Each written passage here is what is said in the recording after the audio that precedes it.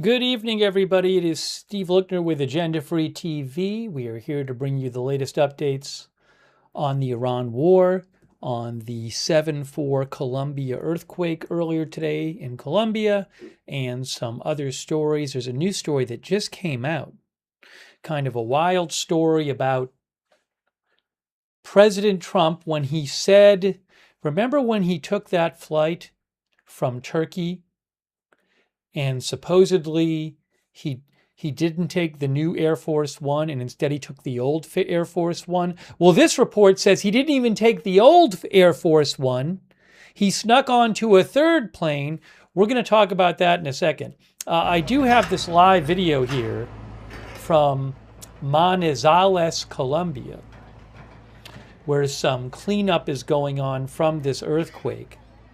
I believe over 100 people dead in this earthquake so far, a 7.4 in Colombia. So I wanted to show you this live shot via AFP. Have some video from earlier I'll be showing you. I have earlier video, but this is live.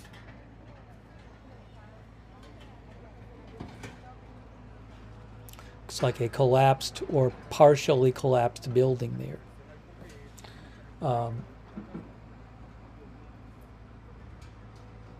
So we're going to talk to you guys about this, about the Iran war, and we're going to start with that new story about the plane.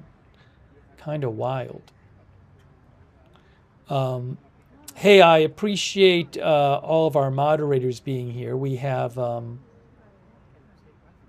Deadwing is moderating, and Leslie Ladyhawk, and Haley Girl over there on YouTube. They are moderating. Thank you.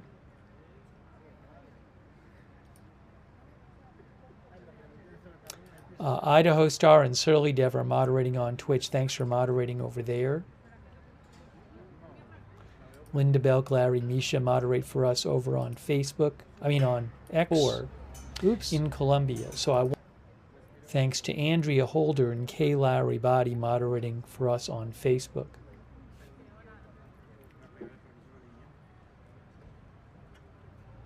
So again, I have some more footage, which I will show you later from earlier in the day, from the earthquake. Hold on a second here.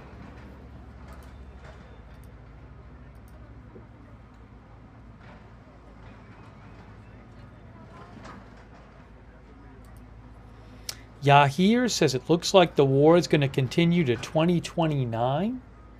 That's what Yahir said.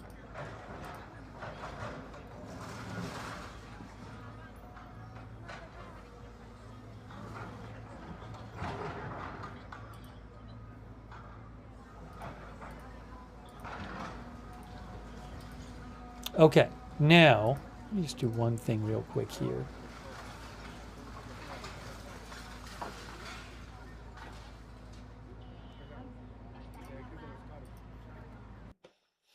All right, I want to talk about this story. So we'll check back in and talk about the earthquake more. But I want to talk about this new story that came out about the plane. Take off my ear headphones for a second. It's a wild story. It just came out right as I was coming on the air. I haven't even had time to read the whole story myself. I'm going to read it with you. Check this out.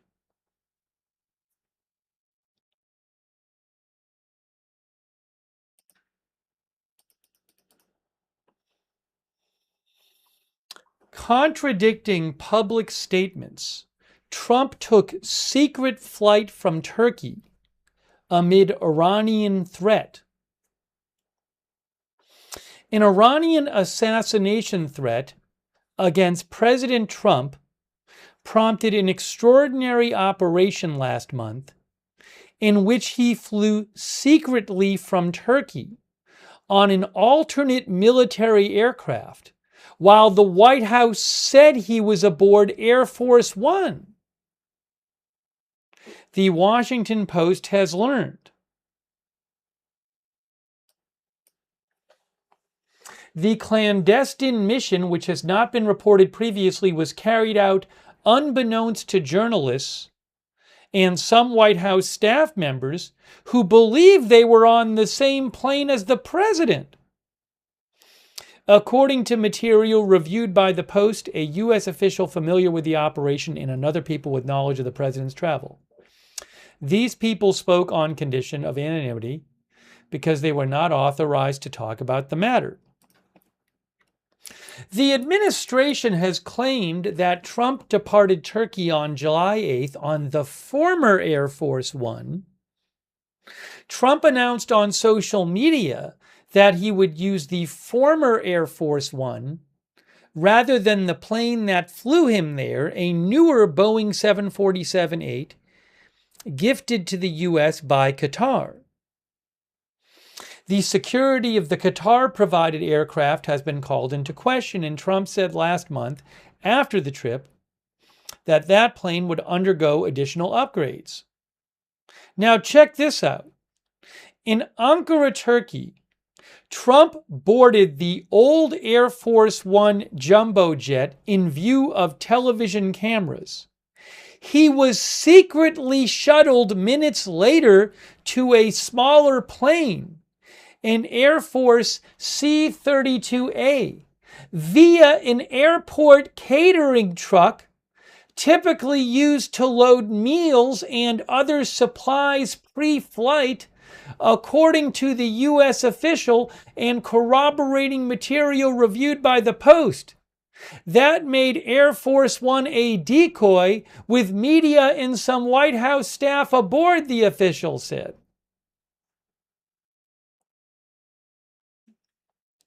Again, this is from the Washington Post. This is what they're reporting.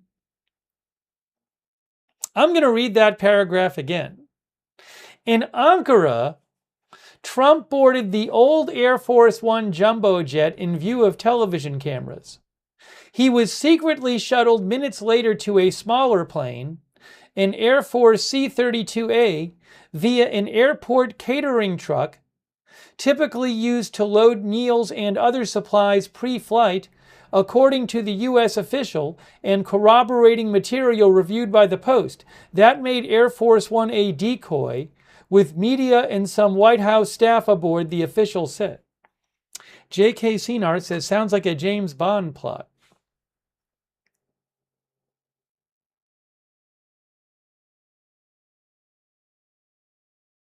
No, the story a month ago is that, remember when he didn't fly the Qatar Air Force One to the UK, he initially said, well, we flew it ahead because some people at this base there, we wanted to show it off to them. But the story that ended up getting reported multiple places, if I remember right, is that, well, for security reasons, they wanted him to fly the old Air Force One and not the Qatar Air Force One because that hadn't been up to date with the security that they wanted, and there was some threat to the plane. But now this story says he didn't even fly the old Air Force One. He flew a third plane, according to the story, an Air Force C-32A.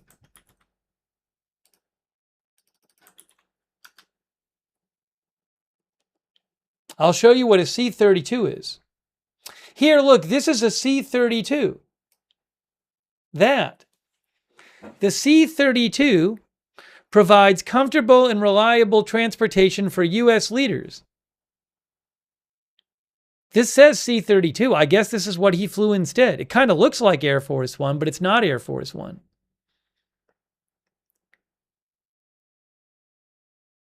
I mean, it says C-32. This is from the Air Force, their webpage.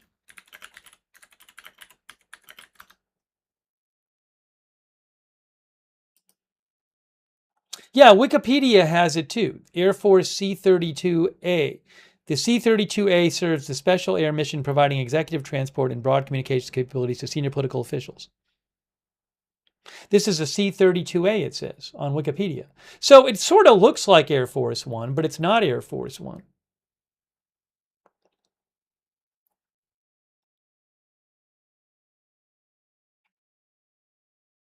Now, let's get back to the story.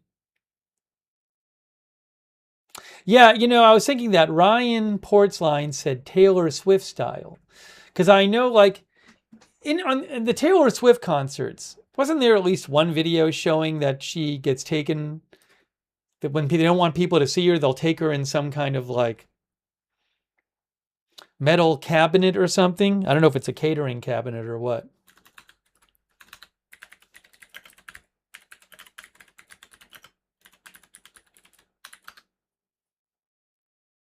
I forget.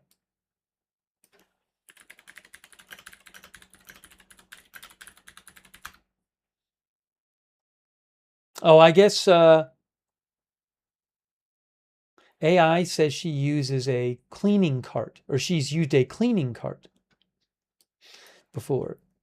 Anyways, I don't want to get too wrapped up in that.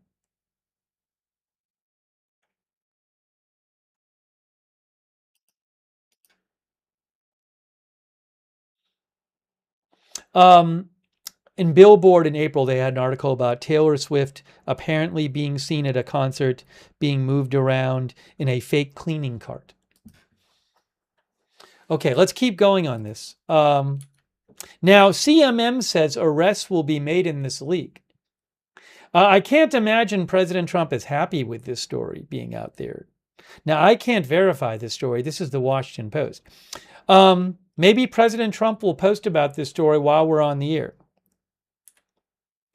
Okay, Trump had been in Ankara for a NATO summit with world leaders. The operation occurred a night after U.S. forces renewed military strikes on Iran at Trump's direction, following a breakdown of negotiations between Washington and Tehran to end their months-long war. The maneuver meant that Trump's actual location was concealed from the American public and from many U.S. senior officials for hours. Weeks later, it remains unclear how widely the administration has disclosed the operation. The Post provided the White House with the details from its reporting, along with a list of questions. In response, White House Communications Director Stephen Chung issued a statement defending the jet gifted by Qatar. Chung's statement said, "The new Air Force One is a state-of-the-art aircraft that has been fitted with high-level security protocols that ensure the safety of the president and his staff. As the president has said recently, there are many enemies of America who have their sights on him, and we use every tool at our disposal to address those threats." Hey, by the way, a quick thank you to Dolores Wilson, our member. Michael McIsaac, our member. Thank you. Alex78. Thank you for the membership, Alex. I appreciate that. Kate Rose, our member. Jeff Buddington, our member. Tim M6, our new member. I Am Charlie. Thanks so much, I Am Charlie. PVC Swede, thank you. Trying Times, thanks for being a member for 8 months. Thank you. Night Vibe TV, thank you. And also, Louis R. gave 50 people memberships. That's incredibly generous of Louis R. Please thank Louis R. if you got one of those 50 memberships, or if you got the membership from Alex. Thank you so much, Louis R., for all your incredible support for the channel. That's super nice of you. I really appreciate it. And please thank Louis if you got a gift membership from Louis. Thanks also Simp Nasty Scrimp, and Andy and Austin on Twitch, and Kendra Fox for the gift sub on Twitch, and Jim Aconius on Twitch. Also, Bohica LOL for subscribing, McBritches for subscribing, Seed Music for subscribing, Hugh J for subscribing, Later Gent for subscribing as well. All right, let's get back to the story.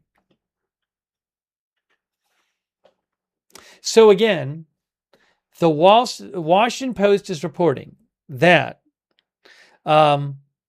President Trump, around a month ago, when he flew from Turkey, and we had heard that he didn't take the Qatar Air Force One, the new one, that he flew to Turkey. And it was reported that, and I don't know, I have to find out what exactly the White House said back then. But Trump had said he was using the former Air Force One instead of the new Air Force One. And then it turns out he didn't use the former Air Force One. The Washington Post said he used a third plane. And the way he got to the third plane was he boarded the old Air Force One jumbo jet in view of television cameras. He was secretly shuttled minutes later to a smaller plane, an Air Force C-32A, via an airport catering truck, typically used to load meals and other supplies pre-flight, according to the U.S. official and corroborating material reviewed by the Post. That made Air Force One a decoy, with media and some White House staff aboard, the official said.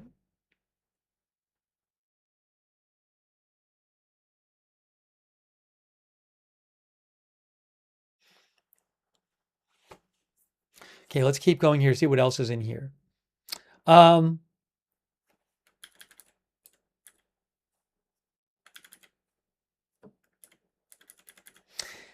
A spokesman for the Pentagon referred questions to the White House. A Secret Service spokesman did not respond to a request for comment. Publicly, the White House has repeated its account that the president left Turkey on the legacy blue and white Boeing 747 that served as Air Force One before he began using the former Qatari jet. For decades, it has been rare for U.S. presidents to travel without members of the White House press corps accompanying them in their roles as proxies for the American public. Journalists have traveled into war zones with numerous presidents, including Trump, Joe Biden, Barack Obama, and George W. Bush. In the first hours after the terrorist attacks on September 11, 2001, Bush administration officials did not immediately disclose the president's whereabouts, saying only that he had been taken to an undisclosed location, but they did not say he was somewhere he was not. And within hours, officials revealed that he had been flown to a military facility in Nebraska. The Trump operation unfolded quite differently, says the Post, highlighting the depth of concern that U.S. security officials had about his safety leaving Turkey amid hostilities with Iran. Turkey, a key U.S. ally and a member of the NATO military alliance, shares a border with Iran. A credible threat to Trump involving Iran set the deception operation in motion, the U.S. official said.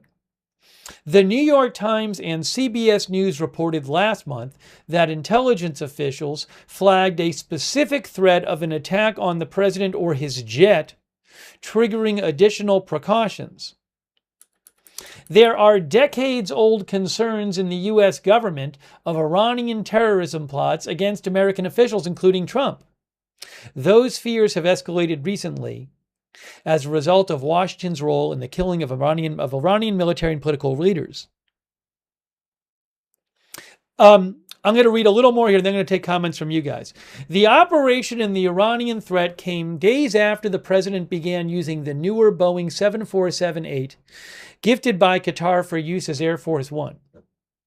President Trump flew to Turkey on that aircraft after the red, white, and blue jet underwent upgrades costing hundreds of millions of dollars. It was fielded by the Air Force in July, but lacks some of the defensive countermeasures included in the legacy Air Force One. To transport the president out of Turkey, U.S. officials relied in part on a technique that has occasionally become public knowledge. One such mission occurred in March 2000, when President Bill Clinton visited Pakistan. With television cameras recording in Islamabad, Clinton disembarked from a plain white jet that followed the blue and white Air Force One, clarifying where he had been. Wow. All right, we're going to talk more about this. I want to take some comments from you, though.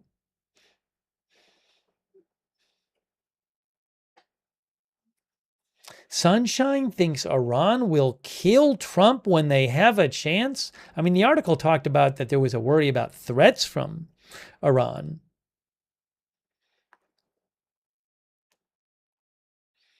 My Lord thinks it's okay to lie to journalists on such an event when security is involved.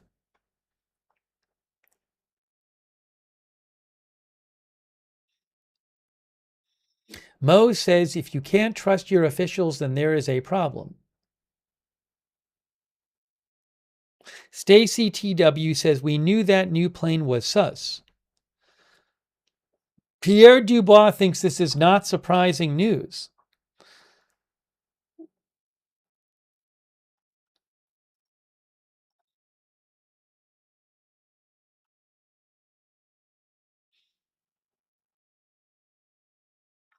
Bill Leslie thinks the Secret Service did a good job. David G. says there's something foul in Turkey. John Doe Radio says, not very cool using the plane with staff and reporters as a decoy. Kind of a chicken thing to do.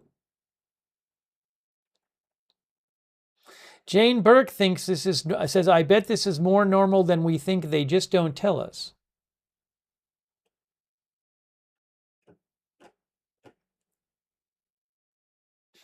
Sign of the Times says he let the media and staff go on the plane knowing it could have been shot down. We'll have to see what I'm guessing he might post at some point about this story. It's quite a story. Hang on a moment here.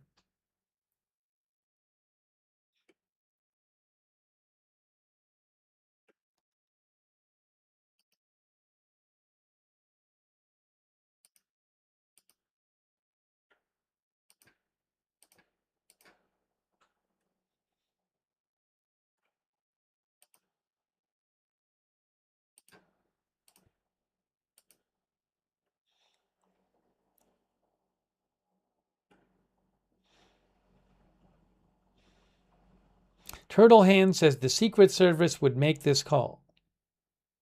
This is not good, some fool leaking this. This really does risk lives.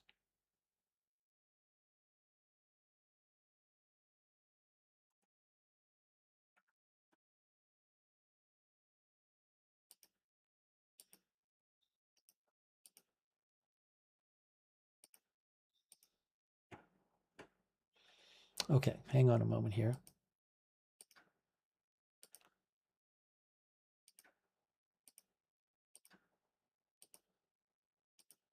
Cravon says, why leak this?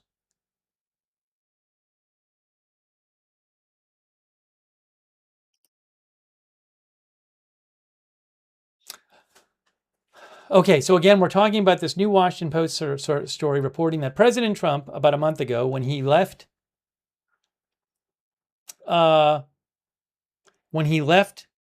Turkey, he didn't actually leave on the old Air Force One, like the White House said. Remember, he went to Turkey on the new Qatar Air Force One. The White House had said he went to Turkey on the old Air Force One, and there were reports that there was some kind of Iranian threat that was the reason for that. Now they're saying, the Washington Post is saying that he was actually snuck onto a third plane, and that the old Air Force One was being used as a decoy.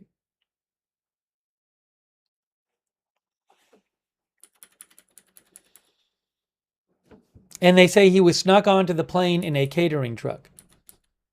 In Ankara, Trump boarded the old Air Force One jumbo jet in view of television cameras.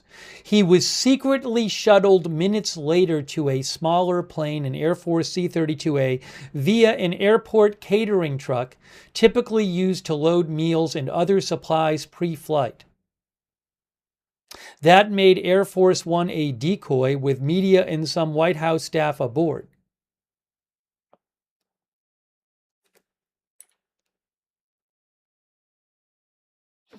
Okay, let me show you some more from this article. There have been other times in the last 30 years when Air Force One has served as a decoy for the president because of a serious threat or because he was flying to a dangerous location, another U.S. official said, declining to elaborate. The Legacy jet is highly secure, but is also highly visible. So putting the president on an alternate plane instead can be considered safer, the former official said.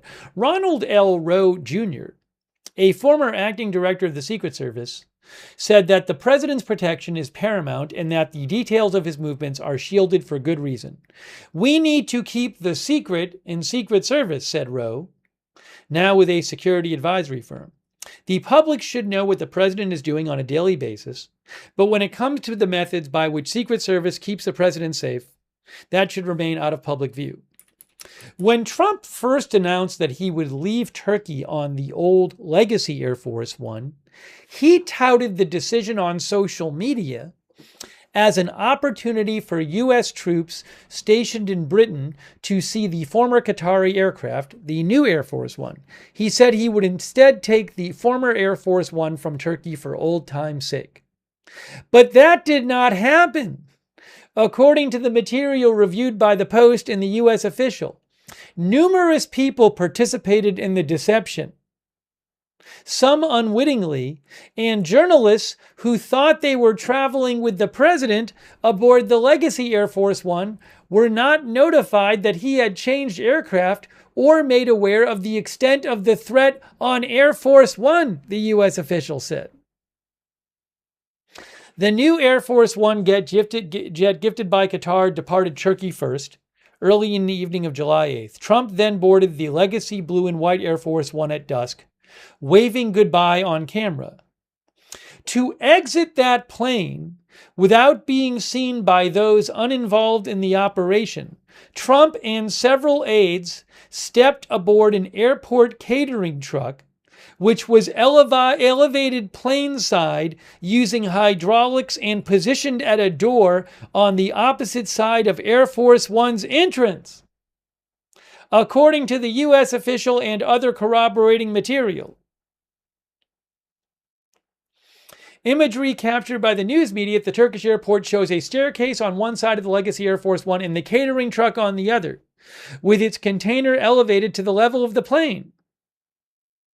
Trump arrived in a limousine, climbed the staircase, and waved toward the tarmac as he boarded, video shows. A few minutes later, as members of the White House press corps boarded near the back of the plane, a man in a suit entered the catering truck's cab. According to media pool video of the departure process, the container was lowered into the bed of the vehicle, which then pulled away from Air Force One and drove to the smaller C-32A nearby, the video appears to show. The truck is out of view for about 40 seconds when the camera pans away and is briefly hidden by the C-32A's engines. The video shows that the container was lifted to the level of the plane for several minutes. After the container was lowered, a person in a suit stepped out of the truck's cab, which was still at ground level, and ascended the stairs leading up to the C-32A, disappearing from the camera's view. Wow.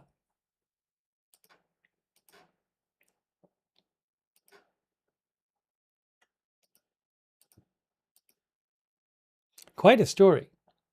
D-Trade says, well, this secret is out. They'll need a new plan for next time.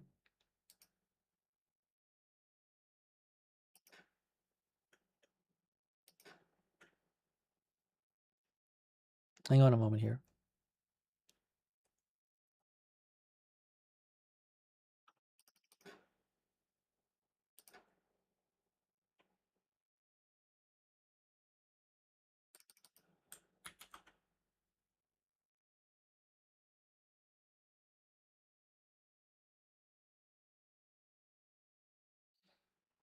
Oh, do I have...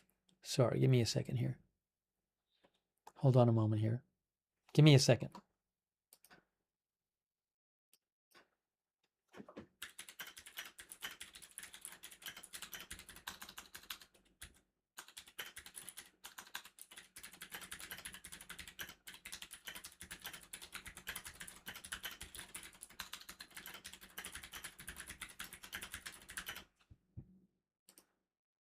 Give me a second here.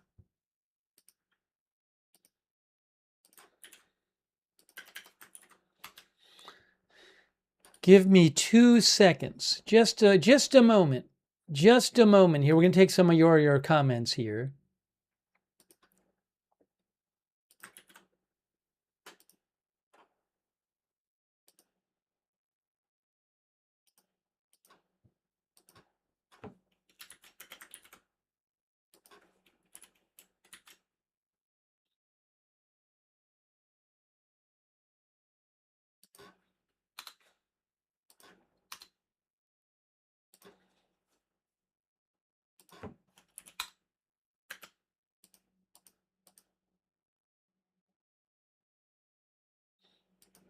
Give me one more second here.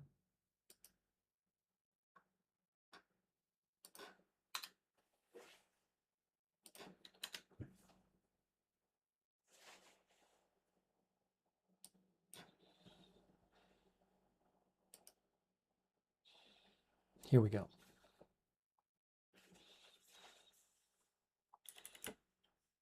All right, so we were talking to you about this story about President Trump taking a secret third plane from Turkey after the NATO summit instead of the old White House, old Air Force One. And again, to exit the Washington Post is reporting that he got on the old Air Force One, and then to exit that plane without being seen by those uninvolved in the operation, Trump and several aides stepped aboard an airport catering truck, which was elevated planeside using hydraulics and positioned at a door on the opposite side of Air Force One's entrance.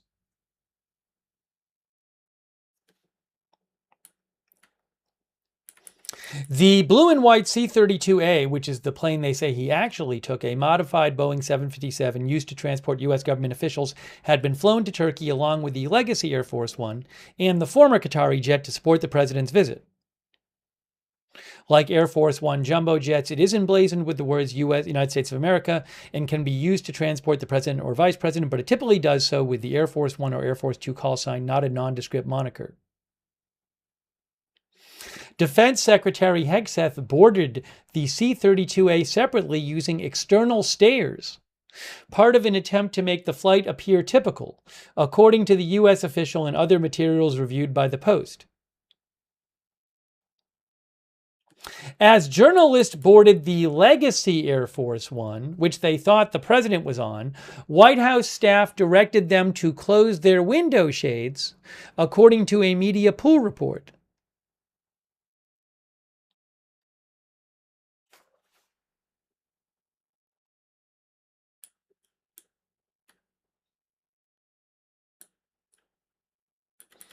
Though, Joe, the 747 jumbo jets that carry the president are commonly referred to as Air Force One. The term is technically an air traffic control call sign for any plane on which the president is aboard. In this instance, however, the president's whereabouts were on the C-32A flight to Britain were obscured using the nondescript call sign Reach 18 or RCH 18.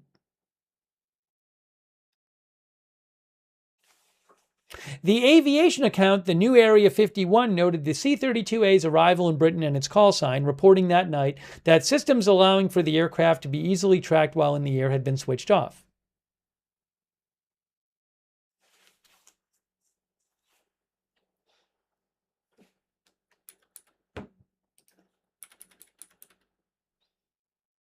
Interesting.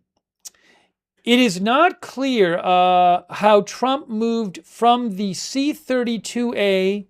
Okay, videos showed the legacy Air Force One landing. This is in the UK, coming to a stop in a place where the C-32A had briefly been parked. The hobbyist videos on YouTube do not show Trump exiting the C-32A or entering the legacy Air Force One, as the stairway entries faded away from the plane spotters' cameras. It is not clear how Trump moved from the C-32A back to the legacy Air Force One after landing, but he appeared before television cameras and descended external stairs. So once he got there, he did extend the external stairs from the legacy Air Force One.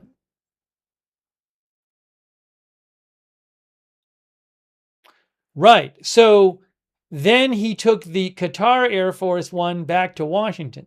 So I guess in the UK, they're saying he got to get switched back on to the legacy Air Force One to walk down the stairs of the legacy Air Force One.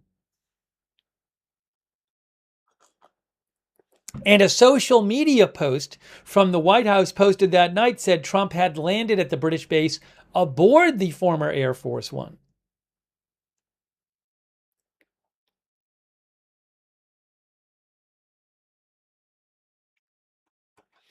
Mr. Eric B. says this is a crazy story.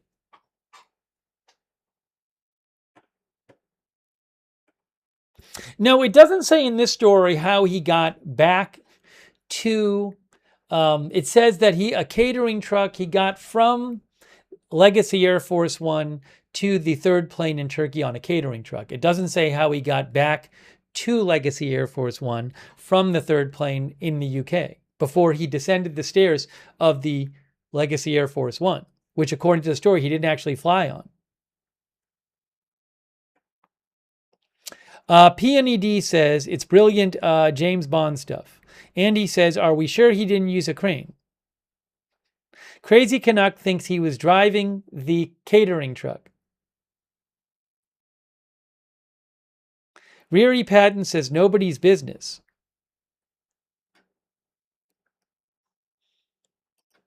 It's quite a story.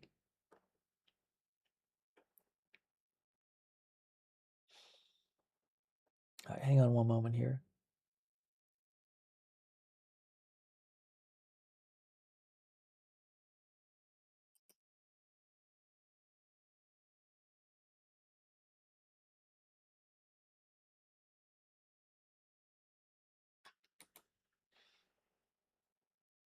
Matilda Yida says the old switcheroo.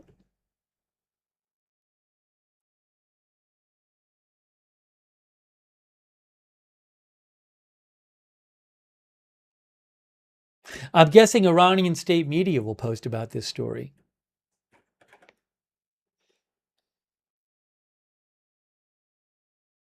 By the way, I'm going to give you, I have a gift link to this story that should work. Let me post it in the chat. Hopefully this gift link works. It's not paywalled. As a subscriber, I have the gift link for you. I subscribe to a number of publications. Once in a while, I post gift links on my X account to various articles in said publications. This is one of them.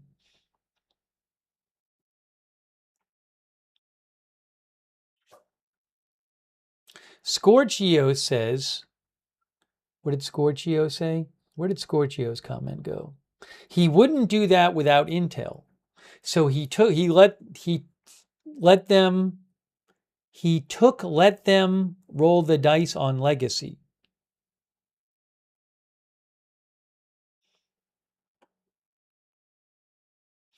Justin D. Winters says, cue up the theme for Mission Impossible. The Washington Post also had a video, which I don't have access to yet. I mean, I can't show it to you yet. The Washington Post posted a video in their story where they show him disembarking Air Force One, old Air Force One in the UK. But again, the story says he didn't actually fly on that plane. He boarded that plane, switched to another plane, flew to the UK, snuck back on to Air Force One, old Air Force One, and then got off old Air Force One.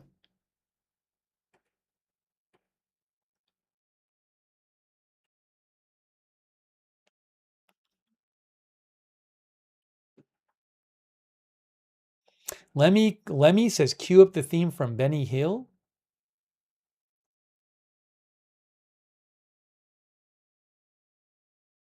Fred Flintstone says, nice to see he listened to Secret Service. Sunshine says, Trump can't even be safe in Air Force One. LOL, he did it to himself.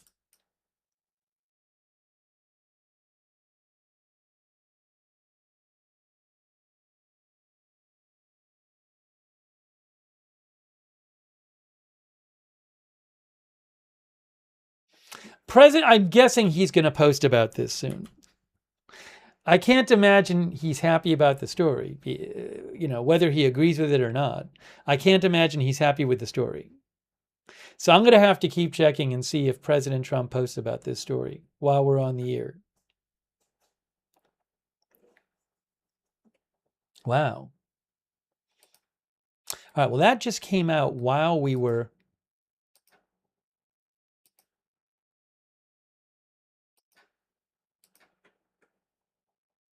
That just came out while we were coming on the air.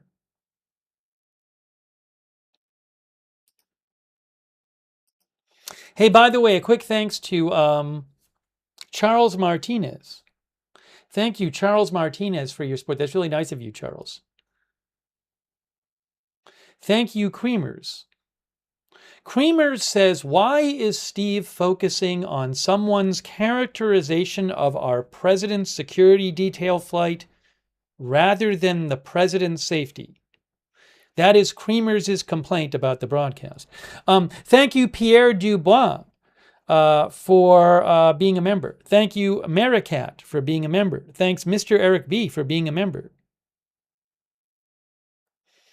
Thank you, Goxbirds, who says liberal media got it wrong again. They're now leaking national security for no reason. It's sad but not shocking. Thank you, Kevin L., our member. Thanks, Chris M. Chris M. says it happens all the time, especially in foreign trips. It's just not reported. Bush flew in on a C-17 once as a decoy. That's what Chris M. claims. Thanks, Alex78. Alex, I'm in the studio where I always am. Thank you, Mark P85. Yeah, we will talk more about the earthquakes. Thanks, 451 Actual, who says any plane the president is on is considered Air Force One. Well, yeah, the article talked about that 451 Actual. But what they said is that in this case, they actually didn't use the Air Force One name for the plane that he was on. They used a different call sign for the plane he was on and not Air Force One.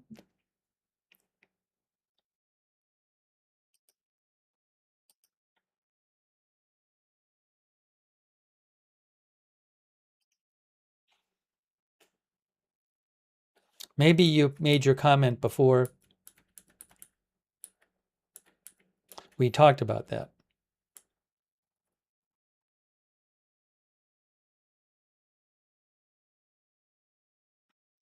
Though the 747 jumbo jets that carry the president are commonly referred to as Air Force One, the term is technically an air traffic control call sign for any plane on which the president is aboard. In this instance, however, the president's whereabouts were obscured on the C-32A flight to Britain using the nondescript call sign Reach 18 or RCH-18.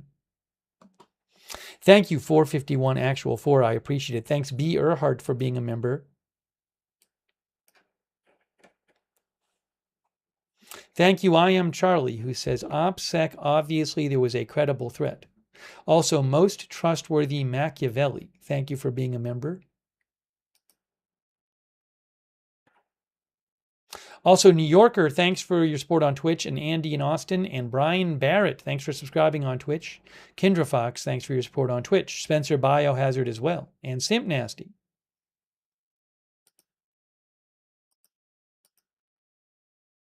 All right, we need to keep an eye on that and see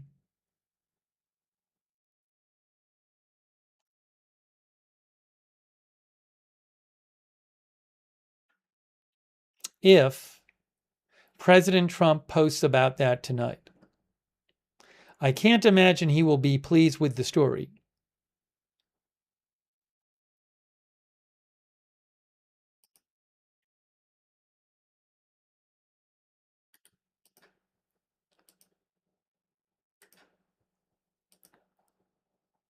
I just want to show you something else real quick.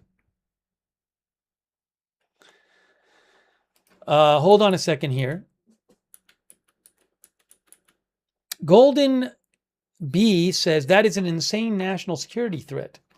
Those bozos on liberal media will never learn, says Goldman.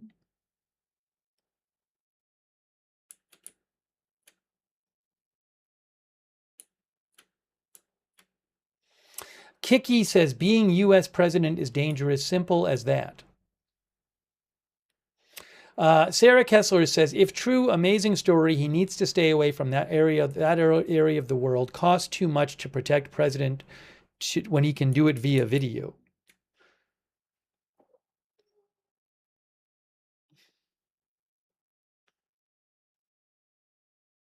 No Safe Route says Trump's ego is going to be so bruised after Iran, I don't know if he will have the guts to do anything to irrelevant Cuba.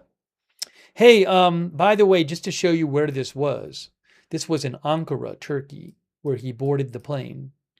And then, according to Washington Post, got on a catering truck and got on a different plane. There's Ankara. And look, there's Iran right there. There's Iran. There is Turkey. There's Ankara.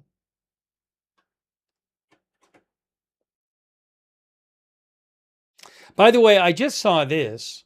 We're not going to focus on this now, but you can see this is from the National Hurricane Center. And they just posted something. They said,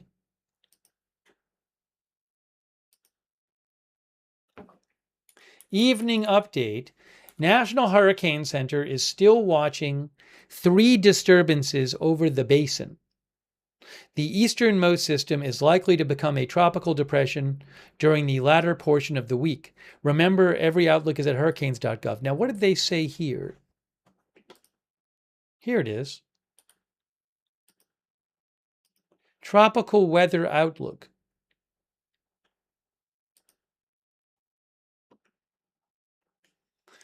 So they say, this is the one, 30%, 70%. These others are 10%, 10%, 10%, 10%. Formation chance through 7 days, high 70%. Central tropical Atlantic. It must be this one here, right here. Disturbance number 1.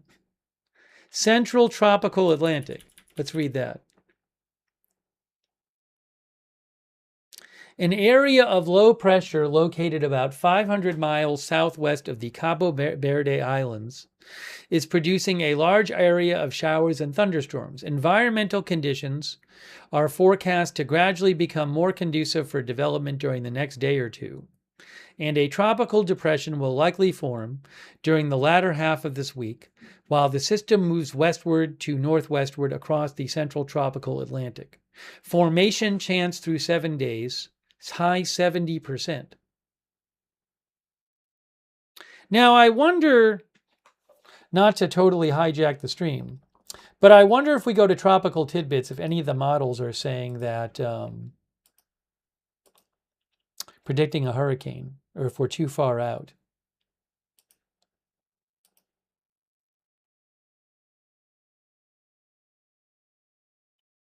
All right, so here's Tropical Tidbits. Tropicaltidbits.com, you can go there.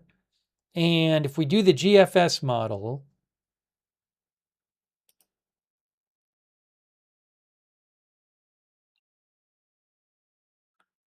Western Atlantic maybe?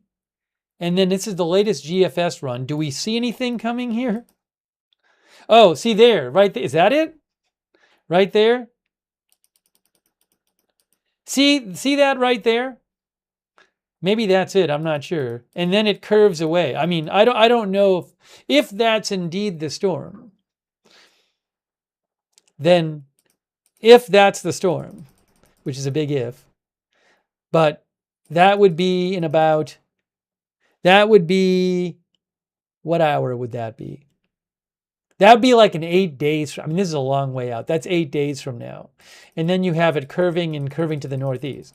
So I don't know how this could change, but I'm just letting you know that this is the current GFS forecast model.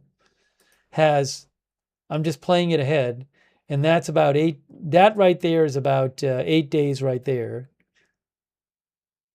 So, anyways, keep an eye on it. Yeah, in that forecast run, it's not particularly close to the U.S., but we'll have to keep an eye on things. You can go to tropicaltidbits.com and check different models and stuff.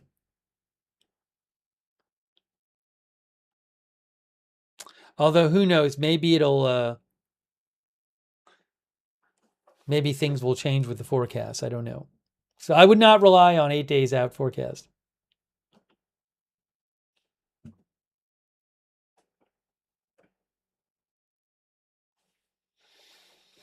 All right, so we'll keep an eye on that. Cac says, I love the Tropical Tidbit site. It's a great site, yeah. Hey, thanks to Godfreesia. Thank you, Godfreesia. I appreciate that. Also, Dingier Pillow from Australia. Thanks so much for your support. Brendan Hennessy, thanks for being a member, Brendan. Thank you, Nick Rose, for being a member 28 months, who says, this sounds like Air Force One, the movie. Thanks, Marisol Del Valle. Thank you. Also, Most Trustworthy Machiavelli, and also Frank Smith, our viewer, says, wouldn't it be great if the president was more interested in improving the lives of the American people as opposed to playing some underworld spy in some unnecessary plain switch nuts. Now, you seem to think this was, well, what I'll say is I don't know that this particularly took that much time and prevented him from dealing with other policy issues. But you might disagree. Thank you, Frank Smith, for writing in. We'll go back. We'll circle back to that story in a little bit, but we got to talk about some other stuff.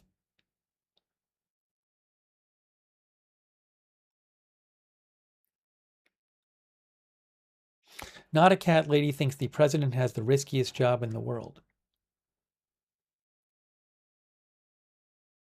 Mr. Wesker says doesn't take too much time to switch a plane.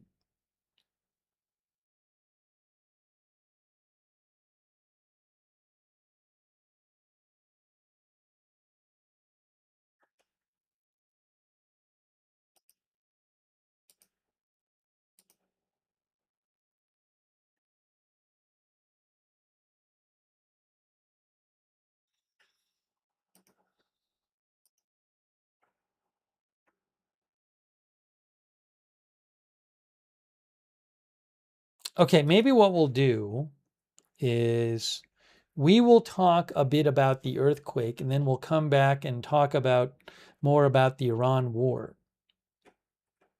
That's what we're going to do.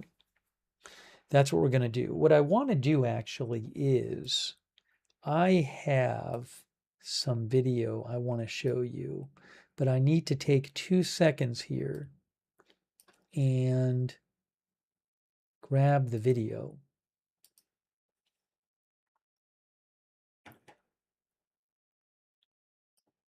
Now, bear with me for a second. I just want to get this video. Is this today? Yes, it is. Colombia. Oh, drone footage. That'll be helpful. I'm getting some videos for you guys. Give me a moment.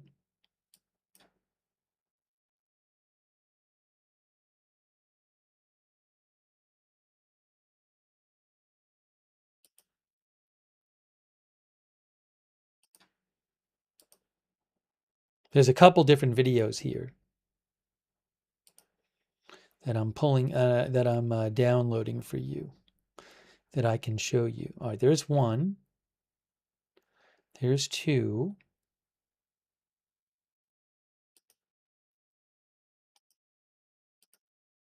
There's three.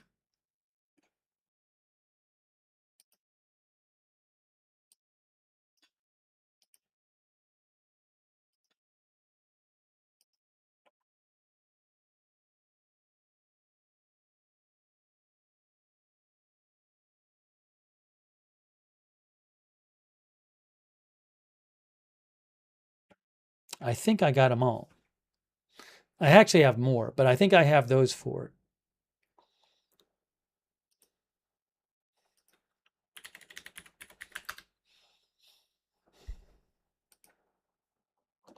Oh, I have some other video for you too.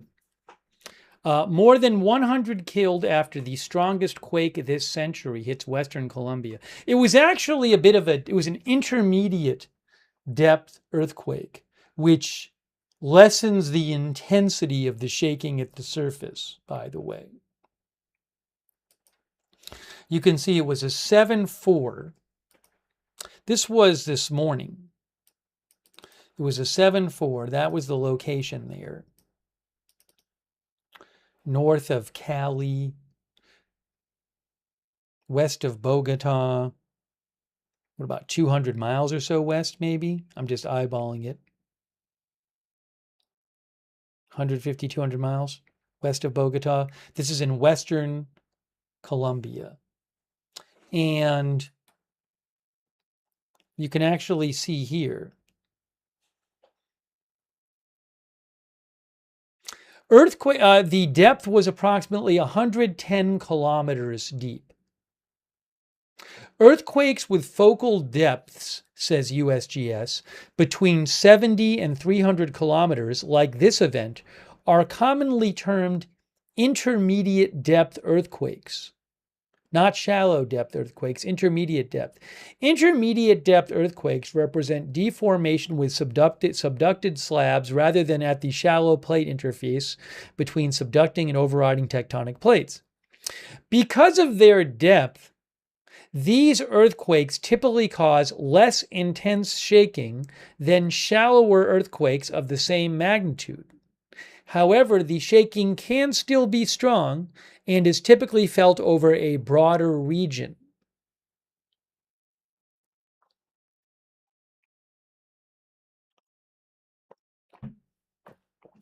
Yeah, Andrew Hari says, imagine if it was a shallow quake.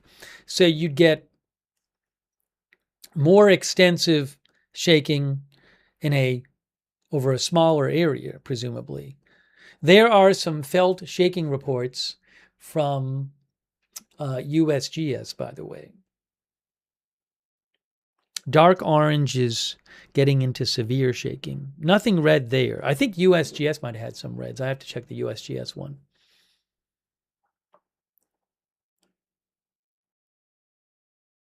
I'm going to show you some video from this earthquake, but you can see here, Reuters says at least 111 people were killed after a powerful earthquake struck western Colombia on Monday, toppling buildings across several cities, damaging hospitals and infrastructure, and trapping people beneath rubble in what authorities called the country's strongest earthquake of this century. The quake struck just days after Abelardo de la Espriella was sworn in as president, thrusting the new administration into its first major crisis, with memories still fresh of devastating twin earthquakes in neighboring Venezuela in June. The president said preliminary reports indicated 111 dead and 87 injured, along with dozens of collapsed buildings and damaged homes. Reports from Choco near the epicenter were slowed by communications outages, with some areas still lacking cell phone service hours after the earthquake. Governor Nubia Carolina Cordoba said 12 people had been killed and 84 injured in the largely rural area. The heaviest casualties appeared concentrated in Risaralda, a part of Colombia's coffee-growing region. Pereira, the department's capital, suffered extensive damage, with rescue workers continuing to search collapsed buildings for survivors. A 4-story building crumbled in Pereira during the quake, according to a Reuters verified video, while footage from Manizales showed one of the side towers of the city's landmark neo-Gothic cathedral collapsing and scattering debris onto nearby streets.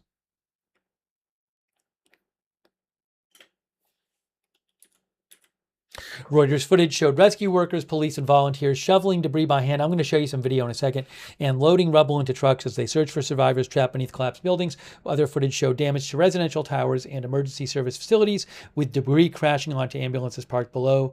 A firefighter in Cali said his team had rescued 2 adult women and 2 children from a collapsed building. As he spoke to Reuters, his team was preparing to rescue more people from the rubble. Colombia sits, by the way, along the seismically active Pacific Ring of Fire and records thousands of mostly minor earthquakes each month. Northwestern University seismologist Suzanne Vanderlee said the quake's powerful magnitude, inland location, and strike-slip motion may have amplified damage in populated valleys despite its considerable depth. Remember, the deepness of it is an intermediate depth, not shallow, will lessen the intensity of the shaking.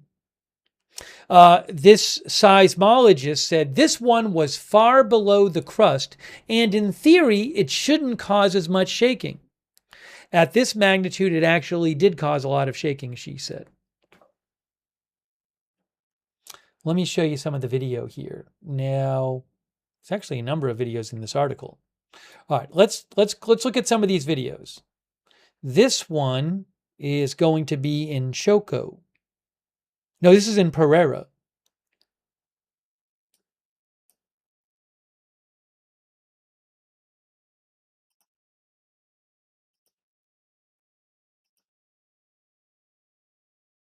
All right, so this video I'm about to show you is from Pereira. So there's the earthquake epicenter there. And then here is Pereira. Wonder if it's better if I do satellite. Probably. Pereira.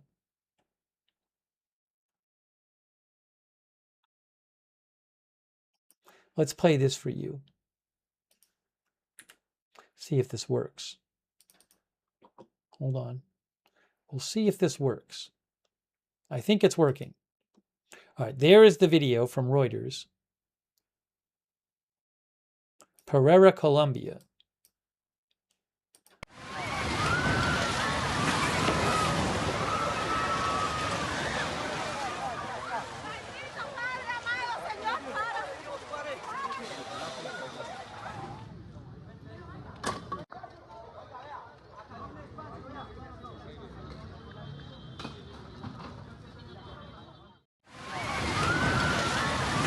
I was saying, is that before and after of the same building? I guess it might be before and after. Otherwise, they don't say what it is.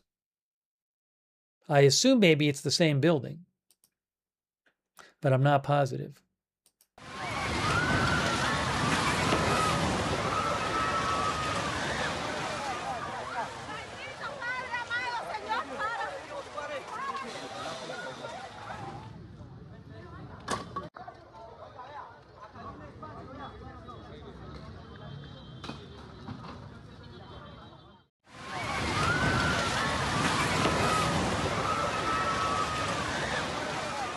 I'm also wondering, it seemed like maybe this happened after the earthquake because people were outside. I mean, all those people were outside there, so I'm hoping maybe when this collapsed, people had already left the building.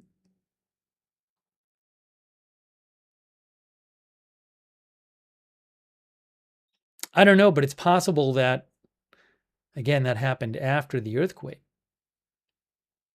One of our viewers said they were in Medellin and it was a long one. DG said that.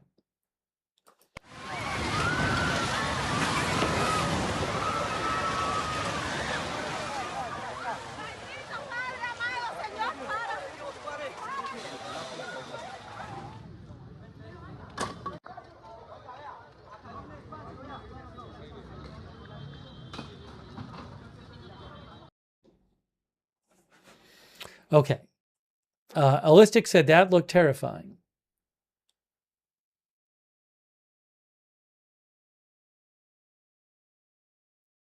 Thomas Doyle Burke says that's upsetting and aftershocks will happen. I have some more videos I'm going to show you.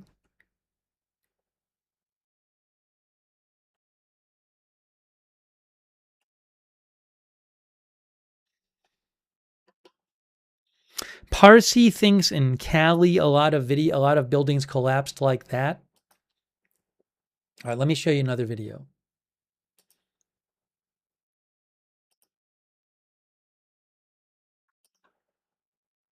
Here is another video from Reuters from the same article. Okay.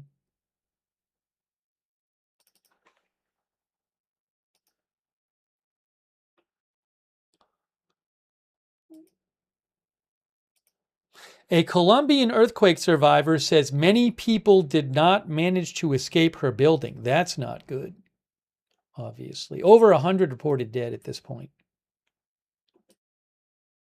Afortunadamente, como acaba de decir el vecino, hubo la alerta de Google y pudimos salir, pero muchas personas no salieron.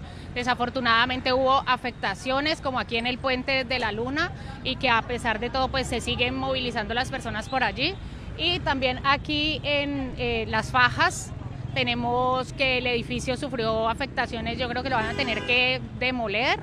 Y realmente pues esto es un llamado para que como comunidad nos podamos unir para poder solventar todo este tipo de situaciones que pueden pasar en cualquier momento. Por eso es tan importante la creación de las brigadas para poder saber cómo actuar. Afortunadamente, como acaba de decir el vecino, hubo la alerta de Google y pudimos salir, pero muchas personas no salieron. Desafortunadamente hubo afectaciones. Yeah, I don't know what she was saying. She said there was a Google alert, and then and then a neighbor heard a Google alert and then they got out? Because normally there wouldn't be any kind of big advance alert for an earthquake. Although maybe it was a few seconds or something. I'm not sure. I have to look that up.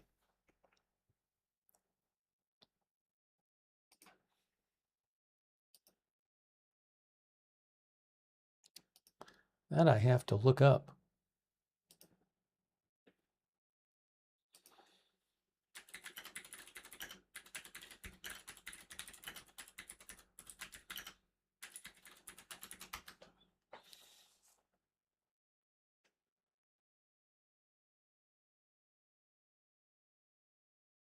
Ah, I found something about it. Look.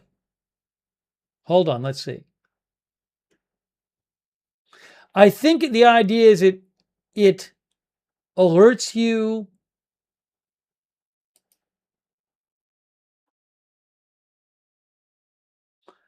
after the earthquake starts, but maybe before the strongest shaking. I think that's what it's talking about.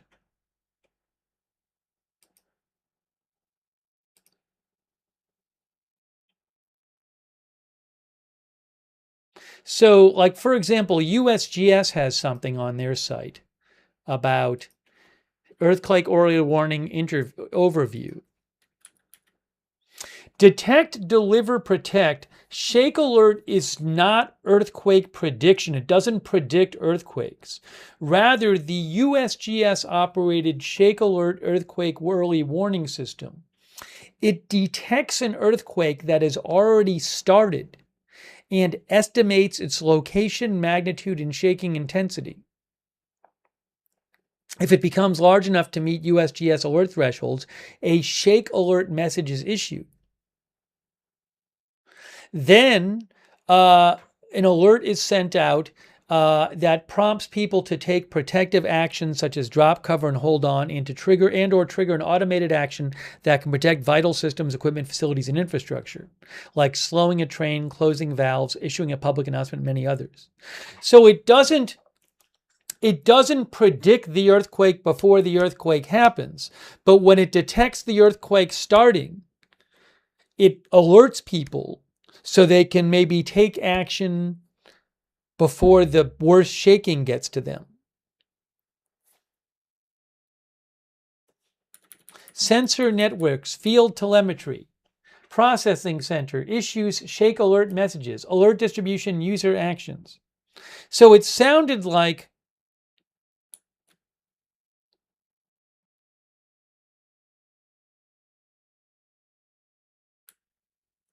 oh, look, Shake Alert works because P waves travel almost twice as fast as the damaging S waves and surface waves.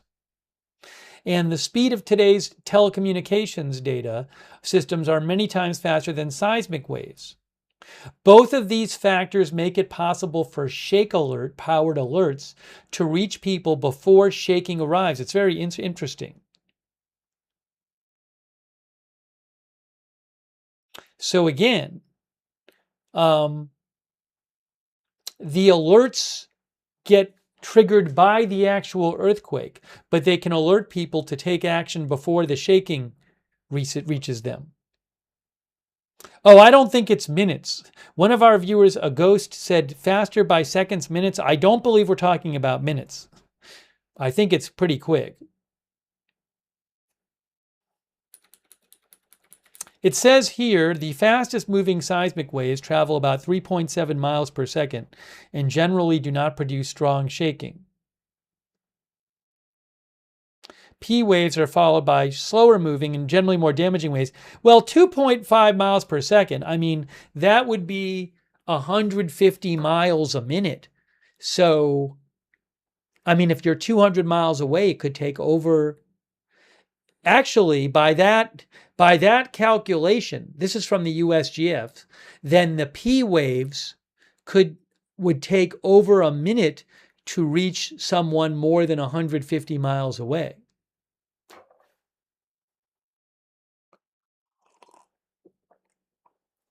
But for closer to the epicenter, I mean, you can do the math, but we're not talking about minutes, it looks like.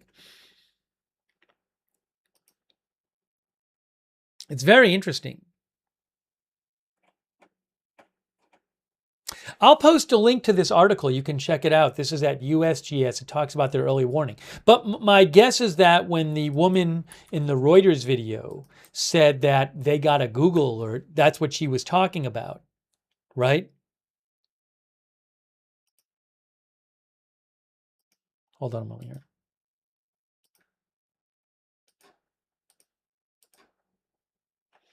Althea says it's better than nothing at all. Give some time to brace yourself. Well, it looks like this person escaped. Listen to what she said. You can read what she said if you don't understand Spanish. Como aquí en el puente. Afortunadamente, como acaba de decir el vecino, hubo la alerta de Google y pudimos salir, pero muchas personas no salieron.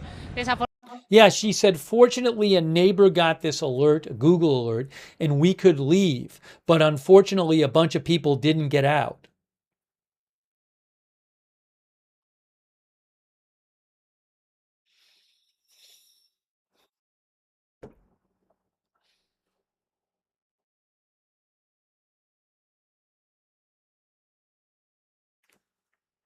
Hang on a second here.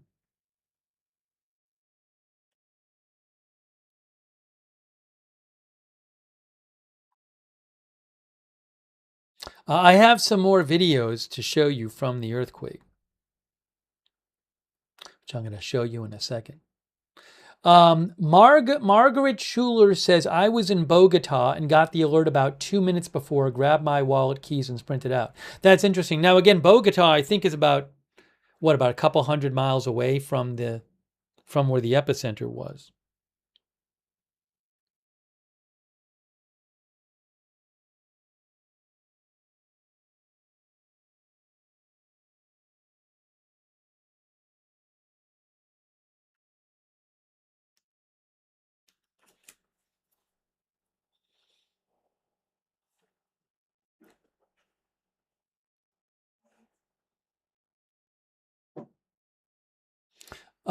D-Trade says in the video I watched, they had seconds to leave.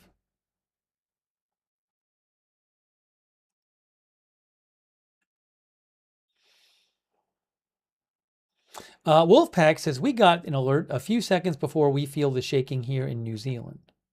All right, let me show you another video here about this earthquake. Again, over 100 people dead in this earthquake today. Now, hang on a moment here. We showed you that one. We have not shown you this one.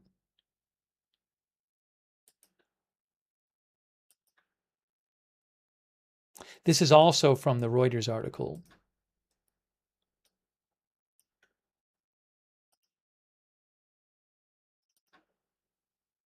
We saw that one. Oh, no. I have some drone footage too I'm going to show you.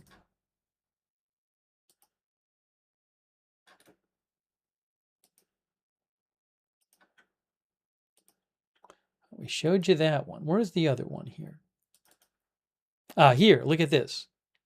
People run from debris. This is another Reuters video. All right, hold on. I'm pulling this video up for you. Here.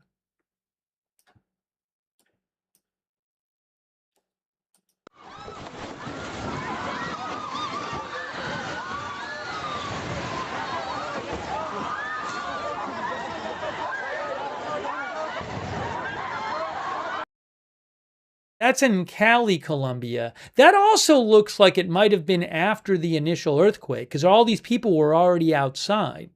But I don't know.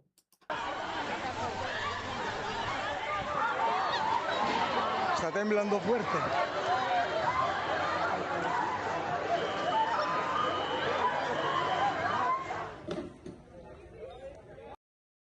It's like that might have been at a hospital or something. There's another collapse there.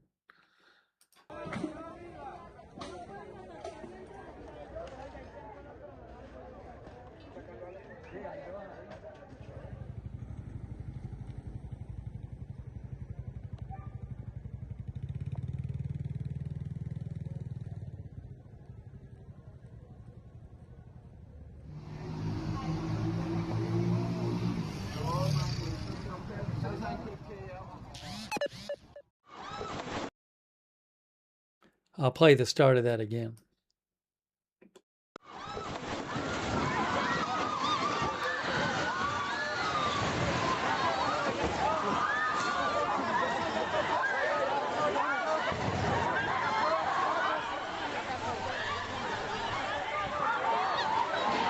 Está temblando fuerte.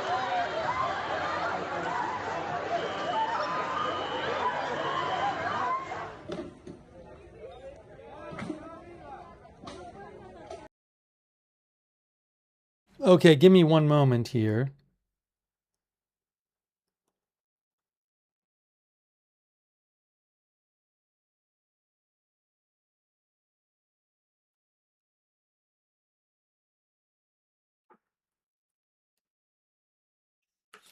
Okay, now,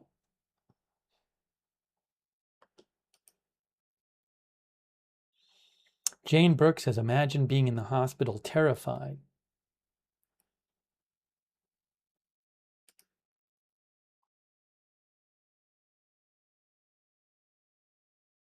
I'm going to show you a couple of the pictures here, then show you some more video.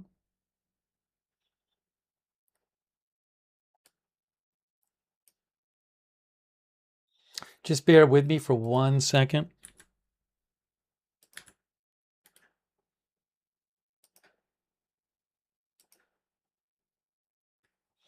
I'll show you a video first. This next video is from AFP, and it's a drone video. I haven't even watched it yet.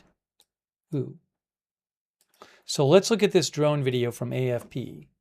It says, Manizales, no sound. Drone footage shows damaged buildings in Colombia's Manizales after powerful earthquake. Okay.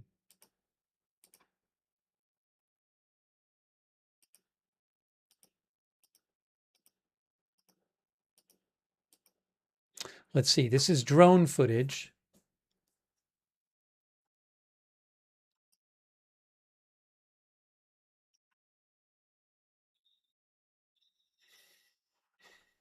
Now, I haven't seen... Oh, I just noticed. Look at the church.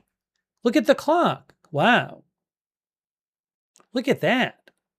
Terrible.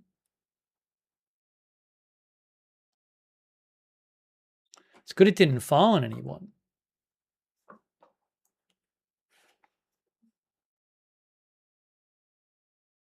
DG says it's the Manizales Cathedral.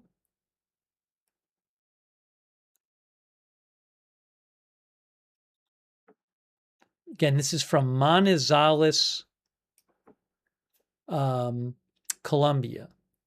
Damage from today.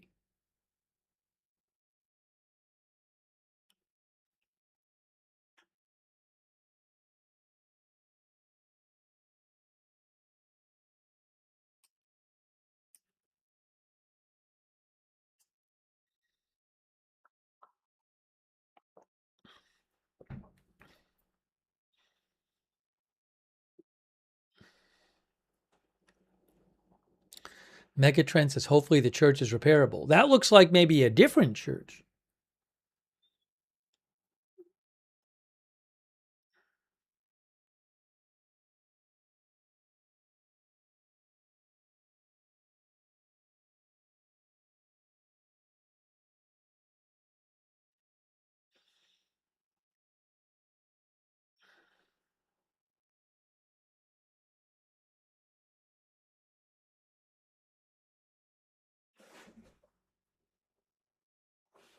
Again, this is AFP video from today. This is from Manizales, Colombia.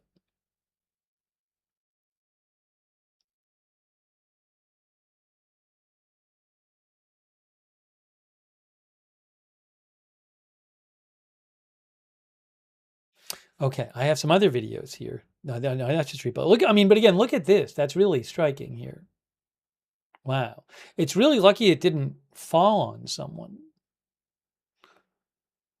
I hope it didn't fall on anyone there. Looks like it tipped over.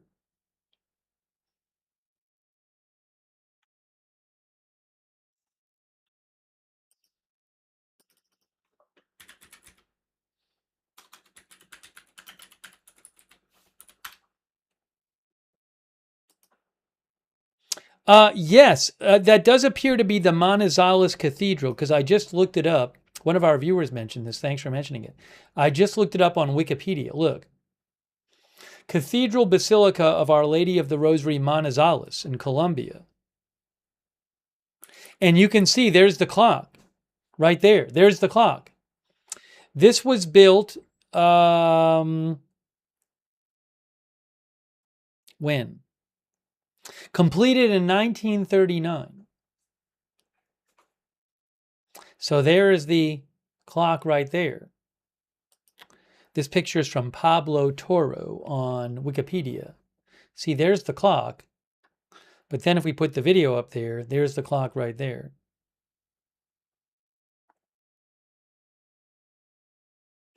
Gamov says it looks older.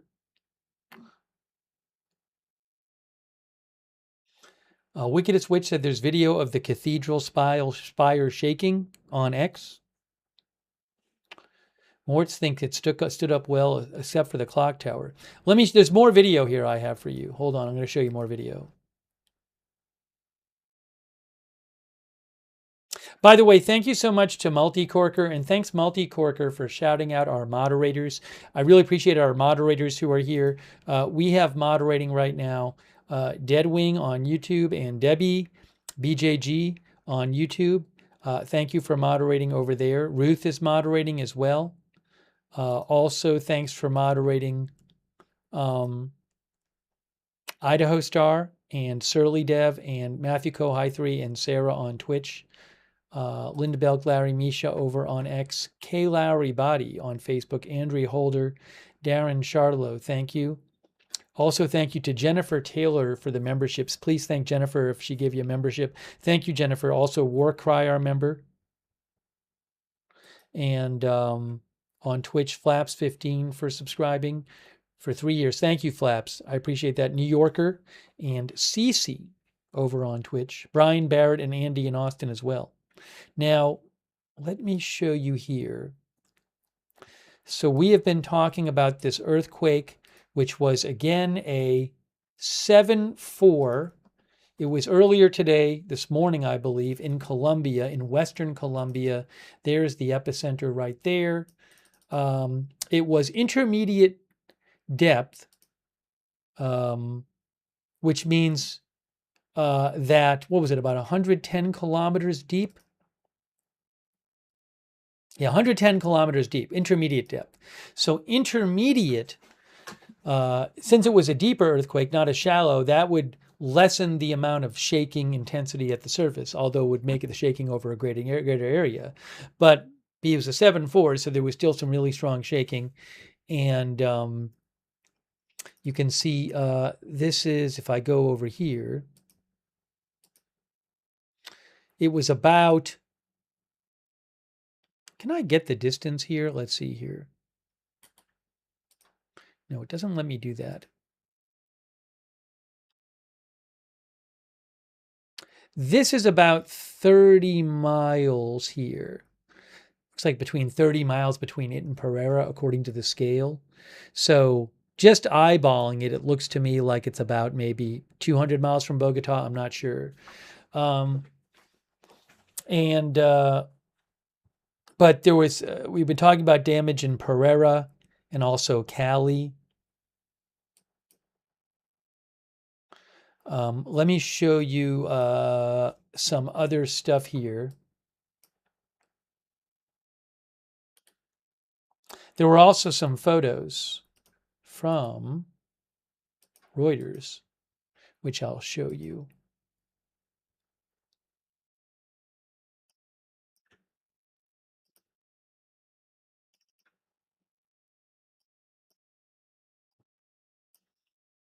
These are some different photos of the aftermath from Reuters.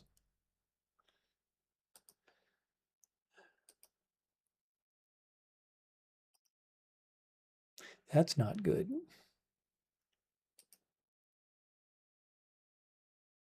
Yeah, that's not like a complete collapse, but that's certainly not good. It looks like maybe this section collapsed.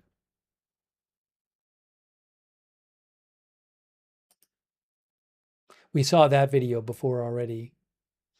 of that building going down.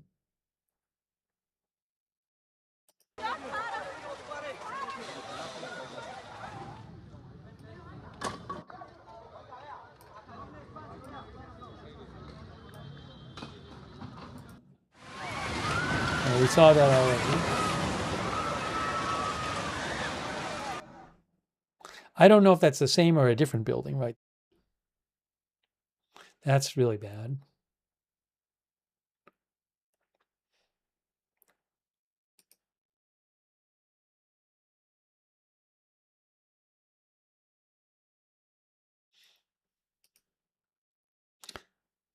We saw this video already. Afortunadamente, We saw como that acaba already. de decir el vecino, hubo la alerta de Google y pudimos salir, pero muchas personas no salieron. Desafortunadamente hubo afectaciones, como aquí en el puente de la Luna, y que a pesar de todo, pues se siguen movilizando las personas por allí. Y también aquí en las fajas. So she said that a neighbor got a Google alert and that allowed her to get out of the building, but a lot of people didn't get out of her building. She thinks they're going to have to demolish this building. I think she's talking about this building. We saw that video earlier. Did we see this one already? Afortunadamente, como No, acaba de yes, we decir. did. Wow, that's terrible. I hadn't seen that picture before.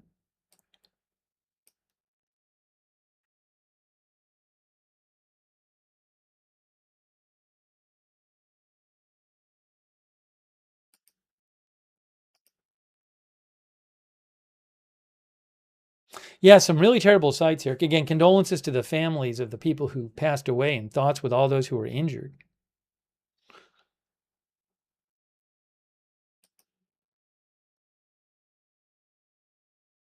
Now, we've not seen, we've certainly seen a number of sites of collapsed buildings. We have not seen the extent we saw with the Venezuela earthquake, where you had a large number of these huge, very large apartment buildings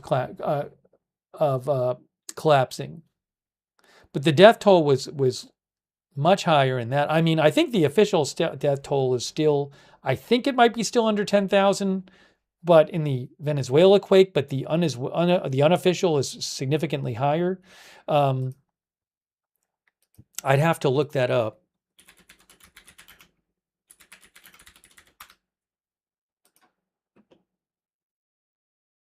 Yeah, tens of thousands remain missing in the Venezuela earthquake.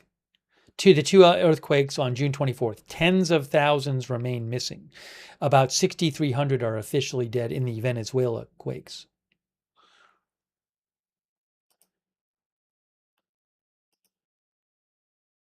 Now, let me just show you, do I have other pictures here?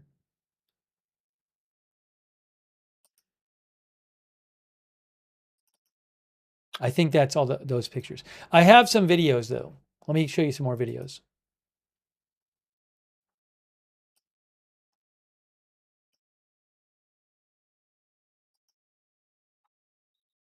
This is one. It says collapsed building and rubble in Cali.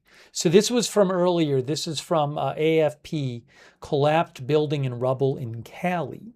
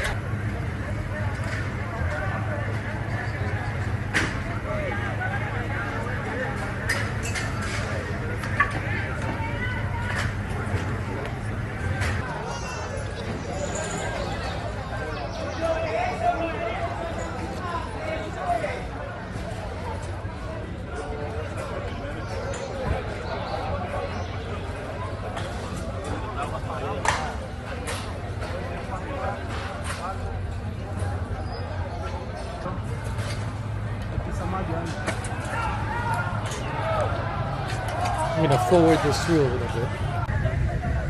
That's a different building.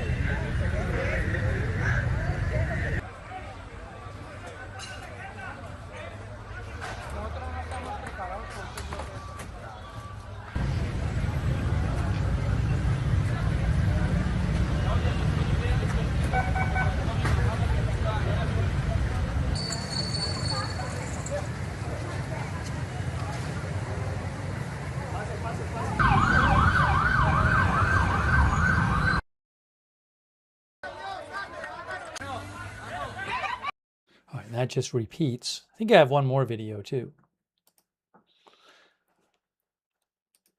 By the way, the USGS said about this earthquake, they said they thought that the fatalities would highest percentage would be between 100 and 1,000. 35% chance, 27% chance between 10 and 100. Well, it's above that now. 20% chance between 1,000 and 10,000. Estimated economic loss is 34% chance between 100 million US and a billion US. 29% between a billion and 10 billion US. 18% between 10 and 100 million US. And they said structure information summary.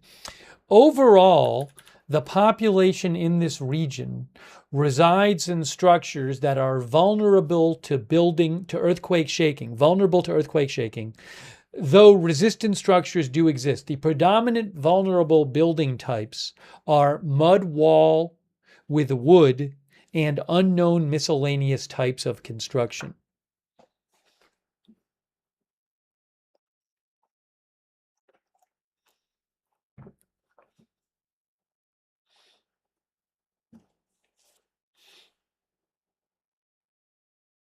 And I think I have one more video here. I showed you the drone video. I showed you the collapse, the Cali one. I think there should be another one here. Hold on, let me just check. There should be.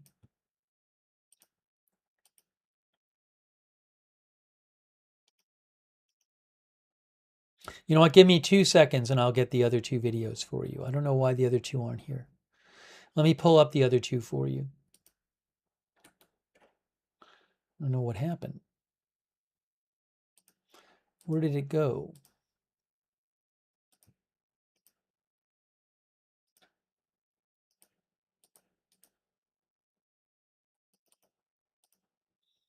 Bear with me one more sec and I will get you the other videos. There should be 2 of them.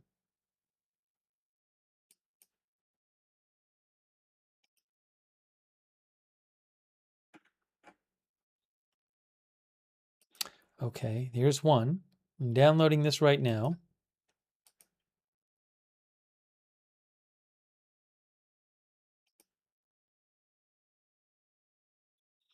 One is downloading right now. Done. Okay, now there's another one that I'm going to download too. The one I got is Choco region. Cali, Manizales. Where's the other one?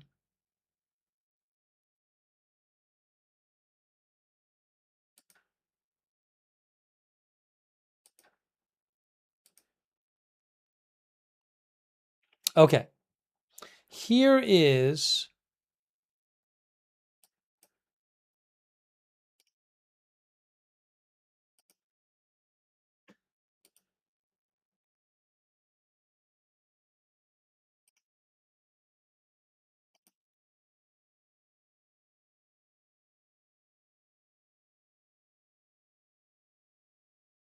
I thought I had the Choco one.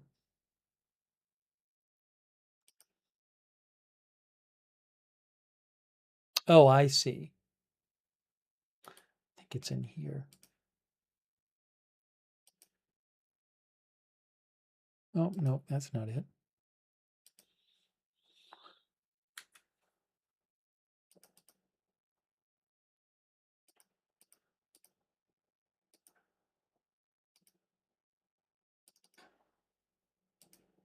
All right, I showed you that one. I can see that one.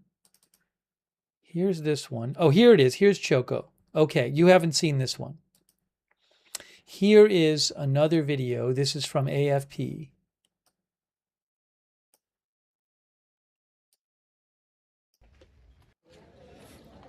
It says, destruction in the capital, Quibdó, destruction in the capital of Colombia's remote Choco region, hit hard by the earthquake. That is also not good.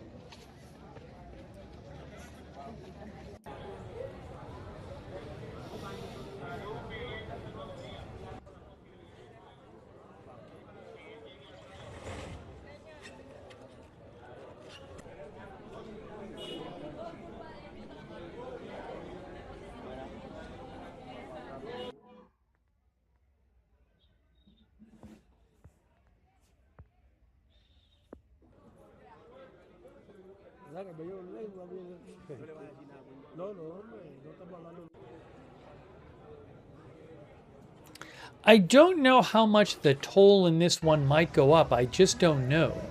I hope it's not one of those where we hear a lot of casualties, you know, days after the fact.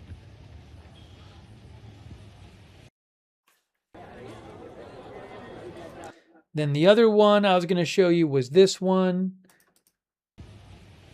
Oh no, that's we already showed you. This is Manizales, but I think we haven't seen this one yet. See, there's debris back there.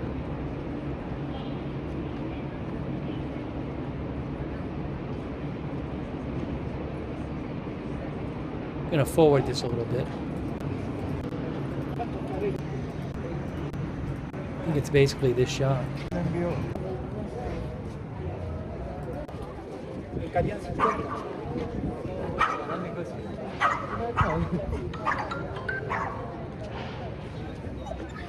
Hola, hola, hola.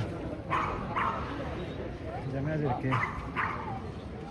Y así dejan aquí. I wonder if that's the cathedral we saw earlier in I think this is Manizales. That might be the cathedral where we saw the drone shot of the tower with the clock on it turned on that fell on its side. Anyways, I don't know if there's any more. There's some cracks and stuff.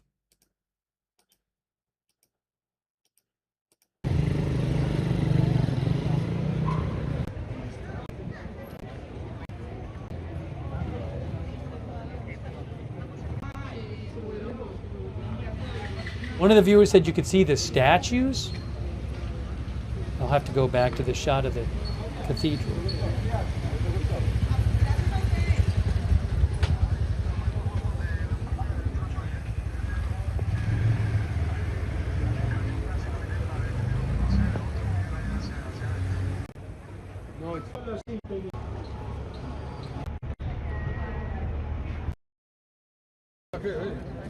There.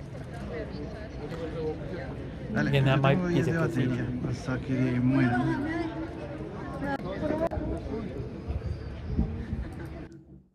Anyways, so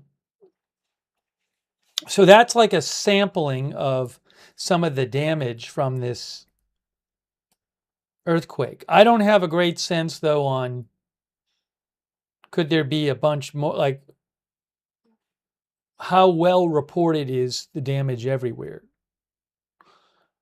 I'm going to do a quick check of something. See, I like to check like the local news and just see what they're saying. Let me just do a quick check and see if the local news in Colombia has anything updated.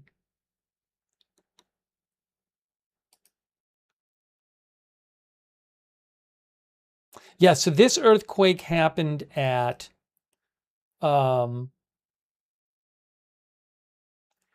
Eastern time. It was 8:34 a.m. Eastern time. And in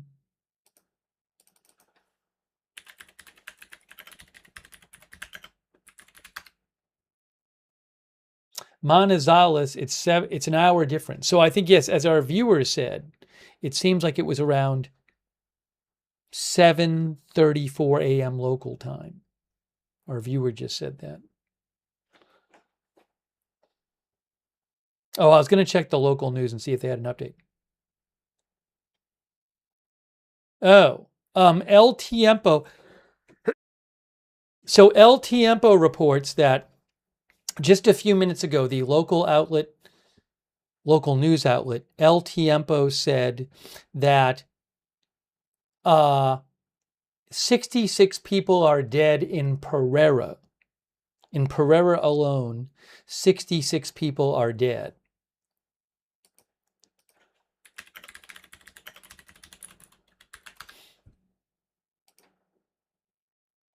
Right. So according to El Tiempo, they say that the current death toll is 132. And unsurprisingly, I mean, earlier they were saying like 87 injured. And I was like, well, that's weird to hear, fewer injured than dead. So right now, according to El Tiempo, there are 132 dead and more than 570 injured. Of course, that could go up, but that's the latest from them. That's a local newspaper. That's in Colombia.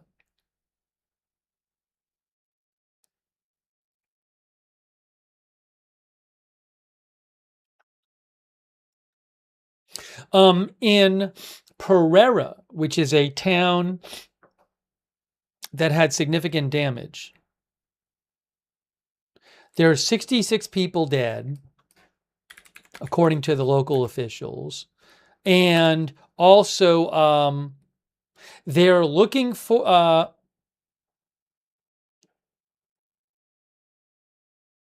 what does this say?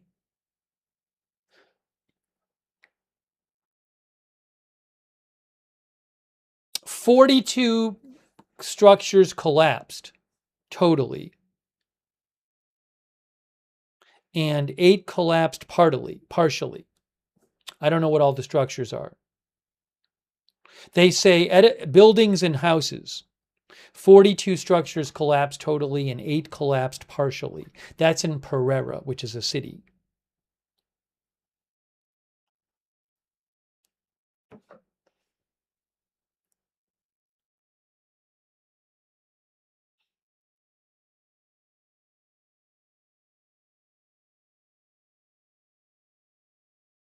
Actually, it looks like the death toll is now 138 because it was 132 and in Pereira that was 60, but now it's 66 in Pereira. According to El Tiempo, they said that there were 60 dead. Well, I guess it's now 66 in Pereira, 15 in Cali, 8 in Quibdó, and 4 in Manizales. Also, reportedly, at last count, 86 buildings collapsed, and 7 airports had their operations suspended.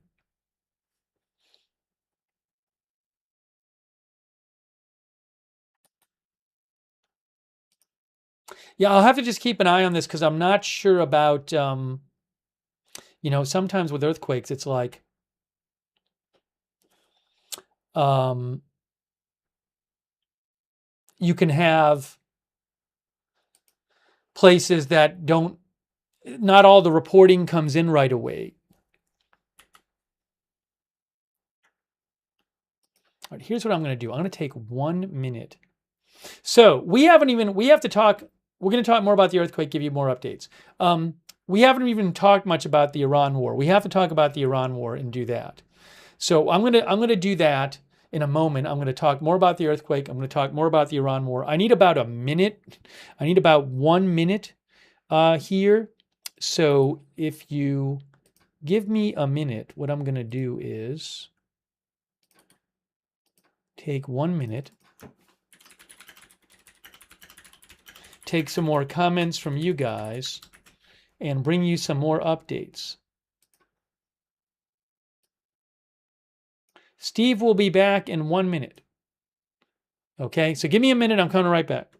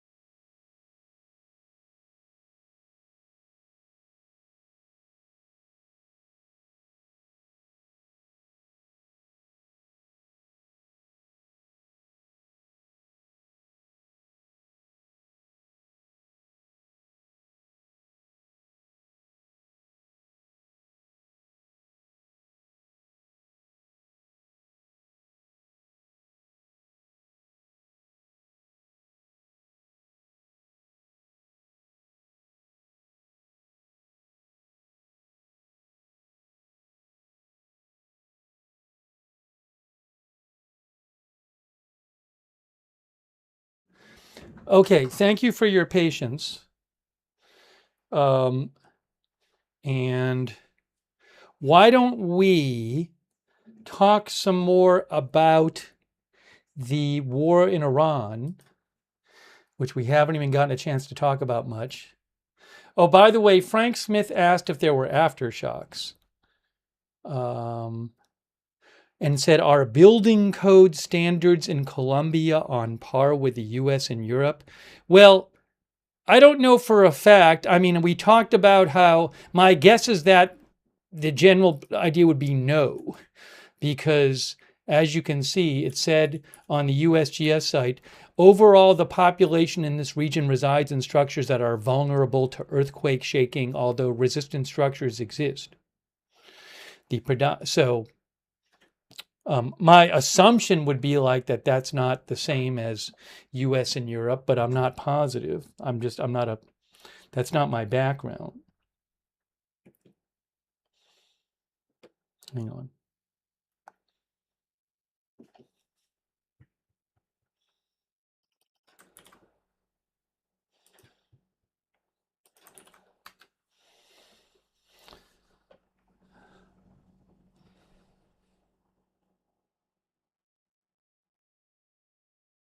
So I'm looking on, I asked ChatGPT. They said,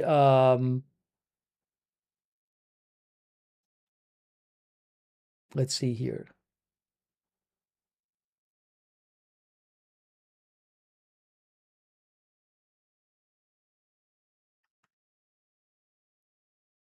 They talk about how certain construction has similar standards in Colombia, but they also say that in Colombia you can have some buildings that were not built to code, that are older, or informal construction, or questions about whether actually it was inspected properly, whether there were unauthorized additions.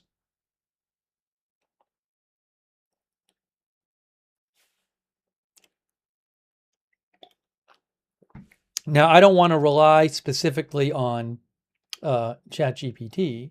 I'd have to do more research here, but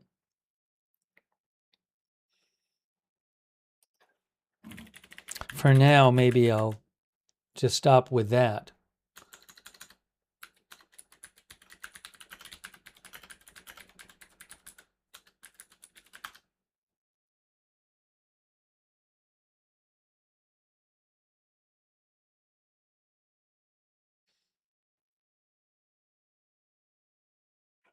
Yeah, I don't have anything available right away that really talks about that in detail, so I can't really tell you more.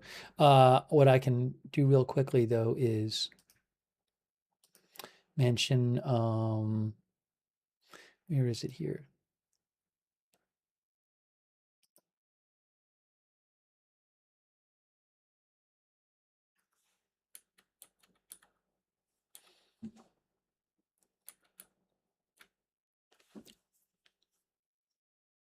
It was the strongest earthquake of the century so far in Colombia.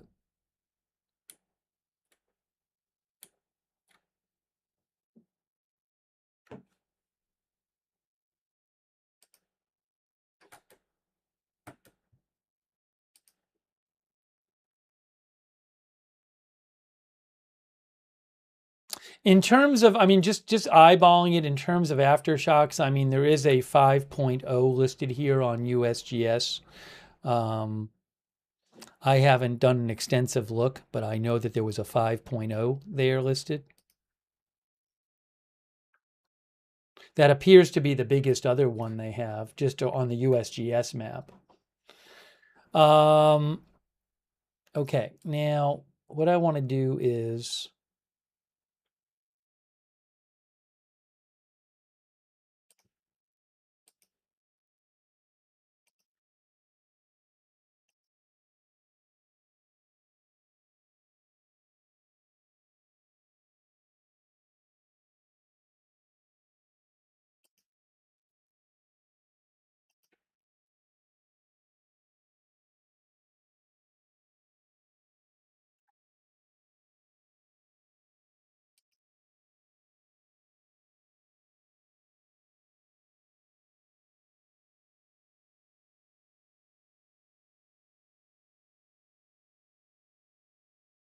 There may have been others. I don't know right now, but that's what the USGS map says.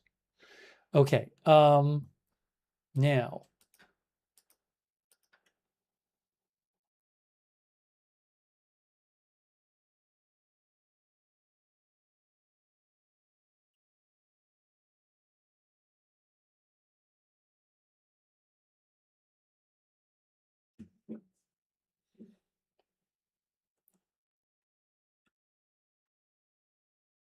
let's get back to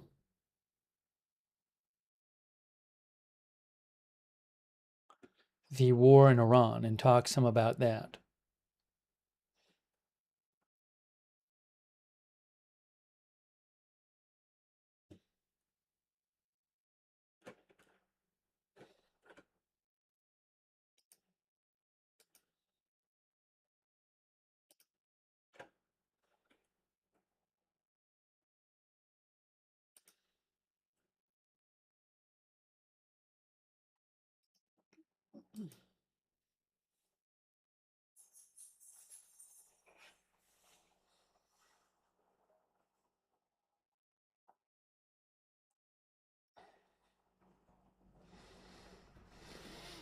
So there is no fighting at the moment. At least that's openly announced between the U.S. and Iran. We don't know if that's going to continue.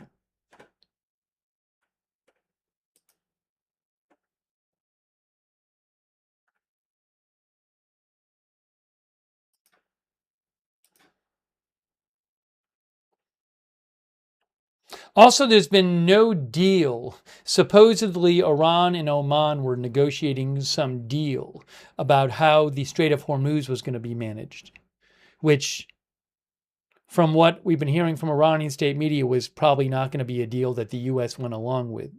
But still nothing about that.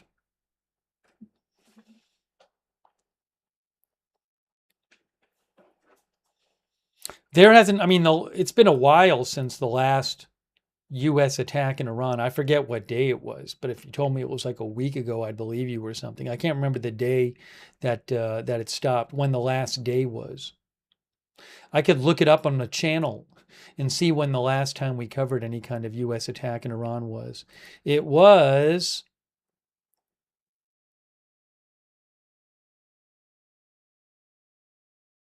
I think, about a week and a half ago. Yeah, I think it was on a Thursday or Friday. And remember, there was talk like over a weekend that there might be strikes, and there were. The last day we had a stream where we covered strikes, which would have been the last day, it looks to me like it was July 29th, which would have been 12 days ago.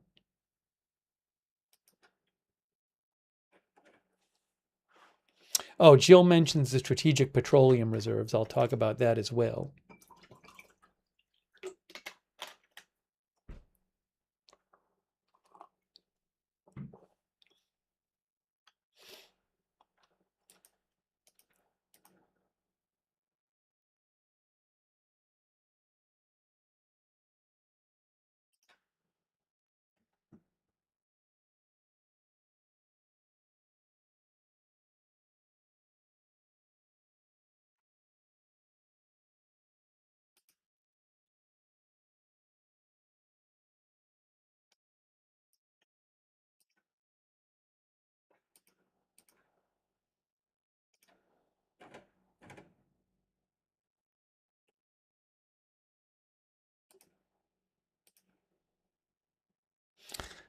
Just give me a moment here. Let me pull a couple things up for you.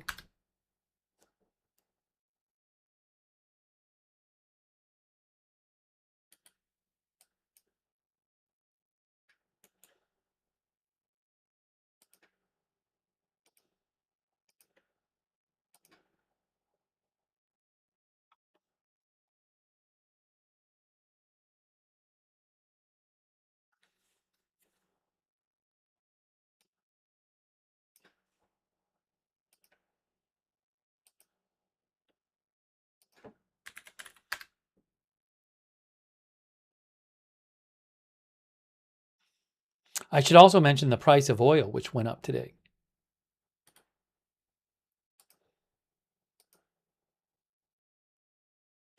Here is the current oil price.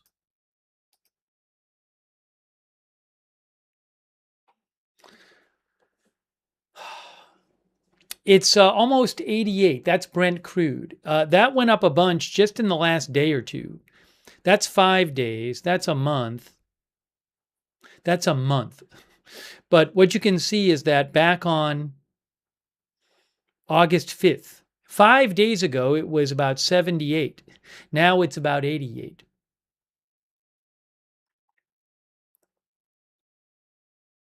I think this is useful. This is 6 months. So just before the war, it was around 70 Brent crude. Then during the war, it got up to about 120 in the first part of the war.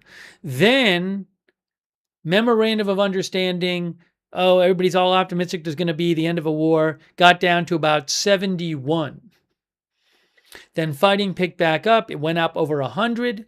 Then it was the whole. Then the fighting stopped a few. The fighting. This is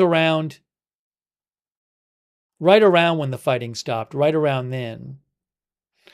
It went down. I forgot exactly what happened. I don't know if President Trump said there might be a deal, or they were working on a deal or something. I can't remember what happened then. But it went back down to about 81 or so. And then it actually got down about 5 days ago.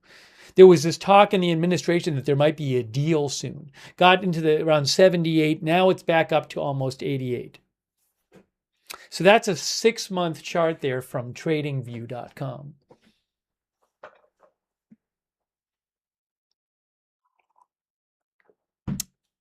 WTI chart will look similar. That's at about 82 now. But if I go to the 6-month chart, it's similar.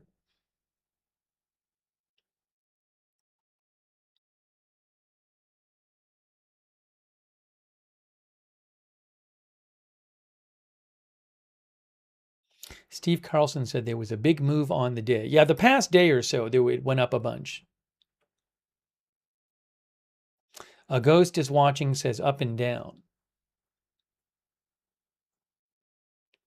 Something else that's going on, maybe we'll talk about this later, is that the bond yields for long-term bonds is going up, which I don't think the Trump administration wants.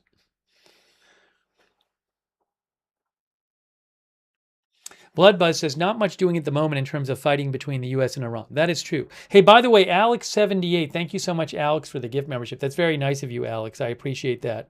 Also, Forever and a Day, who says for Jackie. Thank you so much for supporting the channel. Bad Doge. That's really nice of you, Bad Doge. Who says, long live Jackie, the Big Bear Eagle. I don't know what that means, but thank you so much, Bad Doge, for your support. Also, Gregory Scherer, our member. And thanks to Most Trustworthy Machiavelli. Blake Moya, our member, thank you. Alex78 sent another membership. Please thank Alex. Thank Alex if you got a membership from Alex78. Thank you, Alex. Stephen Briones, thank you, Stephen, very much for your support. Lisa Sawyer, thank you so much, Lisa Sawyer, for your support. Jamie Metcalf, thank you. Tommy, our member, Tommy3576, thanks. Again, thanks to Jennifer Taylor for the memberships. And Uncle Fester, thanks for subscribing on Twitch. CC, thanks for your support on Twitch. Flaps15, thanks for subscribing on Twitch. It's a weird place right now because it doesn't look particularly optimistic for any kind of deal soon. There's been, as many of you know, there's been reports claiming that there's been some reports floating out around in the press claiming that the U.S. is low on certain kinds of munitions. So I don't know what's going to happen next. Iran still appears to be periodically attacking ships in the Strait of Hormuz.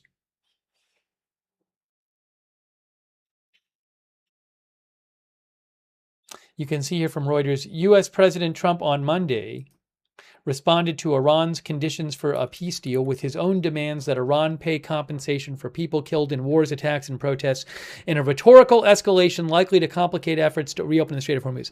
I honestly don't know that Trump's True Social post will complicate anything that was already quite complicated. I'll show you what Trump posted today.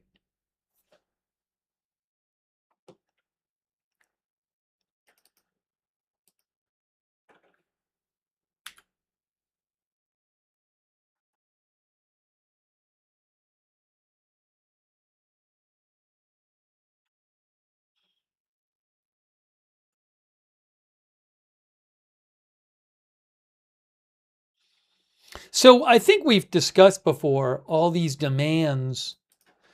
I think we discussed it on the last stream maybe that we did a few days ago about demands Iran was making before the strait is reopened.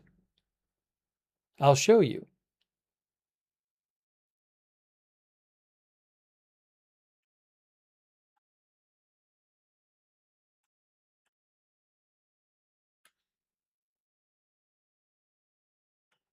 I think I can show you here. Hold on. Let's see. Where is it? Where is it? Here it is. Right here.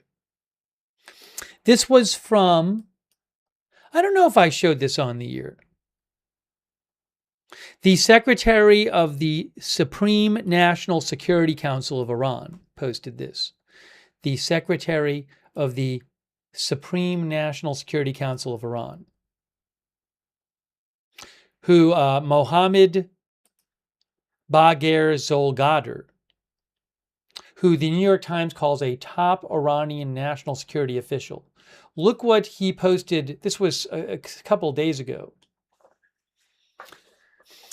Until America corrects its behavior, the Strait of Hormuz will not open.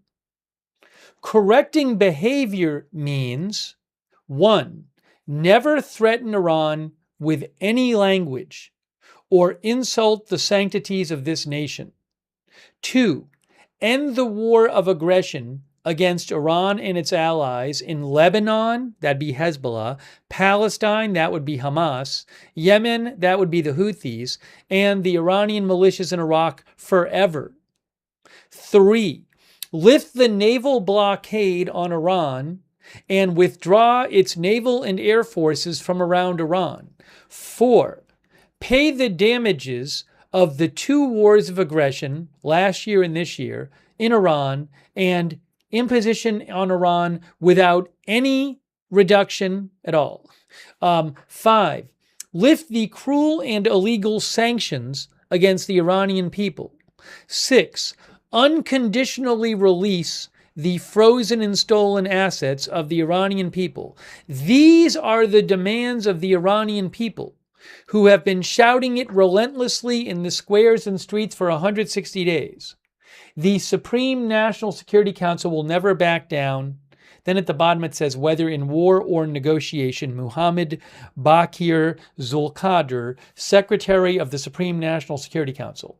So they're saying they will not open the Strait of Hormuz until the U.S. does all of those things. Now, obviously, this is not going to be something that I can imagine that President Trump would agree to. Cat Freak for Jesus says they're calling our bluff. Riri says when hell freezes. This was just the last couple days that this came out. But these demands are similar to demands they were making back when the original ceasefire months ago was made between the U.S. and Iran. Bad Toastery says this is just silly at this point. Mylok Bay says diluted demands. Ruth says Looney Tunes.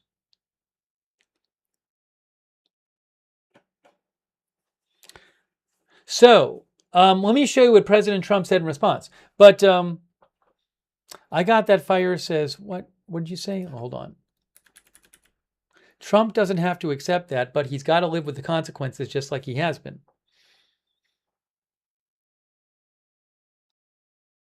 So it doesn't seem like we're close to a deal on the Strait of Hormuz.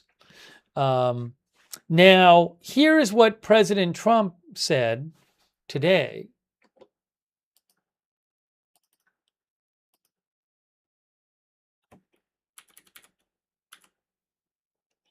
Okay, right here. I see that representatives of Iran are asking for compensation for the damage done to them during the last 5-month military conflict, which is a demand that was made, I think, several months ago originally. started because they will not have a nuclear weapon, he said, even though he says it was never mentioned in any of our negotiations or meetings. But it is an interesting idea because, by the way, isn't it mentioned in the Memorandum of Understanding? Wasn't let me just, before I get into this, wasn't compensation mentioned in the Memorandum of Understanding? Islamabad Memorandum, Wikipedia. Is it talked about in here? Yeah, well, the U.S. of America, the United States undertakes with regional partners to develop a definitive mutually agreed plan with at least $300 billion for the reconstruction and economic development of Iran. I mean, that is, it does mention at least $300 billion for the reconstruction and economic development in Iran in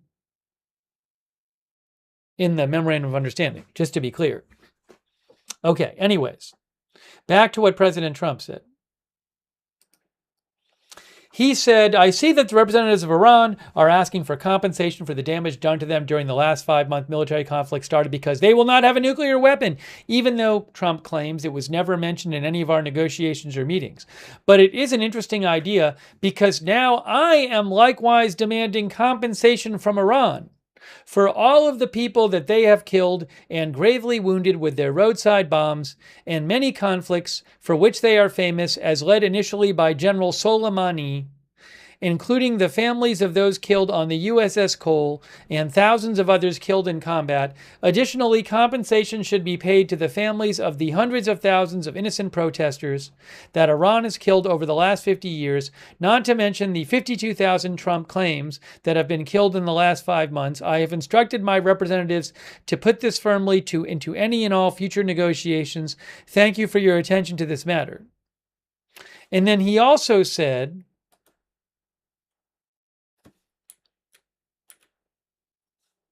if I can pull it up here, also in respect to the Iran negotiations, Iran should be responsible for the damages and death caused to the people of Lebanon, Syria, Yemen, and Gaza.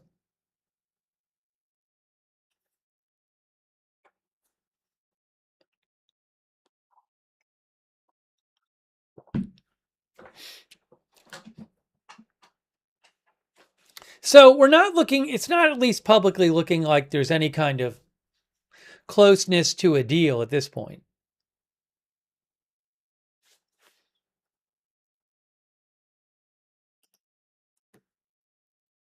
When he's talking about Lebanon, he's talking about the Iran-supported Hezbollah. Now, one of our viewers said, who's bombing Lebanon? So that would be Israel attacking Hezbollah in Lebanon. But it sounds like he thinks that, Iran, because they support Hezbollah, are responsible for that. John Holt says, so basically Iran just put out a ransom note for the Strait. A Ghost is Watching says, better to make them surrender than a deal. Susan CHF thinks, I think Susan was saying that the Iran requests are not going to happen.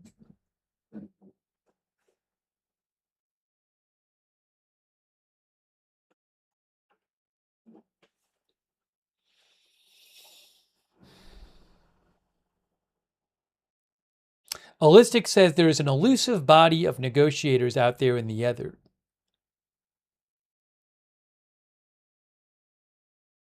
So, at this point, it's kind of just going on from day to day. I did see something. I saw another interesting article I want to mention. I thought this was interesting. Can I pull this up here? Reuters today reported that there was a refinery attacked, and this was kind of odd. I don't know what to make of this. That there was a fire that broke out at an oil depot in Libya. Reuters said a fire accompanied by heavy smoke broke out today at a diesel tank oil depot at Libya's Zawiya refinery after the tank was struck under circumstances whose cause remains unknown. And then they said also that came 2 days after a drone crashed into an untreated naphtha tank at that refinery in Libya. Who is attacking this refinery in Libya? Is that Iran? It made me think back to like a week ago when a port in Egypt got attacked and a U.S. gas tanker got attacked in Egypt. I don't know if this is Iran or Iranian-backed interests kind of sending a signal that like, hey, the rest of the Middle East is vulnerable. I don't know. It's an interesting story. I didn't really know what to make of it. Leaky fuel tank, thought Israel?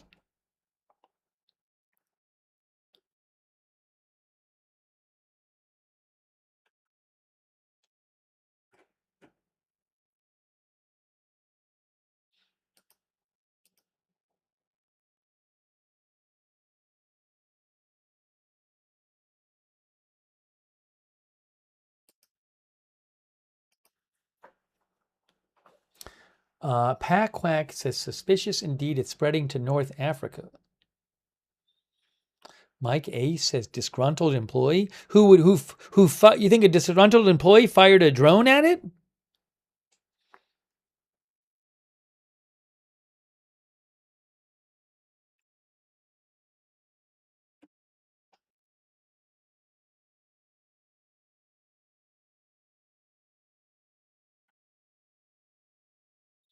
Let me show you something else here. Little summary about what's going on.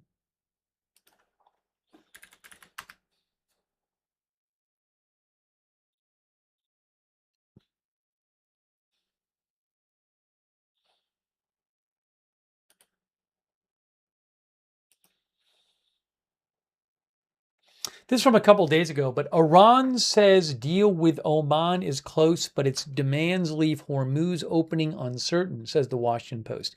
On Saturday, Iranian officials claimed they were close to reaching an agreement with Oman over control of the Strait of Hormuz, but said any deal with Oman about the Strait of Hormuz would not reopen the waterway unless the U.S. met a list of demands. I showed you the list of demands, including payment of war damages to Tehran. At a news conference on Saturday, the Iranian foreign minister said, "We believe we are very close to a final agreement with Oman. However, this does not indicate the reopening of the strait." He said reopening the strait is contingent upon other conditions and compensation for the United States' violation of the Memorandum of Understanding. While Iran and Oman have held discussions about the future of the strait, Tehran has continued to publicly insist that it have control of the strait and the right to charge tolls for transit through it. The U.S. has said that Iran should have no unilateral claim on the waterway, a stance that Tehran says is a violation of the agreement, the Memorandum of Understanding. As we told you, Mohammad Bagher Zolgadar, the Secretary of Iran's Supreme National Security Council, on Saturday outlined key demands to reopen the strait, saying the U.S. must withdraw its forces from the region, pay compensation, lift sanctions, and unfreeze Iran's assets. He also called for an end to strikes on Iran's proxies in the region.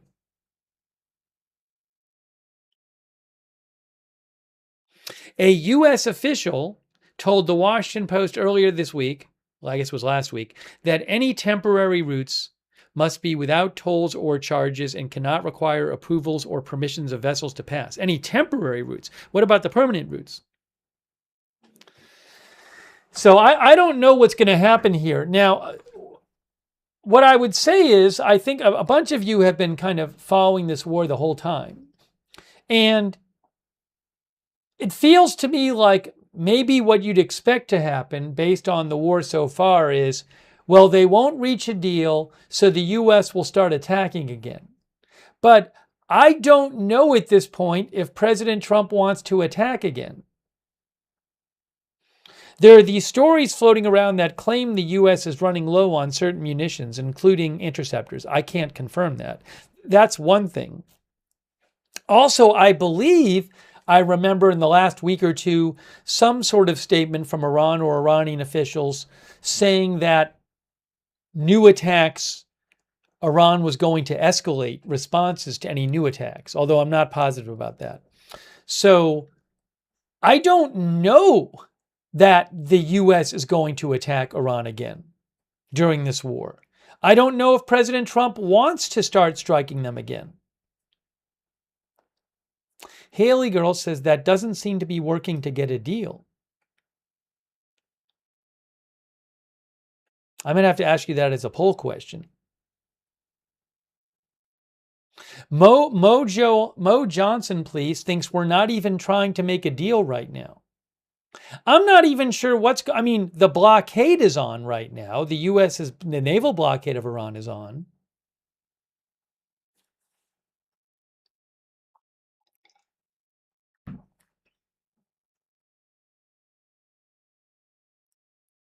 Simp Nasty says, this is silly.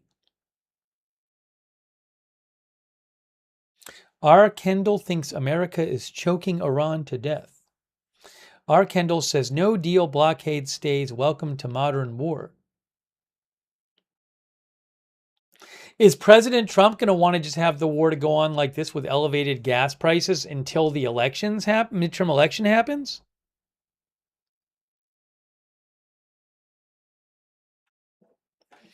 Thanks to XKR2, who says the Fed didn't raise rates and gave open license to the markets to price inflation risk, so long-term yields are going up due to higher term premium. That's what XKR2 says. Thank you so much, XKR2. That's really nice of you. I do want to talk about the bond rate some. Thanks also to Deadwing for all your support. Thanks, Deadwing.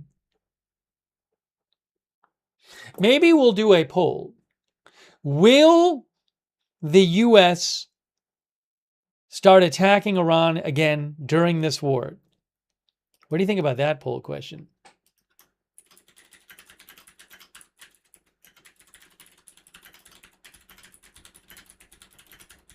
I don't know if President Trump wants to attack again. All right, I'm going to put this poll in. I just don't know. I'm putting the poll in right now into the chats. I mean, there was that 13 days of straight attacks, but they seemed pretty limited for the most part, right? And didn't seem like much was changing. I don't know that he'll want to do that again. And then if you start doing escalated attacks, well, then you're running the risk of Iran escalating. Now, It's Me Emily thinks attacking isn't working. Lisa Young thinks he needs to prove not low on munitions. All right, let me see what you guys are saying about this poll question. I genuinely don't know what the answer to this is. I have no idea. Ross B thinks we have limited ability to keep attacking.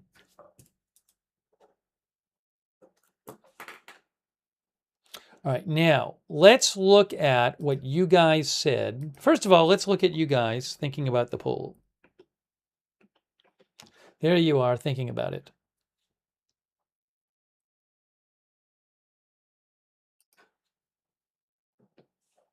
And voting. Now, what I'll do is I'm going to put, oops, that's not what I wanted to do.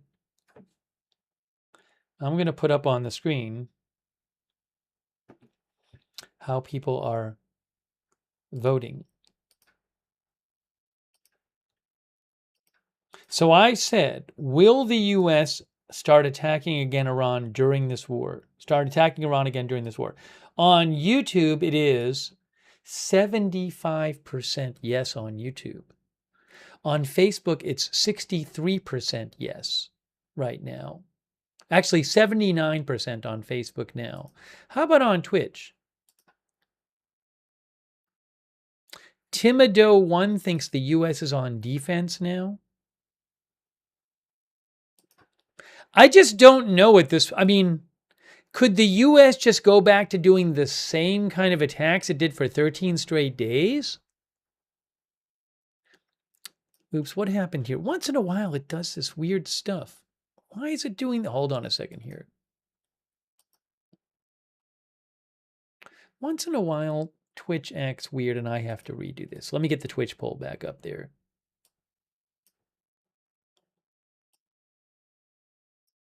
All right, Twitch is 75. It's the same. It's 75. It's basically the same in both Twitch and YouTube. Twitch is on the right. Wayback Rock says Twitch chat experts.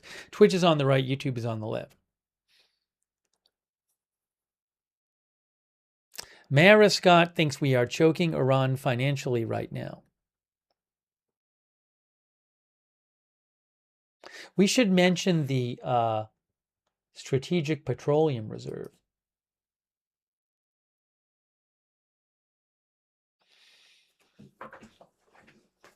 President Trump is attending the Patriot Games finale in Geneva, Ohio tomorrow night.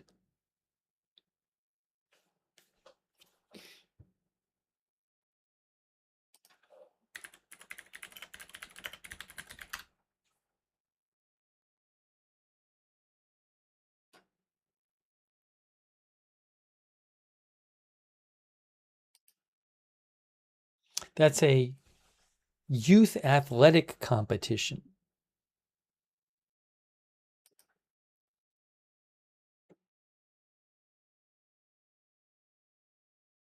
Which was put together by Freedom 250, which is a Trump-backed group that organized the UFC fight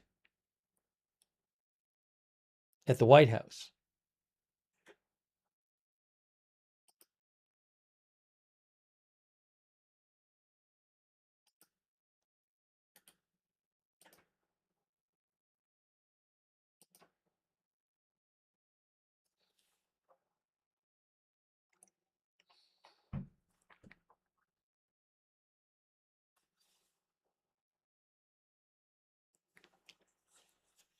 Anyways, I don't know if we'll cover that tomorrow. We may. That's tomorrow night.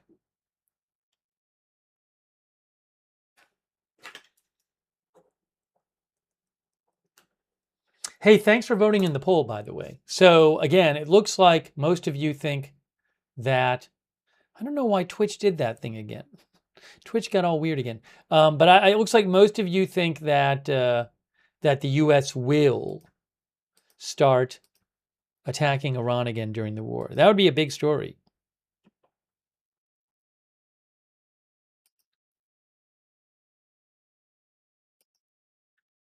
It was 77% on Facebook.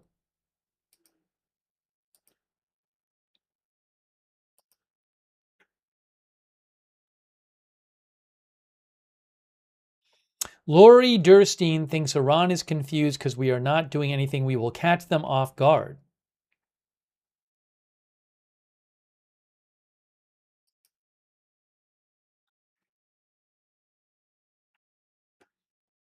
Dolly Clark says nothing has changed. Hey, Dolly Clark, thanks for being a subscriber over there on Facebook.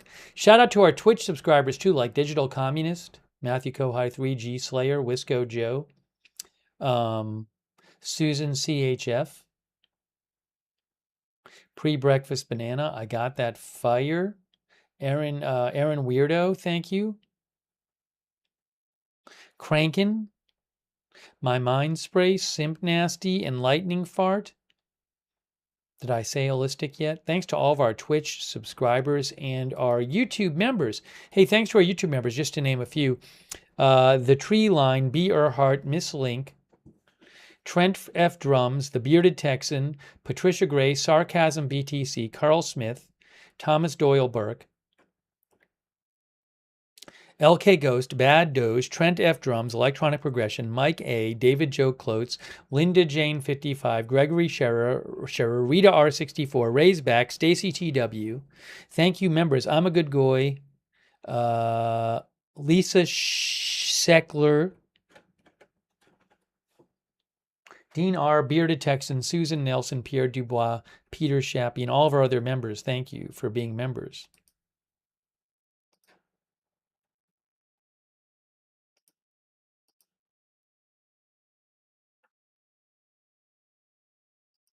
Hang on a moment here.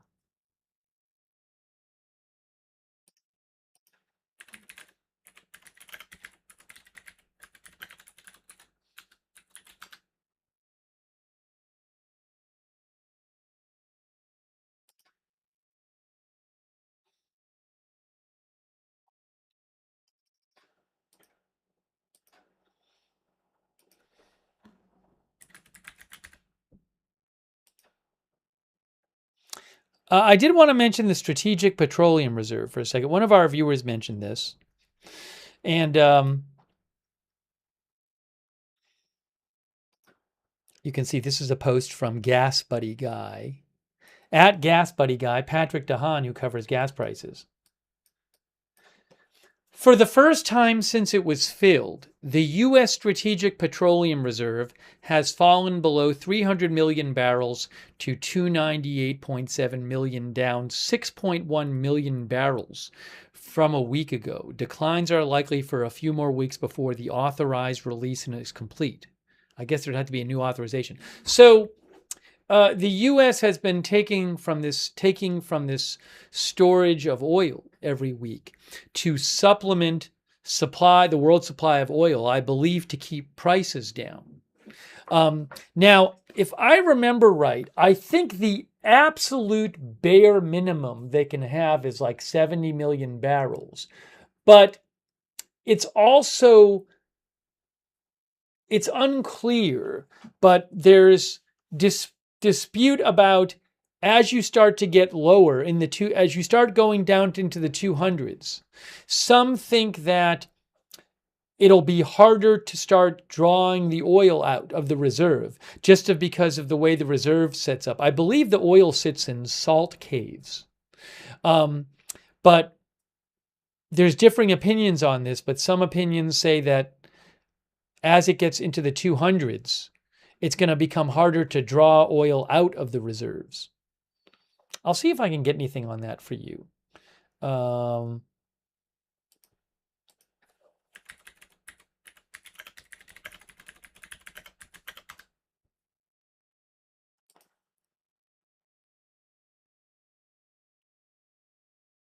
And by the way, I'll show you what it was as before the war, it was over 400, I think. Yes, you can see from the Wikipedia article about the Strategic Petroleum Reserves. On March 11th, President Trump authorized the Department of Energy to release 172 million barrels. This will take approximately 120 days. That was back in March. And now it is at the lowest level since 1983. As the Trump administration continues to deploy emergency oil to minimize the damage from the war with Iran.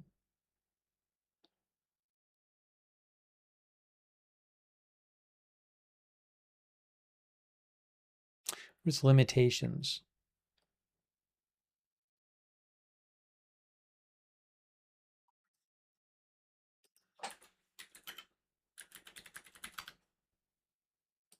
You can actually check out at the U.S. Energy Information Administration website. I believe they have the latest SPR amount. Yes, right here. There it is. There's the graph. That's from the U.S. EIA. Look, so this is 1982, right? Right there. Is that when it was created, 1982? When was it created? History. It was created following the 1973 energy crisis. Construction of the first surface facilities began in 1977. First oil was 1977. Okay, anyways, let me show you, given that, let me show you that chart again.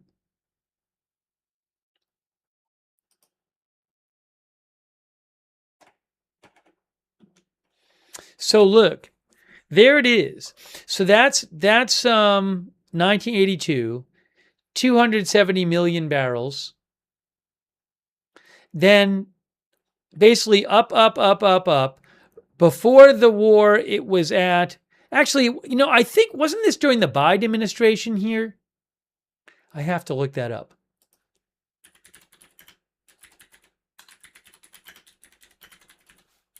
It went down some then.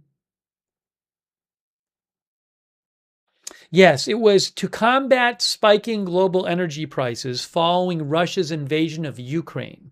In 2022, the Biden administration ordered the release of 180 million barrels of oil. I'm reading that from, I think it's from the Department of Energy. Anyway, so it went down then, and then it went up a bit, and it was at about 415 million barrels at the start of the war. And now it is below 300.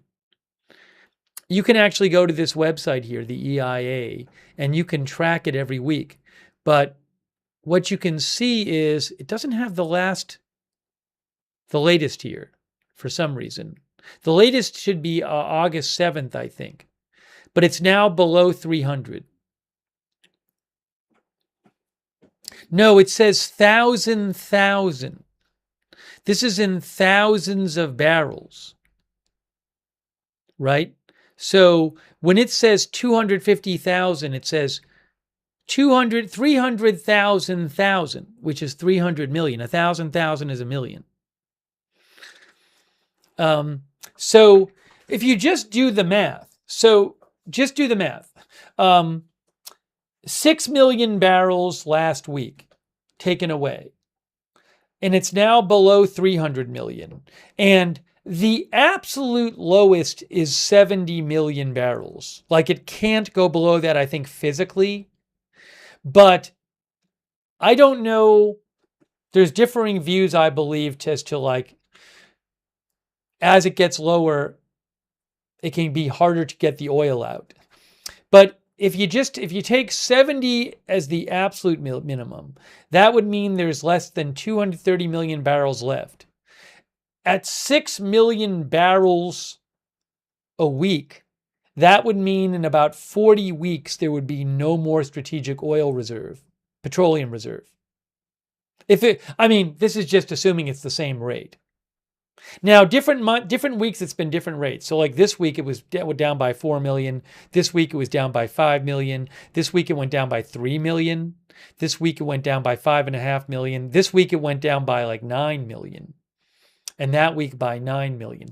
Anyways, so I don't know if this is something that Iran is thinking about in terms of, is Iran playing this game in mind where they say, look, if we can stretch this out another 9 months, there's going to be no more strategic petroleum reserve left. I don't know. I have no idea if that comes into play with Iran's thinking. And again, there's different thinkings. There's some thinking out there that as you get down into the 200s, it could be a lot harder to get the oil out. Rossi thinks, of course, they are thinking it.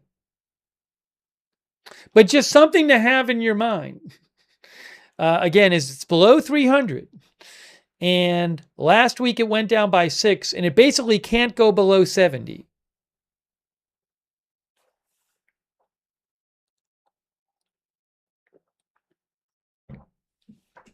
So Doodle says there's a law saying it can't go below, I think, 254 million. But I believe that, so President Trump authorized a certain release, which is almost over. But I'm guessing President Trump could just authorize another release. I'm not aware that that's a problem. Riri Patton thinks I'm fear-mongering to point out the number of barrels left and the number of barrels used in a week and doing a division. Riri Patton believes that is fear-mongering.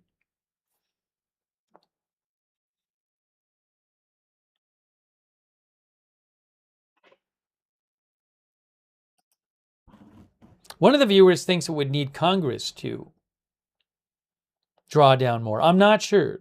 I'm not sure.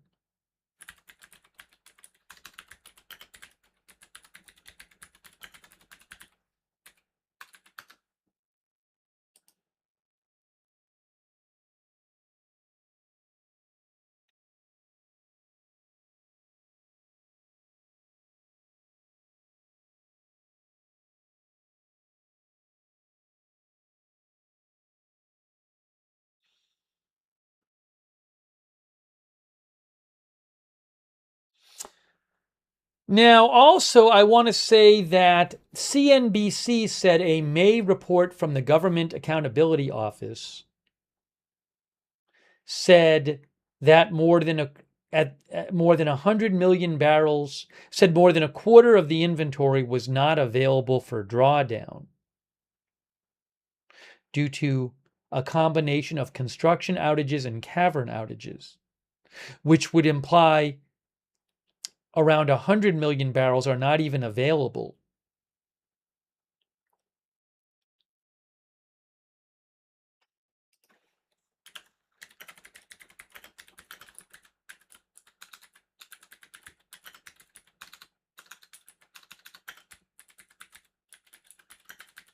If I can find that report. Oh, I think I have it. Is this it? Government Accountability Office. The Strategic Petroleum Reserve. Does the U.S. have a long-term plan amid massive drawdowns and maintenance backlogs?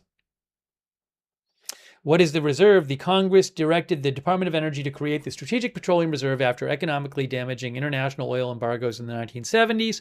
The goal was to have an emergency reserve of crude oil that could be quickly distributed to major refining hubs. Through pipelines and ships or barges when needed, DOE stores the reserves in 60 massive underground salt caverns at 4 storage sites in Texas and Louisiana. It has been used as a national insurance policy to protect from major supply disruptions. 180 million barrels were drawn out after the invasion of Ukraine, and a planned 172 million barrels, which I think is coming to a close in coming weeks, in response to the war in Iran.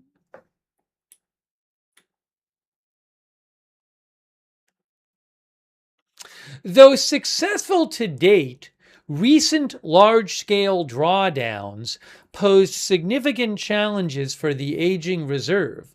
These challenges included the need to repeatedly triage emergency repairs, as well as maneuver around logistical hurdles and delays to planned major construction, among others. The combination of an underperforming decade-long $1.4 billion infrastructure project, along with expected wear and tear, have also left the reserve with a growing list of needed repairs and upgrades. Addressing these needs would cost hundreds of millions of dollars, but if left undone, could undermine the reserve's ability to safely and reliably release and receive oil. A leaking water pipe, for example, that needed repair during 2022.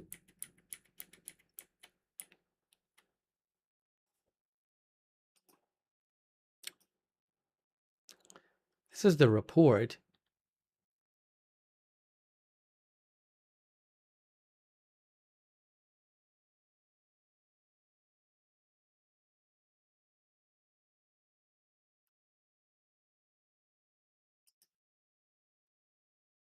I'll have to go through this report. It's interesting. I'll try to read through it at some point, and maybe we can talk about it later.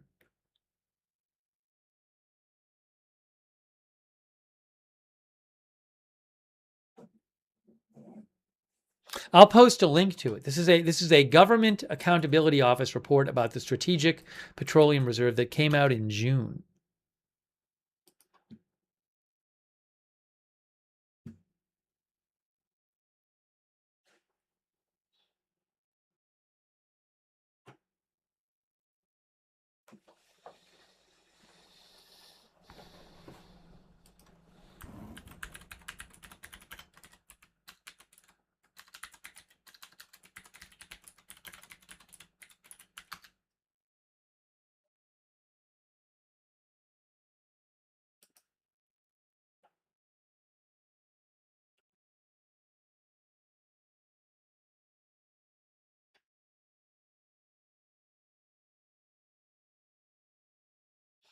Oh, also,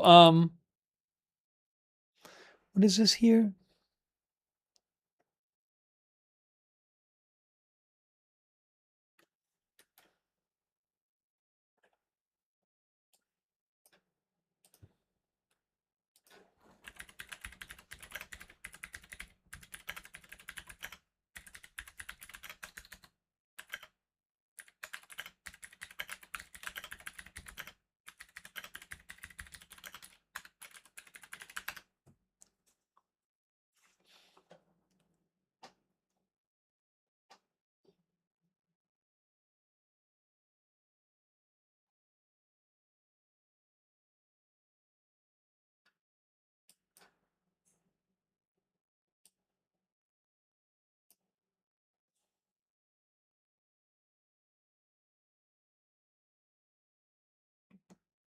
There's also Department of Energy frequently asked questions.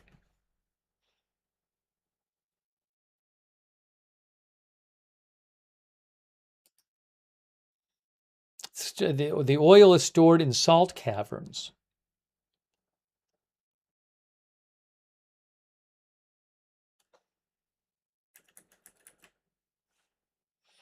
ChatGPT says, as individual caverns become depleted, fewer caverns can contribute at their designed rates simultaneously. I'd have to look this up more. ChatGPT claims when inventories get very low, the reserve increasingly loses maximum drawdown capability, the ability to get oil out fast. Anyway, something to keep in mind. True Blunt says they lose pressure in the caverns collapse. I'm not sure if that's true. It might be true. I'm not sure. Hang on a moment here.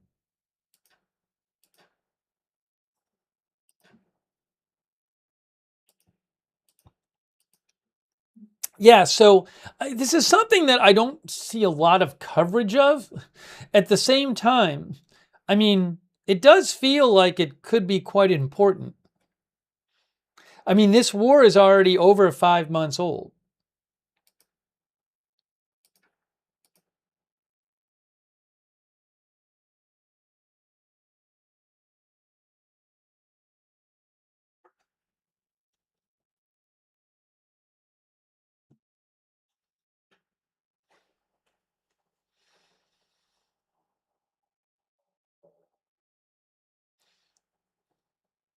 R. Kendall says, it might take years, but I doubt America will do more than limited strikes if the blockade is enough and the Pakistan, Turkey, and Arabian alliance is enough.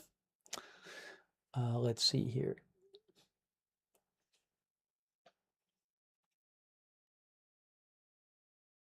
Lord Frizz says the U.S. is in no way limited by oil. Many companies don't pump wells they drilled because the price isn't high enough. That's what Lord Frizz says.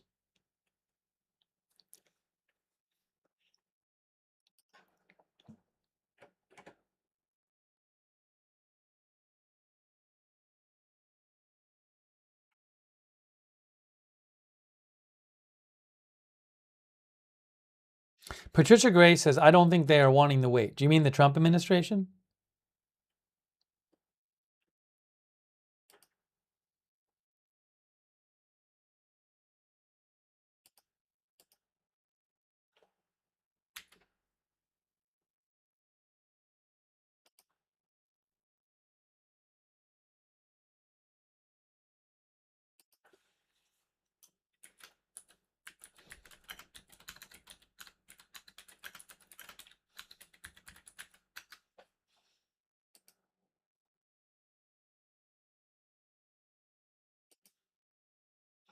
Our viewer, Marcella, pointed out that if you want to watch it on YouTube, Noticias Caracol is doing a live broadcast from, I can't steal their footage, but Noticias Caracol is doing a live broadcast about the Colombia earthquakes. showing some video of people searching, I think, from earlier today. That's Noticias Caracol en Vivo.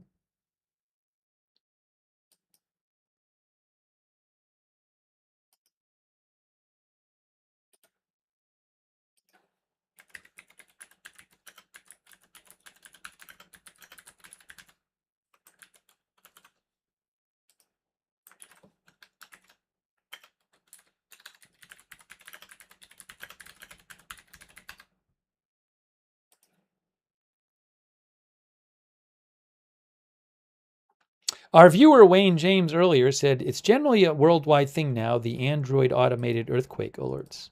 Sorry, I'm catching up on some of the messages people sent me.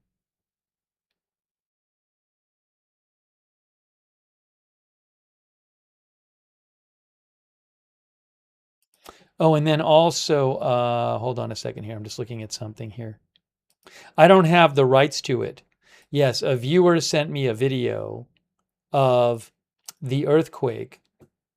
Diana sent me the video. We were looking at damage to a cathedral in Manizales, Colombia before. And then Diana sent me what appears to be a video of, I don't have the rights to show it, but it appears to be a video of when the cathedral got damaged. I'll post the link in the chat. Thank you, Diana, for sending that in.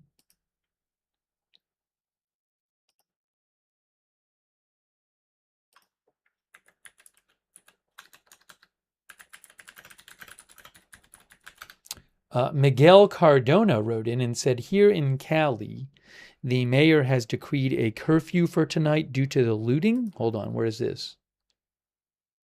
Mayor of Cali. Hold on a second here.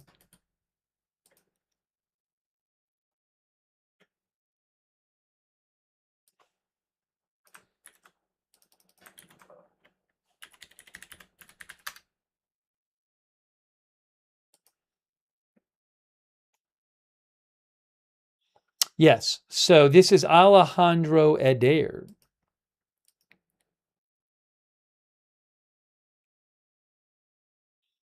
Just to go back for a second to the earthquake.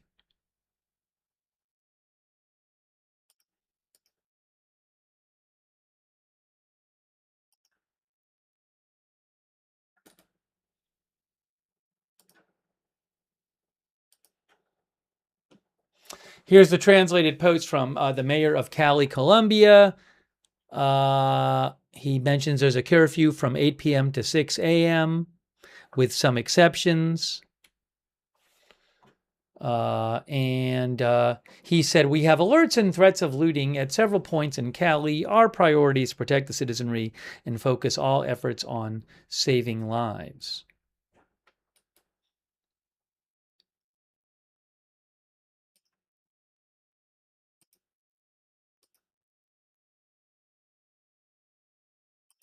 Yeah, and he had said, we have alerts of threats of looting at various points in the city. This is in Colombia. At this moment, our priority is to protect citizenry and ensure that relief agencies can continue rescue operations following the earthquake. For this reason, we have taken the following measures. It says one of the measures is a curfew from 8 p.m. today until 6 a.m. They're going to have the military at various points in Cali, among other measures. He also said,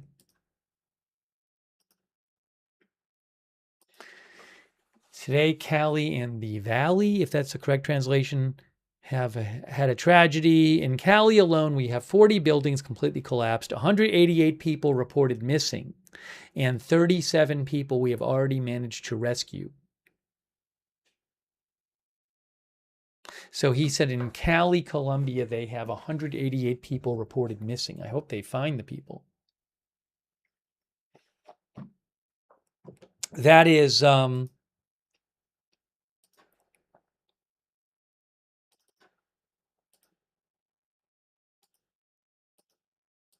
in terms of the location.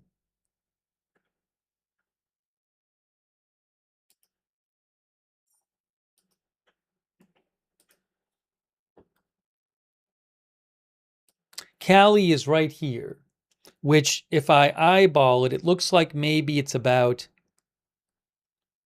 less than 100 miles from the from the epicenter. I can probably tell you if I just pull up a map here.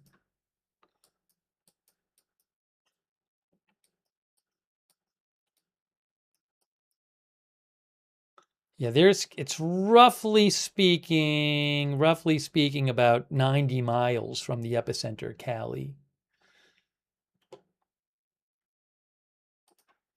That wasn't 100. Yeah, the number of dead is over 130.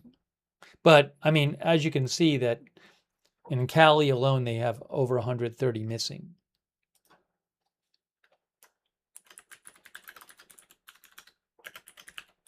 Thanks to Miguel for writing in about that.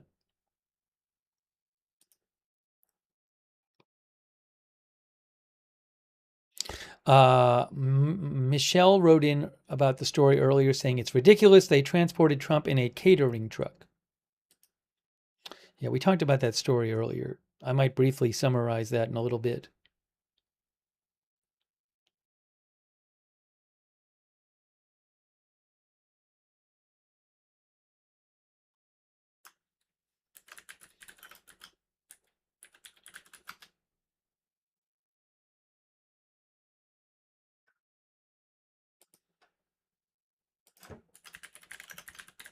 Thanks, Mark Warling, for writing in and watching. I appreciate it, Mark.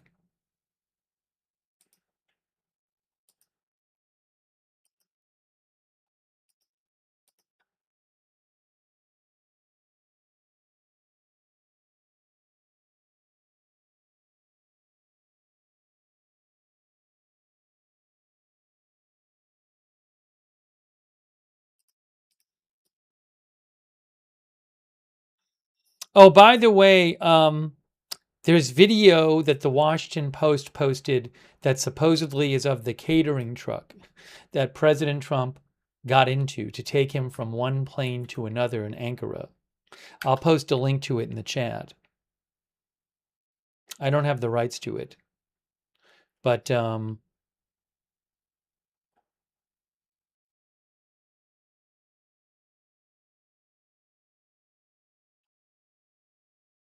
as we discussed earlier,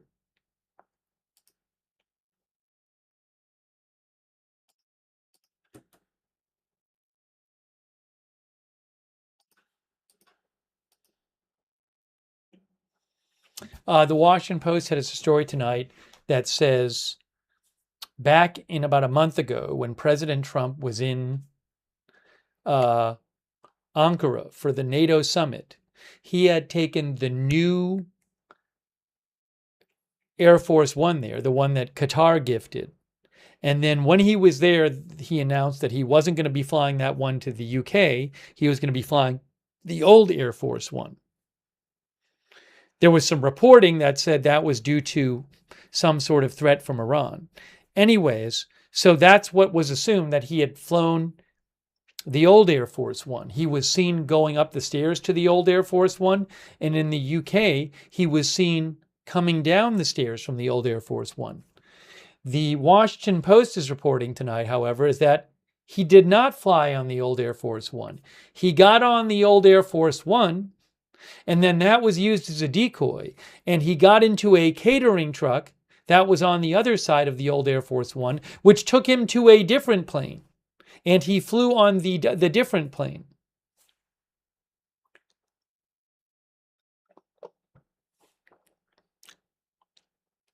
Mr. QQQ Crash says, so the White House correspondents were the bait. So you can see here, it says here, I don't want to go all over this again in detail because we talked about it a bunch, but just in case you missed it, an Iranian assassination threat against President Trump prompted an extraordinary operation last month in which he flew secretly from Turkey on an alternate military aircraft while the White House said he was aboard Air Force One. The secret mission was carried out unbeknownst to journalists and some White House staff members who believed they were on the same plane as the president. The administration has claimed that Trump departed Turkey on the former Air Force One. He announced on social media he would use the former Air Force One rather than the plane that flew him there, the newer Air Force One gifted to the U.S. by Qatar. The security of the Qatar-provided aircraft has been called into question, and Trump said last month after the trip it would undergo additional upgrades.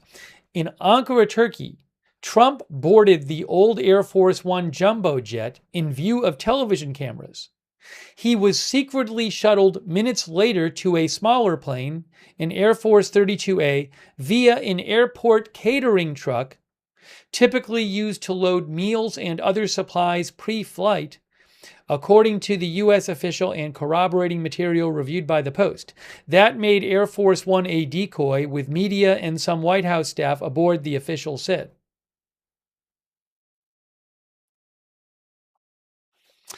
They said the maneuver that meant that Trump's actual location was concealed from the American public and many senior U.S. officials for hours. Weeks later, it remains unclear how widely the administration has disclosed the operation.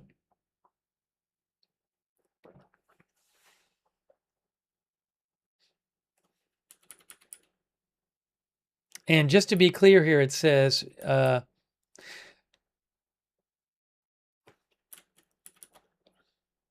Trump boarded the legacy blue and white Air Force One at dusk in Turkey, waving goodbye on camera. To exit that plane without being seen by those uninvolved in the operation, Trump and several aides stepped aboard an airport catering truck, which was elevated planeside using hydraulics and positioned at a door on the opposite side of Air Force One's entrance, according to the U.S. official and other corroborating material. Russ Lane says, the old switcheroo. The combat drummer says, crazy stuff, it's on now. Oh, Bad Doge is from Intel Cams? I don't know if Bad Doge is from Intel Cams. Thank you, Bad Doge. That's very kind of you. Are you Intel Cams? Or are you from Intel Cams? Were you watching over there? Either way, I enjoy Intel Cams. I know as many of you do. Thank you, Bad Doge. That's very kind of you. Laserbees thinks this is a manufactured scandal.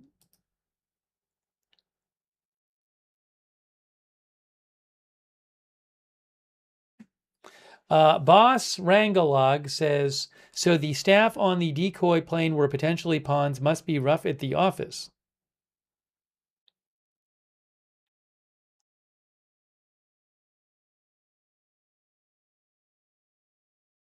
I have not seen President Trump post about this. My guess is that President Trump will claim it's not true and be very angry with the Washington Post. That would be my guess, based on what President Trump has done in the past. That's going to be my guess.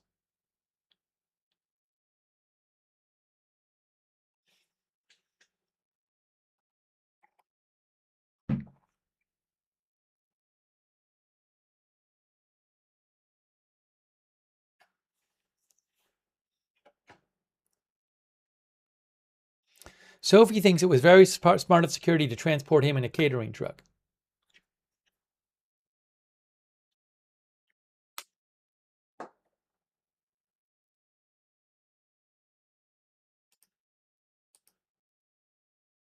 Yeah, I don't think my prediction is very bold, by the way.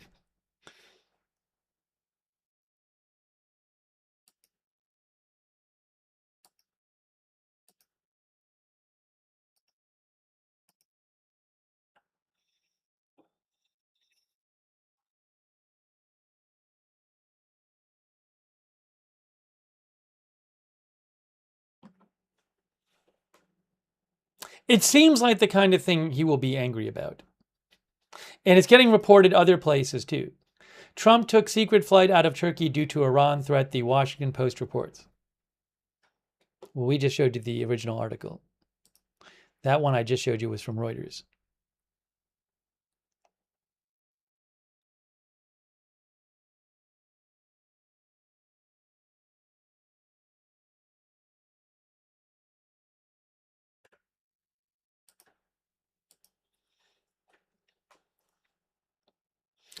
Chris N says some stories shouldn't be leaked. So one obvious question here is if this story is true. Well, regardless of whether it's true, who is leaking this story? Enlightening Fart thinks he doesn't like being seen as vulnerable.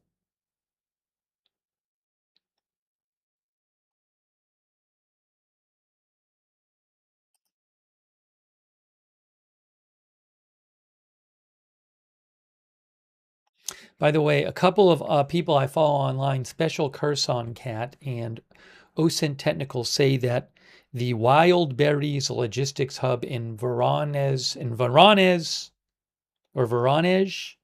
Russia, is burning during an ongoing drone attack.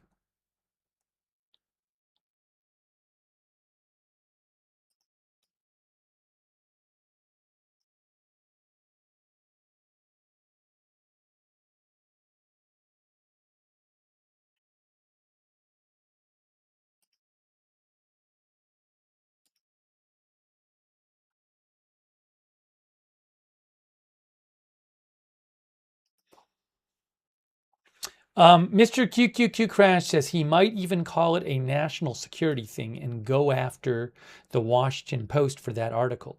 The New York Times headline right now, on the New York Times, their top story on their website, the headline is Trump hid in a catering container to sneak out of Turkey amid threats.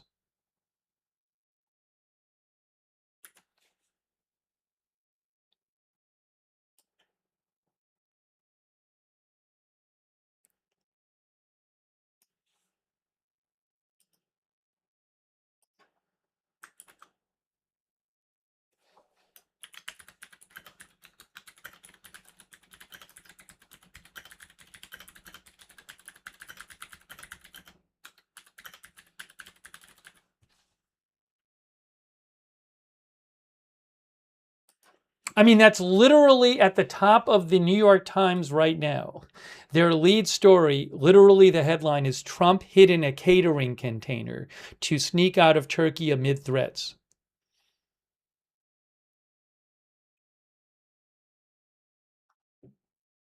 Earthy Blend says that's one way to spin it, I guess. Yeah, I mean, that is their headline at the New York Times.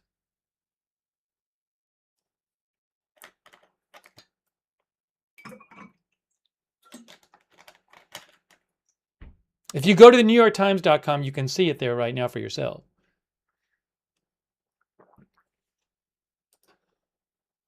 I don't know, like this might be, in terms of a headline that would make him angry, I don't, this may be the headline that most makes him angry in at least years. I don't know. We'll have to see.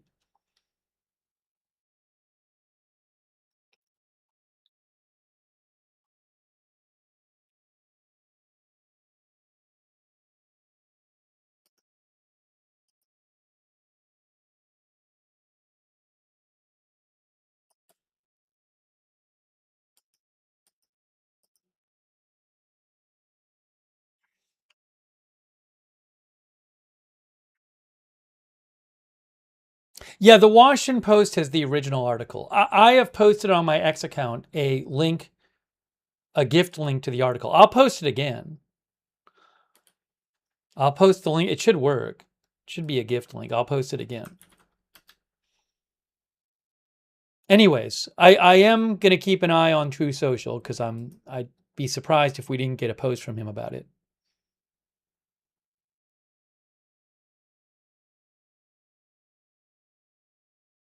Skip Fu says, why punish the press for facts? This isn't North Korea.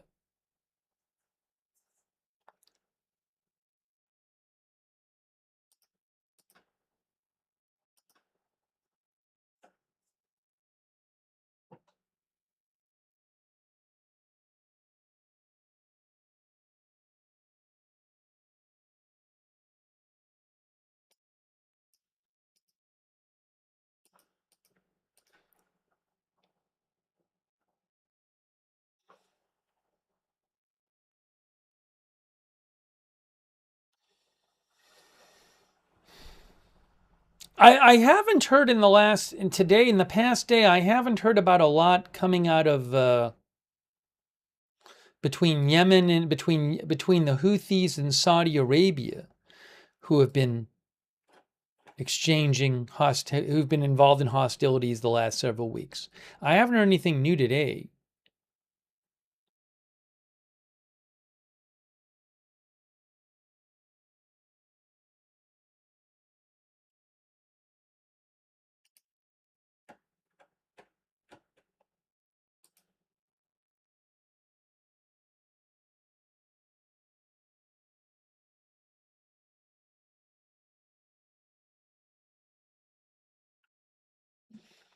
It feels like this to me, the last few days have been, in terms of the Iran war, one of the more relatively quiet periods of the whole war.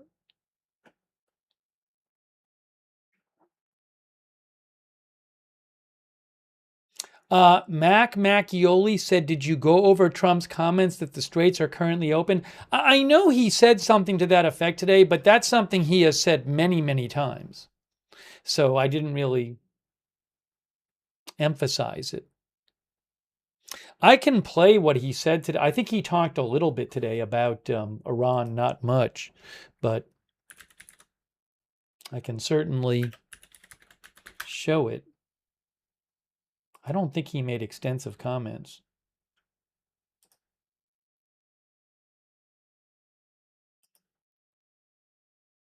Let's see here.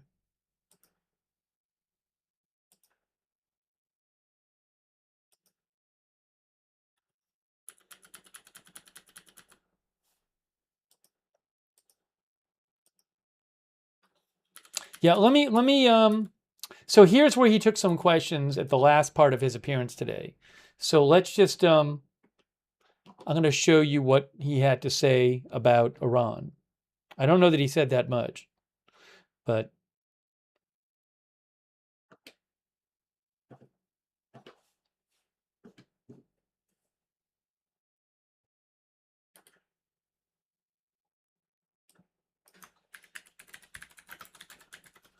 all right, so this is from earlier today, right? So let's listen to what he had to say when he was asked about Iran. If this works. Mr. President, in addition to this big announcement, you've also been posting about Iran today opposing their latest demands. You said this last round of talks was Iran's last chance before decapitation. So what now? What comes next? You'll find out. Are you still, are massive escalation, is that still on the table? Well, we have that, certainly that ability if we want to do that. Yeah, you'll find out. You said you're low-keying it with them, that you're semi-negotiating. What exactly does that mean? Well, they asked for reparations, you might say, or they asked for money for the damage that we've done. I said, that's a good idea. Well, we're going to ask for money for the damage they've done over a 50-year period. Whether you go SS Cole or whether you go all of the people that were so badly hurt, so badly wounded or killed, many thousands of people, and maybe damages for the 52,000 protesters over the last 4 months that were killed in Iran. We think their family should get damages for killing their person or their child or mother, father that were protesting. It's at least, it was 52,000 a month and a half ago. So now what is it? So if there's damages to be paid, I think Iran should pay those damages. Mr. President. So he did say you'll find out what'll happen. Hang on. I don't know. Did he answer other questions about Iran? Hold on. Give me a second here.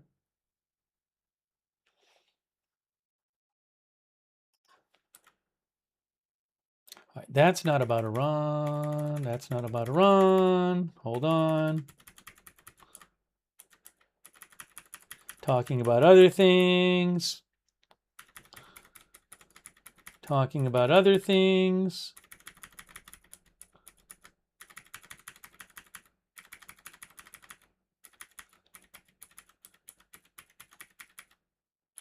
Here, his is about Iran. Here we go. Going back to the subject of Iran, sir, can you give us any estimate of when you think the Strait of Hormuz will be? Well, it's open now. We're taking a lot of shit. It's open now. Look, the only one that has control of the Strait of Hormuz right now is the United States Navy. We have a blockade that's been infallible. It's a steel wall. And we let people in that we want to let in, and those people come in, and they've been coming in and they're going out. So it's actually open now. We do not let them go into Iran. They're not admitted into the strait to go to Iran. But it's open for others. Now, a little bit complex because they will, on occasion, drop a mine, and we find the mines. You know, we've mine swept the entire strait, as you probably maybe heard, maybe you didn't hear. But we control the strait 100%. Now, can they make trouble? Yeah, they can make trouble. But they're broke. They have no money. You know, Iran is broke, totally broke, and they're not paying their soldiers. They have inflation of 300% as of last night. I heard 309%. So we'll see what happens. But they've been bad for, they say 47, it's actually 50 now. You know, 47, they've been saying it for 3 years. But for 50 years, they've been the bully of the Middle East. What they've done is terrible. They've killed hundreds of thousands of people. They've killed people, they've wounded and maimed people with the legs, the arms, you know, with the roadside bomb is their bomb. They're very proud of it. And now they're paying a price. Thank you very much, everybody. Yeah, so he didn't say that much. I mean, that's been his kind of standard line, saying that the strait is open. That's what he says. In terms of the number of ships moving through the strait, I can show you the latest numbers on that.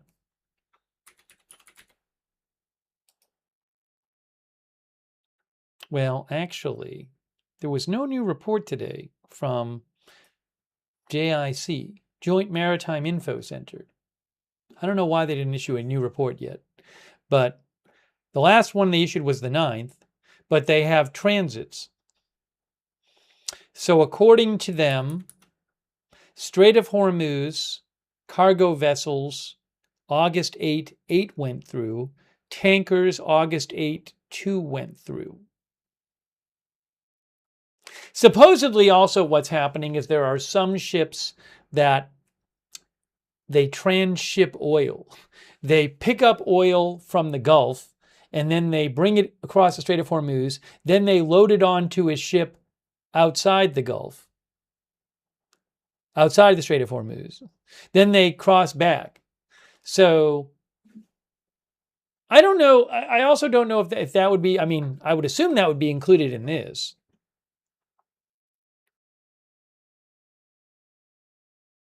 They say metrics are from two different sources. U.S. NCAGS data reflecting U.S. facilitated.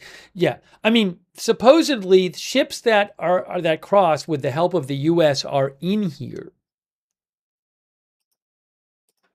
So this is not a high number, right? I mean, as of the 8th, it was 2 tankers and 8 cargo vessels. That's in both directions.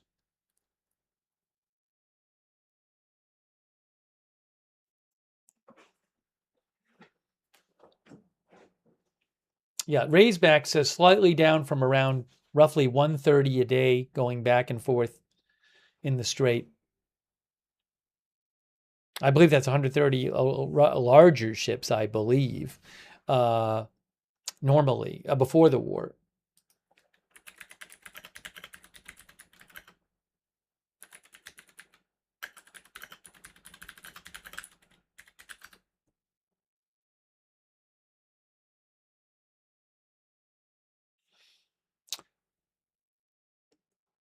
You can actually see here in this document, they have the Strait of Hormuz transits the last 90 days.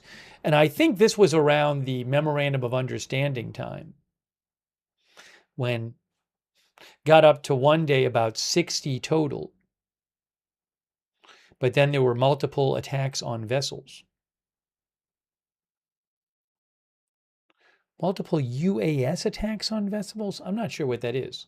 Is that when the United States did attacks on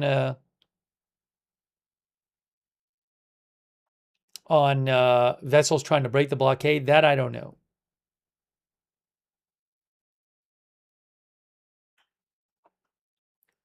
But you can see recently it has not been that high. This is Bab el-Mandeb Strait. And that's the one on the other side of Saudi Arabia, where the Houthis have been attacking some Saudi ships in the Red Sea near the Bab el-Mandeb Strait. And you can see the number has been, the last day here was 40 ships, which is lower than it generally has been.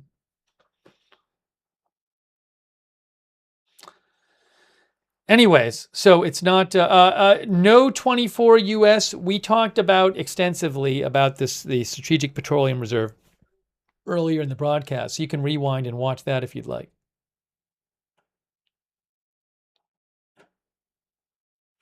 What is UAS attacks on vessels? That sounds like an AI question. Hold on.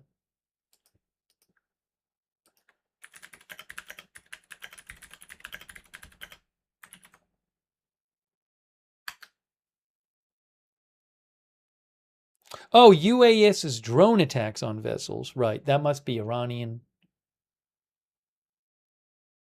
UAS is unmanned aircraft system, uncrewed aircraft systems. Anyways, I don't want to linger on that. Let's see here.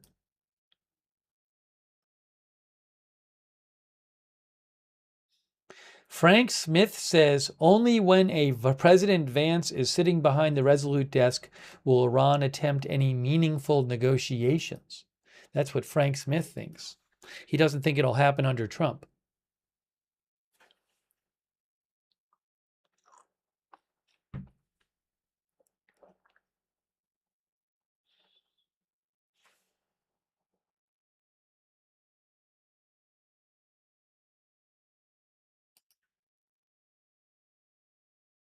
Oh, the New York Times now is independently. They are reporting about this Trump plane story, where they, like the Washington Post, are saying that Trump hid in an airport catering cart and was taken to a military jet and did not actually fly on old Air Force One like he claimed he did when he left the NATO summit in Turkey. So they are reporting it, but they're not quoting the Washington Post. This is their own reporting now tonight. But like the Washington Post, they were saying that President Trump, because of a credible threat against him and Air Force One from Iran, he was transported in a catering cart to a military jet.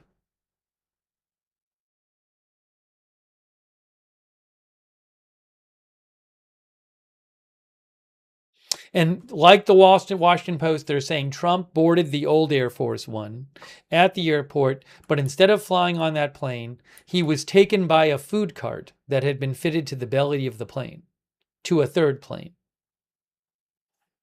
They do acknowledge that the Washington Post had reported this earlier.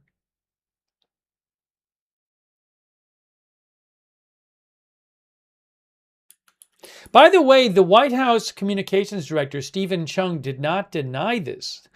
He told the New York Times that, as the president has said recently, there are many enemies of America who have their sights set on him, and we use every tool at our disposal, including distraction and misdirection, to address those threats.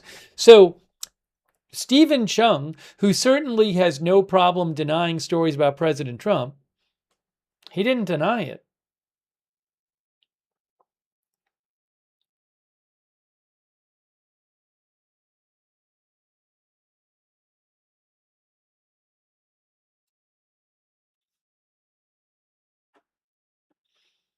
So they say, the Times says that there was a threat from Iran to attack whatever plane Trump was on. Operation Central says if the plane were shot down, blood would be on Trump's hands.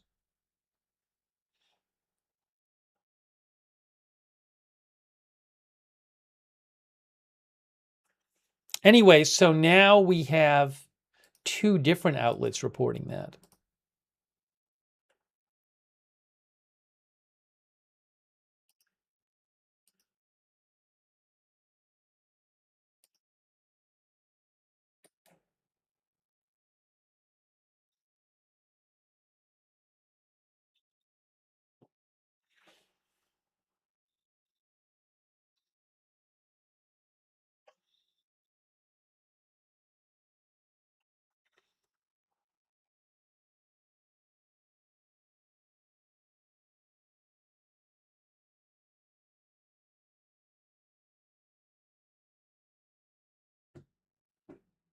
When was the last ship hit by Iran? You know, a couple days ago, there was reporting in Iranian state media, I think either yesterday or the day before, claiming a ship might have been hit, but UKMTO never reported it. That was, when was it? I'm looking it up right now. When was that? Yesterday, Iranian state media had said that there was a ship on fire in the near the Strait of Hormuz off the coast of Oman. They said there were reports of it, but I never heard anything from UKMTO, so I don't know if there was another one hit. The last one that UKMTO reported was on the 8th. Looks like August 8th.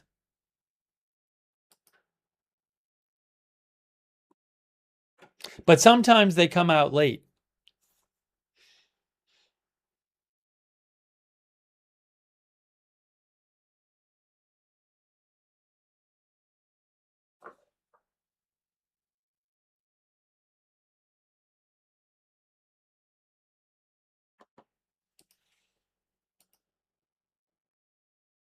Hey, thanks so much. Miss Link, by the way, gave 20 people memberships. That's super nice of Miss Link. Please thank Miss Link if you got a membership from Miss Link. 20 people got memberships. Very generous, Miss Link. Thank you. Also, thanks to Aaron S. for being a member. Thanks, Aaron, for 23 months, and Lolly Lollipop, member for 53 months. Wow, thank you so much to both of you for being members.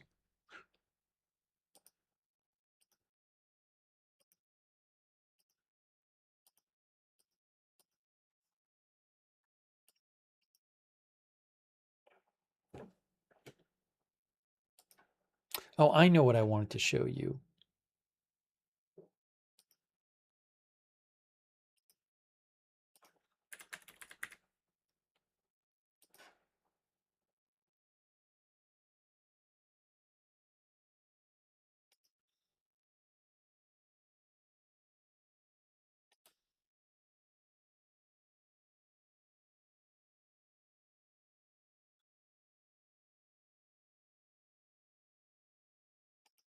So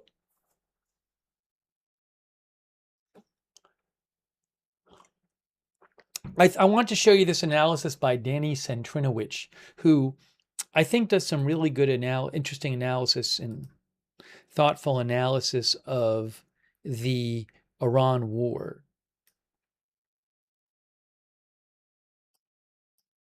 I'm going to put it on the screen for you right now.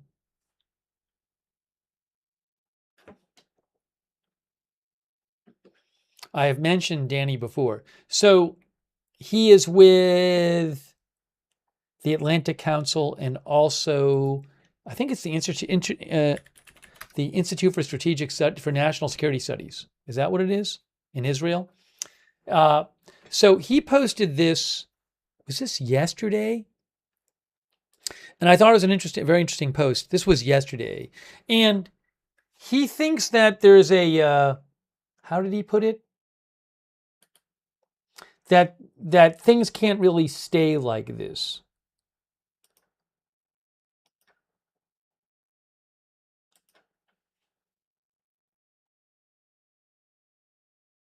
He thinks things will have to go one way or the other.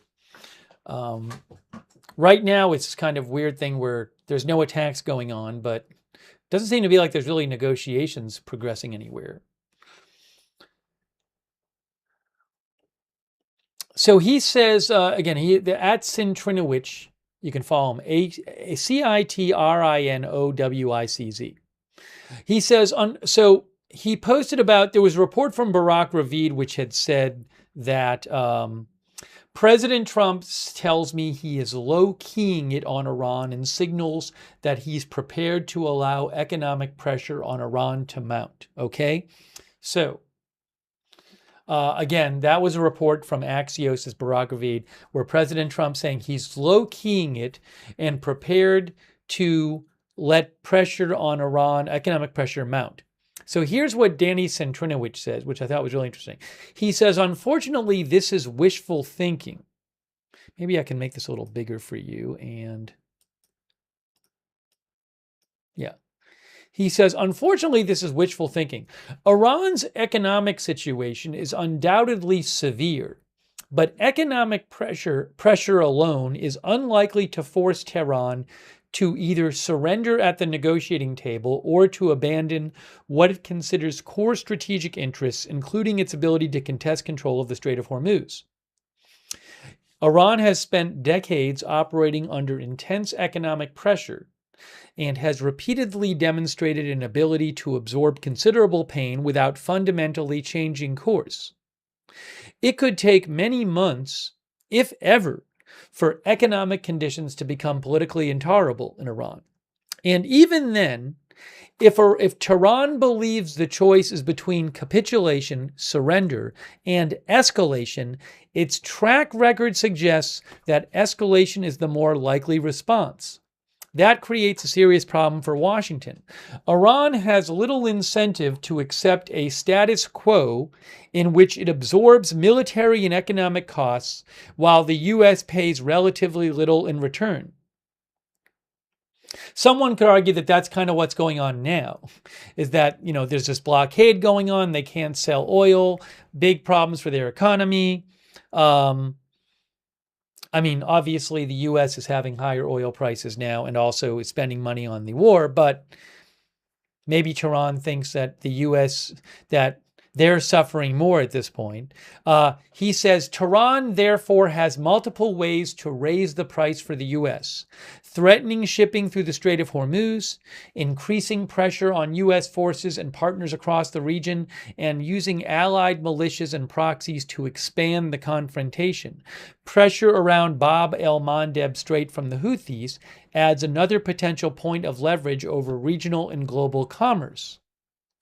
Danny Centrinowicz continues, this is why President Trump may find it difficult to keep the confrontation below the threshold of a broader escalation. Even if Washington wants to contain the crisis and move on to other priorities, Iranian actions could repeatedly force the administration back into it and eventually confront the president with an uncomfortable choice. Accept an outcome Iran can portray as a victory or escalate further to impose greater costs on Iran. The bottom line is that the current equilibrium, Danny thinks, is unlikely to hold. Iran is unlikely to accept sustained military pressure without responding, while its economic difficulties, however serious, are unlikely by themselves to produce the concessions that Washington wants. The central risk for the U.S. is therefore not simply whether economic pressure works, it is whether Washington has a strategy for what happens when economic pressure fails to produce Iranian surrender and Iran instead chooses to escalate. That is the scenario the administration should be preparing for. So the point is, if the U.S. plan is just to let the blockade work, right? What Danny Centrinowicz is saying is, well, if Iran is sitting there and they look at the situation and they feel like, hey, this blockade is hurting us economically, and the U.S. just seems to be sitting there, well, we're going to increase the costs on the U.S. We're going to do something to escalate. For example, they could attack more ships. They could attack energy infrastructure in the Gulf. Who knows what they do? But do so, have the Houthis start attacking more, do stuff, for example, to raise oil prices more. And at that point, what does the U.S. do? If Iran escalates, what does the U.S. do? If President Trump doesn't want to escalate, then what happens if Iran escalates? That's basically what he's saying. We've been talking about this kind of scenario too. We've been discussing it. I think Danny did a very good job of laying it out. And it's not clear. Our poll question tonight is, will the U.S. attack Iran again? So it's a very interesting question. But he doesn't expect, Danny Centrinowicz doesn't expect that we're going to go months and months of just what's going on right now. Now, one thing that Barry points out, Barry says they will probably wait it out. He says Iran will probably wait it out until the next president is elected. Well, something that Danny didn't mention in this post, which I certainly think could be part of Iran's thinking, I don't know, is, and other viewers have mentioned this and talked about this, is is part of what Iran is doing is waiting for the midterms. If you're Iran, do you feel like, well, let's see what happens in the midterms? Because if the Democrats win the midterms, that could impact Trump's support for the war. If you're Iran, it might seem like a rational thing to just at least wait until the midterms and see what happens. So that's another thing that could be happening. I don't know. Pre-breakfast banana says, we won't stop fighting until they open the strait. They won't open the strait as long as we were fighting. Is that what you said? It flew by. Hold on, I'm trying to find pre-breakfast bananas post. Where did it go, pre-breakfast banana? We won't stop fighting until they open the strait. They won't open the strait as long as we keep fighting. This seems like an easy thing to figure out. Again, I don't know if the U.S. is going to keep fighting. We don't know that.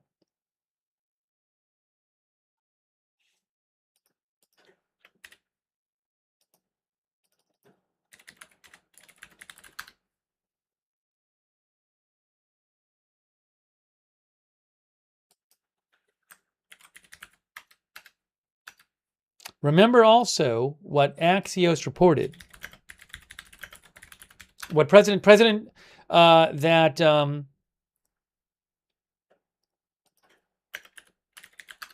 yesterday, one day ago, President Trump told Axios, we are low-keying it with Iran. He said, we're only semi-negotiating with them. We're just watching Iran with its huge inflation and the fact they have no money. So, and he said today, talked about that kind of thing. So it doesn't seem like he's talking about it, attacking them a lot at this point.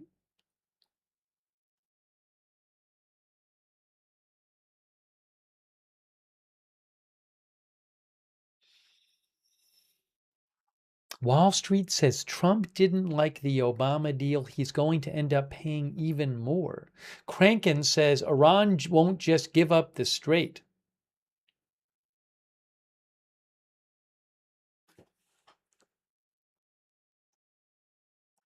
Tim Apple says time for Trump to start the Greenland War. And Organized Chaos says sounds like it's a lose-lose war. Roger Shoemaker says, welcome to month 6. See you in 7. Raptor Rotorhead says, you do what Putin does. You escalate above what the other country can escalate. Again, don't know. I'd be interested to know. I don't know if President Trump is willing to escalate.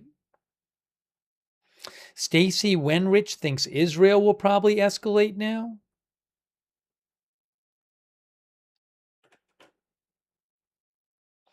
Mongol Mama thinks we're bleeding interceptors and oil can't go on forever, can't go on at all, really. Something else to keep an eye on is the oil price, which we talked about earlier.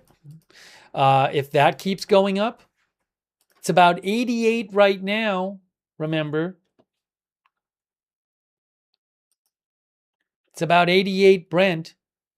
A couple days ago, it was down below, back 4 days ago, it was at 79. Now it's back up to 88. Start of the war, it was around 70.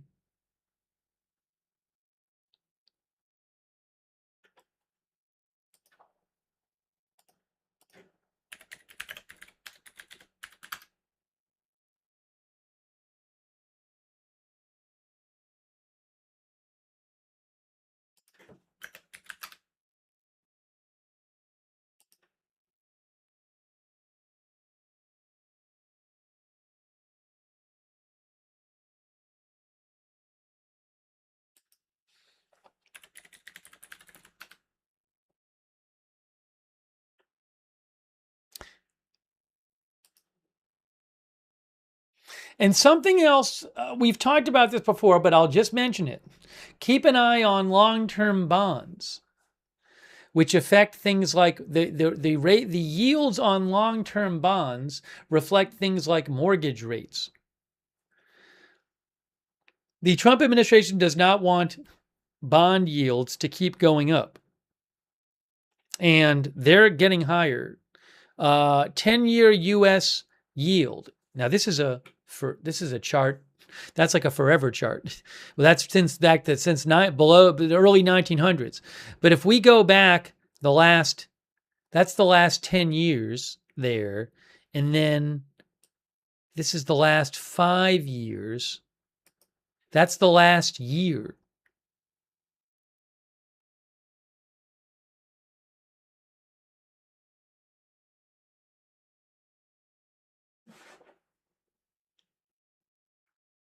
Before the war, the 10-year bond yield was below 4. Now it's 4.705.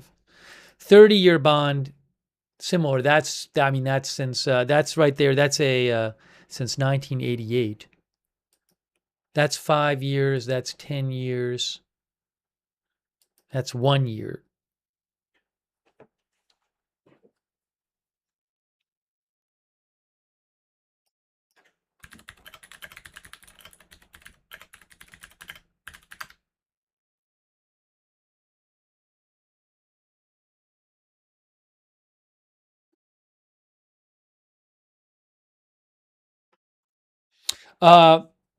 Mortgage rates are, I believe, tied in closely with the 10-year bond. So if that goes up, for example, it can make housing more expensive. Oh, also, according to Gemini, 10-year bond rate also directly influences consumer loans. So if people want to borrow to buy a car or credit card debt, those rates will go up too with the 10-year bond yield. Anyways, I'm not an expert on this stuff, but I do know from the past, when yields have gone up, I've seen talk saying like that's going to be something the Trump administration doesn't want. And we're looking now at these yields going to levels close to the high they've been in years. Again, that's the 30-year and that's the 10-year, and that's a 5-year chart for the 10-year bond. I don't know. It was a little higher in early 2025. It looks like that might have been when the tariffs. I think that might have been when Trump announced his tariffs, because I remember the bond yields were going up then. See what it says. I don't know though. Maybe that wasn't right then. I don't remember what month that was. I remember around that time, bond yields were going up. But my point is. Oil, yeah, I think April, I think Mike A, you're right that it was around April of last year when the tariffs were announced. Anyways, something to keep an eye on. Bond yields going up and oil prices going up. And if that keeps happening, that President Trump might not want that to keep going on.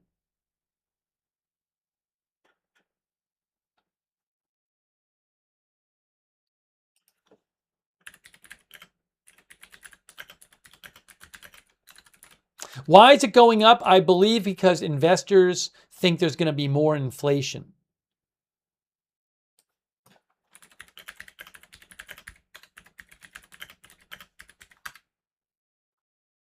So if investors think inflation is going to be higher in the future, they're going to, with a bond, it's where you basically loan somebody money and they agree to pay it back to you with interest.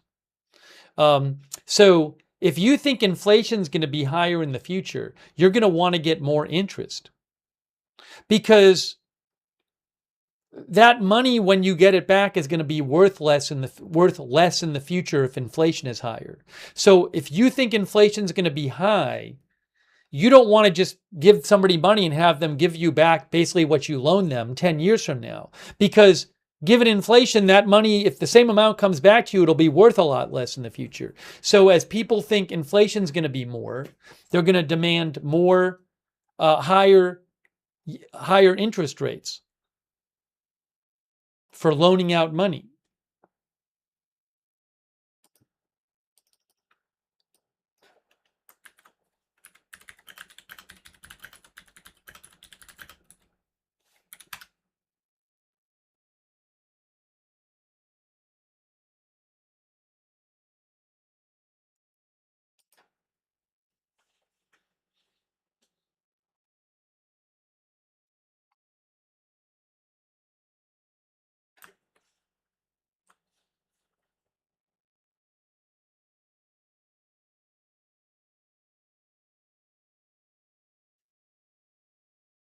That's my understanding.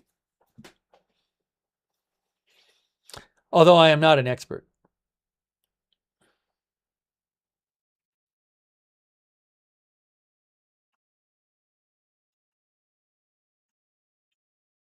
There is on July 30th, there was a Yahoo Finance article that talked about bond yields going up and saying that the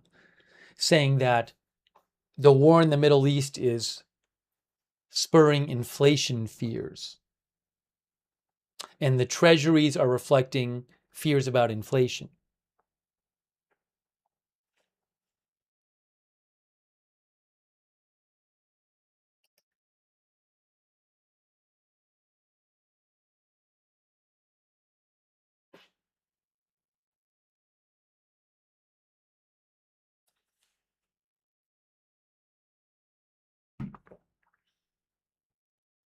Anyways, don't rely on me, though, for expert financial analysis and advice. That's my general understanding.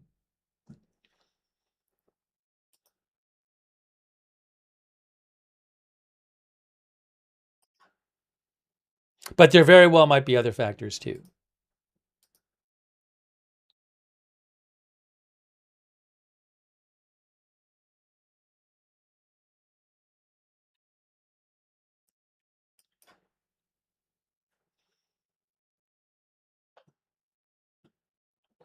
By the way, Investopedia says that bond prices are influenced by factors such as interest rates, credit ratings, yield, and market sentiment.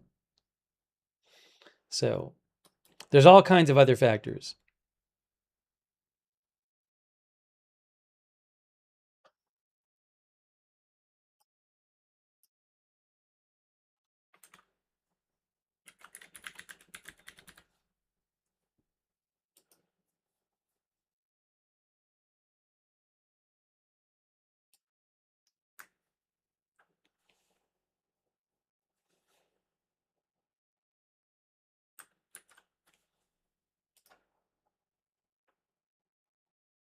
I would assume another factor is if you think that anything that makes you think that the U.S. isn't going to pay on its bonds.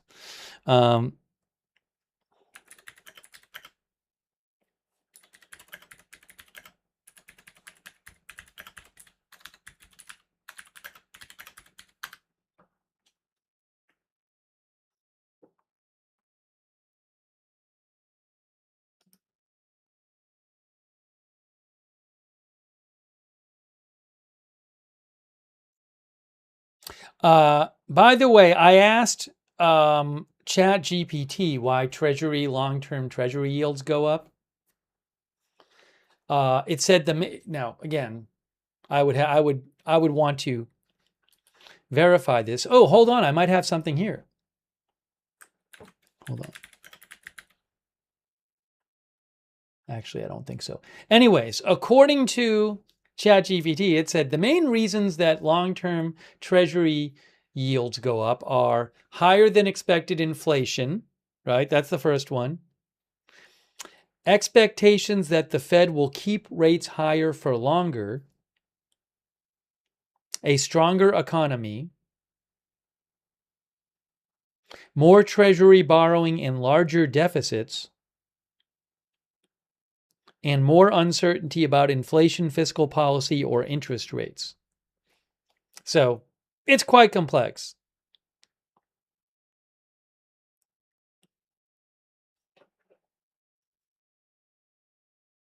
D1GG says inflation plus risk.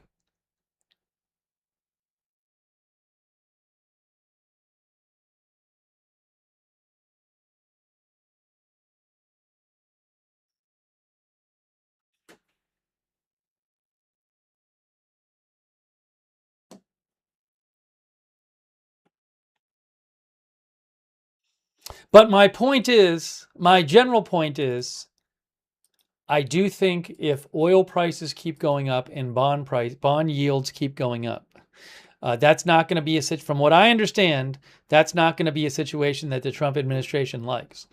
So, something else I'll say is this. So, if there were fighting going on, one way to calm investors would calm the markets would to be say, okay, we're taking a break from fighting. But there's not fighting going on right now, right? So if oil prices start going up, keep going up, and the bond yields keep going up, he doesn't have the option of just saying, Trump, oh, well, we're going to take a break from fighting for now, because there's not fighting going on right now. So I don't know what the next move would be.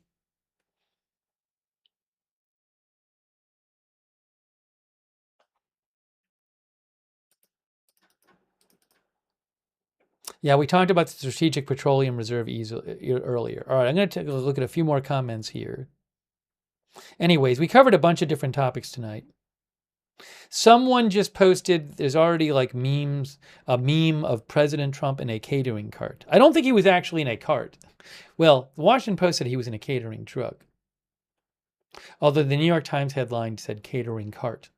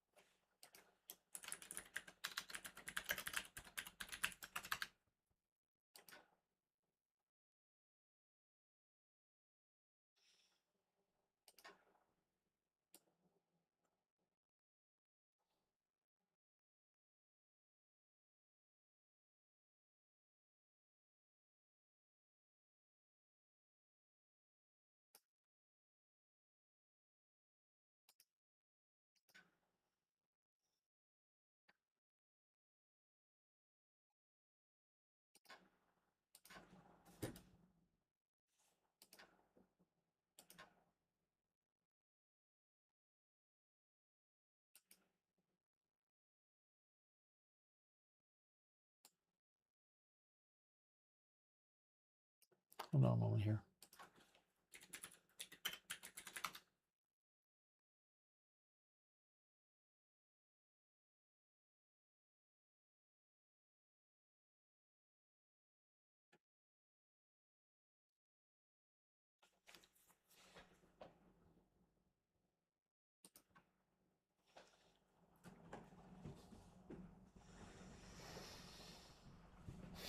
Let me just see if we have any other things being mentioned here. Hold on a second here. Any other breaking reports?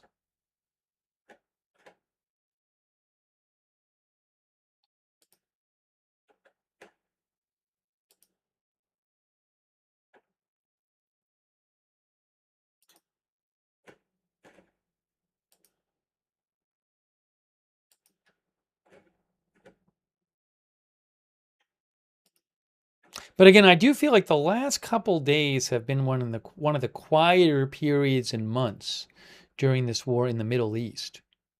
Interestingly enough, I don't know if it's going to stay that way though.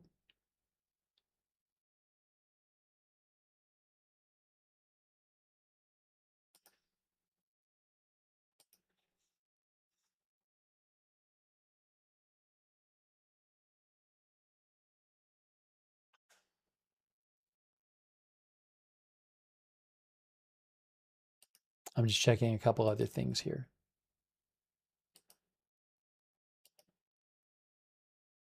Oh, I did have something I want to mention. I just remembered.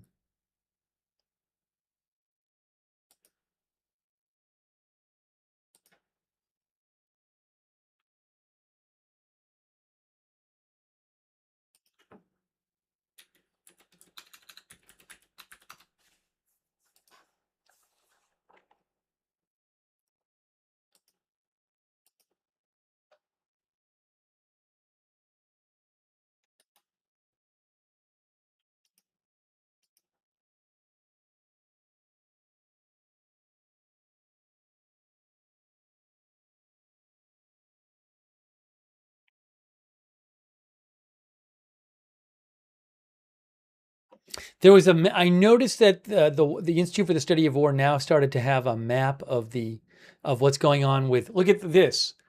We've pulled up Yemen map before. This is a map of the situation with the Houthis and Saudi Arabia. So I want to call your attention to this. You can see it says Houthi and Republic of Yemen government attacks in Yemen. Remember, the Houthis control part of Yemen. The Republic of Yemen government controls part of Yemen. And there's Saudi Arabia here. Republic of Yemen government forces and the Iran-backed Houthis, which are backed by Saudi Arabia, and the Iran-backed Houthis exchanged fire across multiple Yemeni governorates between August 7th and August 10th. So that's the red part is the part that the Houthis control. You can see here, it says Houthi-controlled territory. Yellow dots are the Saudi-backed Republic of Yemen government attacks, and the red dots are Houthi attacks. I'm going to post a link to this article, but if you want to see a map of the situation, you can see down here it says Saudi Arabia, Yemen, and in red is the Houthi-controlled territory. So I thought that was a neat map. I'll put the link in the chat for you guys. Understandingwar.org.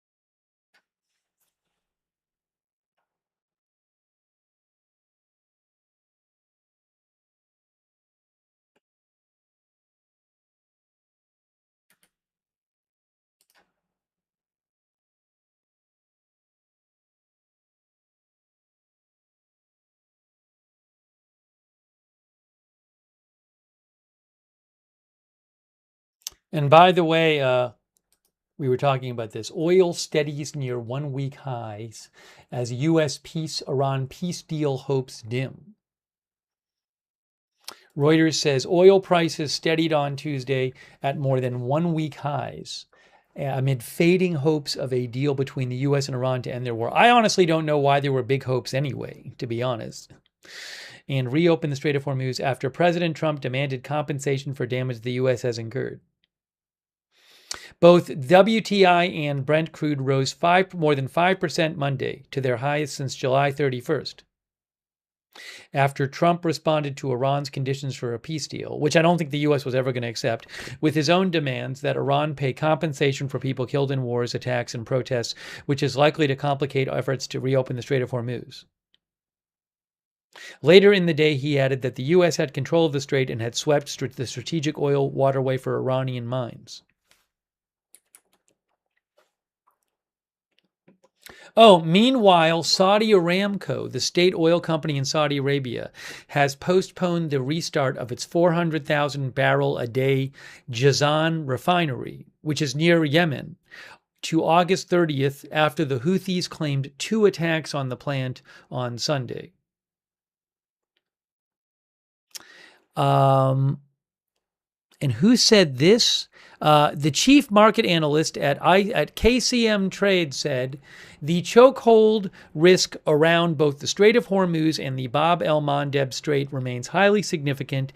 Even intermittent restrictions or the threat of further incidents keep insurance costs elevated and force longer shipping routes. Hence, energy flows look likely to stay constrained near term.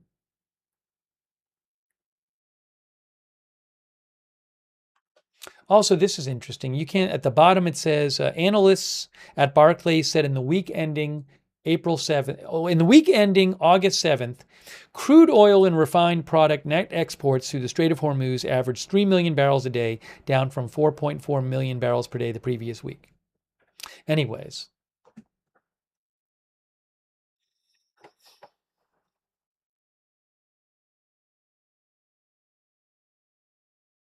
Look, something else I'll say, again, I said it before, is President Trump going to be okay with elevated oil prices going all the way to the election? I honestly don't know. Also, Would Iran maybe try, if they're going to do some escalation that could raise oil prices, they could do it right before the election?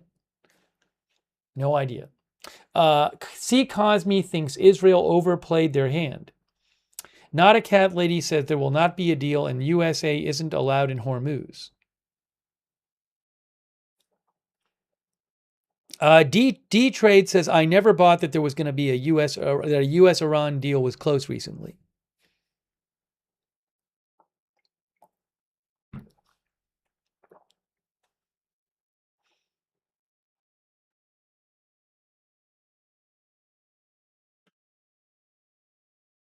I think we may be getting to that time. I think we may be getting close.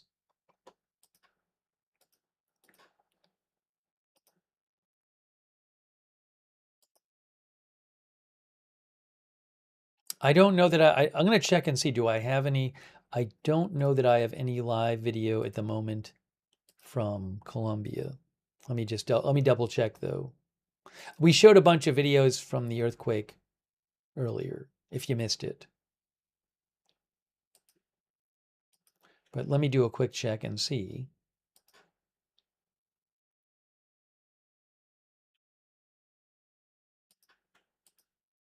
Yeah, I'm not seeing it at the moment.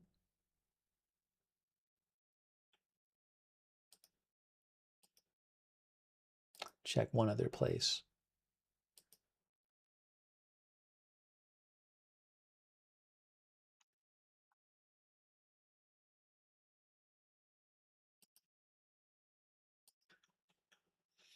Claudiot thinks no chance Hormuz opens. Nacho.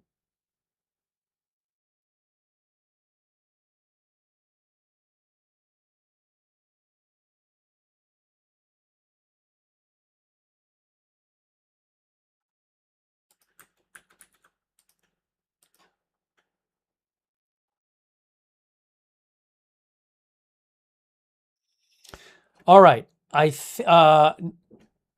think we are getting to that point.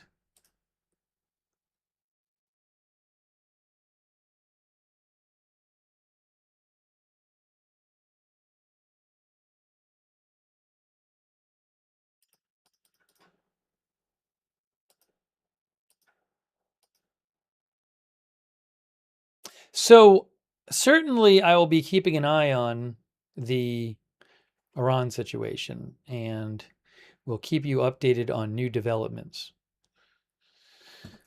But I appreciate people tuning in for the broadcast. We've been covering, thanks for bearing with me as we jumped around to a bunch of things tonight. But if you missed it, we talked a bunch about the terrible earthquake in Colombia. We showed a bunch of videos and gave some updates about that. I really should just one quick time just check something here.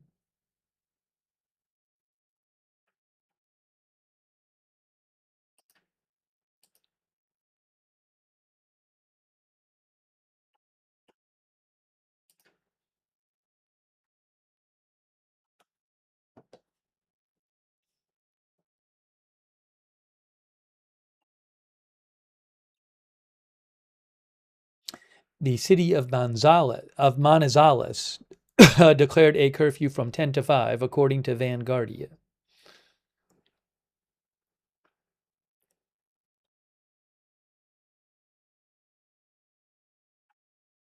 That's in Colombia.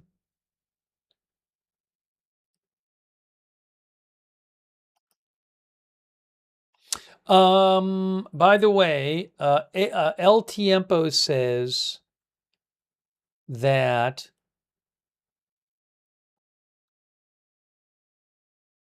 trying to figure out what this is.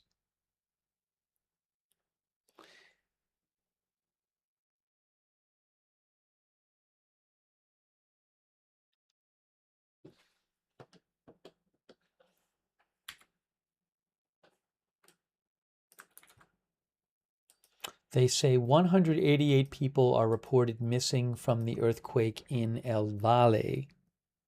El Valle?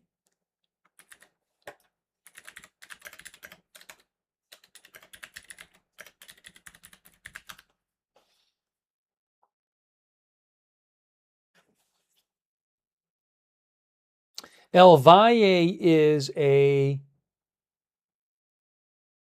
hold on.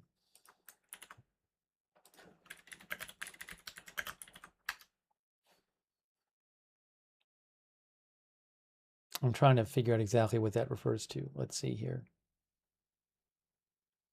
Do I have Valle de Cauca Department, a major region in Western Colombia? In that region, El Valle, there are, in that region alone, there are 188 missing, apparently.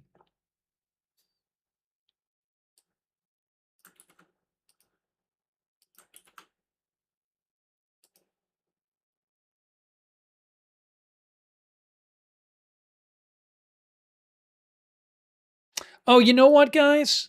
You know what? I said we were going to finish. Before we finish, let me play this. The president of Colombia in the last hour gave an update. So let's just look. It's 7 minutes long. It's 7 minutes long. Let's look at the update from the president of Colombia. For those of you who stuck around, I didn't realize he posted this.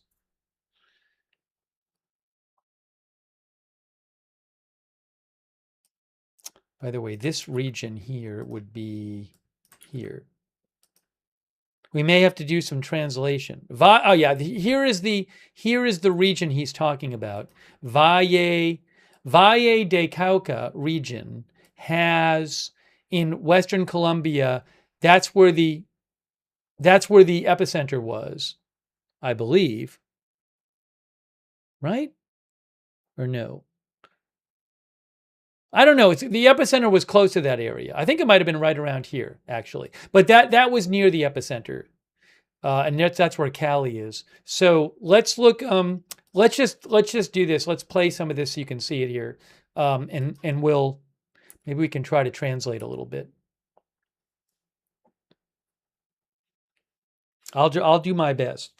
So the last thing we'll do is listen to this for those who stuck around, because we were talking about the earthquake. I don't know if the mark on the map is actually on Google Maps is accurate, but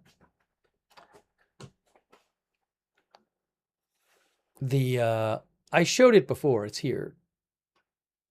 Hold on a second here.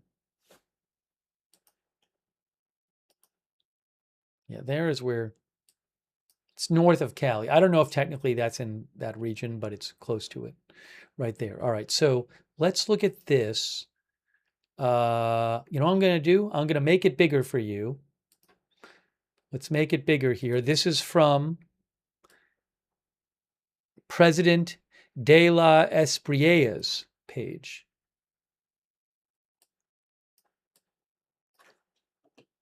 This was his update, 7 minutes. So let's see if we can figure out, if we can translate with your help. Hold on. Now what's happening is it's not loud. It's very soft. Oh, that should be better. Nos encontramos en el puesto de mando unificado en la ciudad de Cali y me permito en este momento hacer la actualización de los daños, las afectaciones. Okay, so he says that we're in basically the control room, the command center, and he's giving an update on the people who've been harmed, the effects and the harm from this, the damage and the effects of the earthquake. That I could make out. Tenemos cerca de 5,000 viviendas aproximadamente averiadas y colapsadas. So 5,000 is 5,000. What is averiadas? I know what colapsadas is. Hang on, I need to put this up. Broken down. So damaged and collapsed, about 5,000. I think it's housing units. He said viviendas. So someone will know more than me, but is that housing units? 5,000? Houses is, I guess it's a house or housing. 35 fallecidos is dead, although it sounds like maybe he's talking about the region here and not the country. That's a little confusing because we know there's more than 35 dead in the country. 35 fallecidos, aproximadamente 700 heridos. Tenemos 3 hospitales colapsados. Okay, so he said around 700 injured and 3 hospitals collapsed. Again, I think this is no. There's no change to English the captions. 18 hospitales con afectación, 39 centros educativos afectados y el aeropuerto con unas averías con una operación restringida. So he talked about damage at a number of hospitals and a number of educational centers and at an airport. Pero lo que más nos preocupa, sin duda alguna, son las 188 personas desaparecidas. Right. So what he says, again, I think he's talking about this particular region. And he's saying in this region, what's worrying us most more than anything is that there's 188 people missing in the region. Y ahí, en ese punto en particular, es donde vamos a concentrar la acción del Estado, todo articulado con el gobierno departamental, el gobierno municipal y, por supuesto, con el gobierno nacional. Desde He says they're concentrating on finding these missing people. el principio de este día y desde que ocurrió la tragedia, he estado hablando con la señora gobernadora y el señor alcalde y ellos nos solicitaron rescatistas. Ya tenemos en la ciudad de Cali 228 rescatistas y los caninos que nos van a ayudar en esa búsqueda. He's talking about there's over 200 rescuers who are looking for the disappeared people in this region. Again, 188 missing people. De los desaparecidos. Tenemos también aquí, por solicitud de la señora gobernadora y el señor alcalde, 105 ingenieros militares. Talking about they have military engineers there, 105, I think he said. Y hay un fenómeno bien particular que ha ocurrido desde el momento en que se presentó la tragedia, y es que ha habido saqueos y problemas de orden público. Okay, so he talked about saqueos. Is that, he said there's a problem of public order. Is saqueos looting? Is that what that is? He said there's an issue with looting. Yeah, saqueo is looting. So he talked about an issue with saqueo.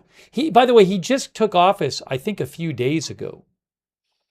Yes, people are saying yes in the chat. So he said that there's an issue in the region with looting and public order. Por tanto, al amanecer de mañana tendremos en la ciudad más de 1,000 hombres protegiendo y resguardando. So he's saying they're going to be protecting. Almanecer is like storage places, isn't it? Like warehouses, I believe.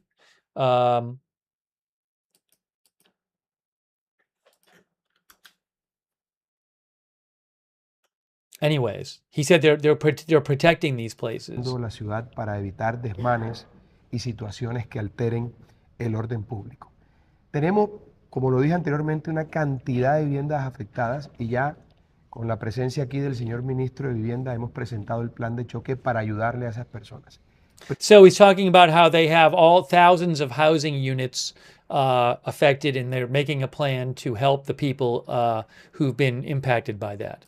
Primero, vamos a darles un subsidio para que puedan mudarse a otro lado y luego viene la recuperación de esas viviendas. Y por supuesto se necesita agua, plantas eléctricas, carpas, estamos en la consecución de todo ello y debo decir que el sector privado, los empresarios se han portado muy bien.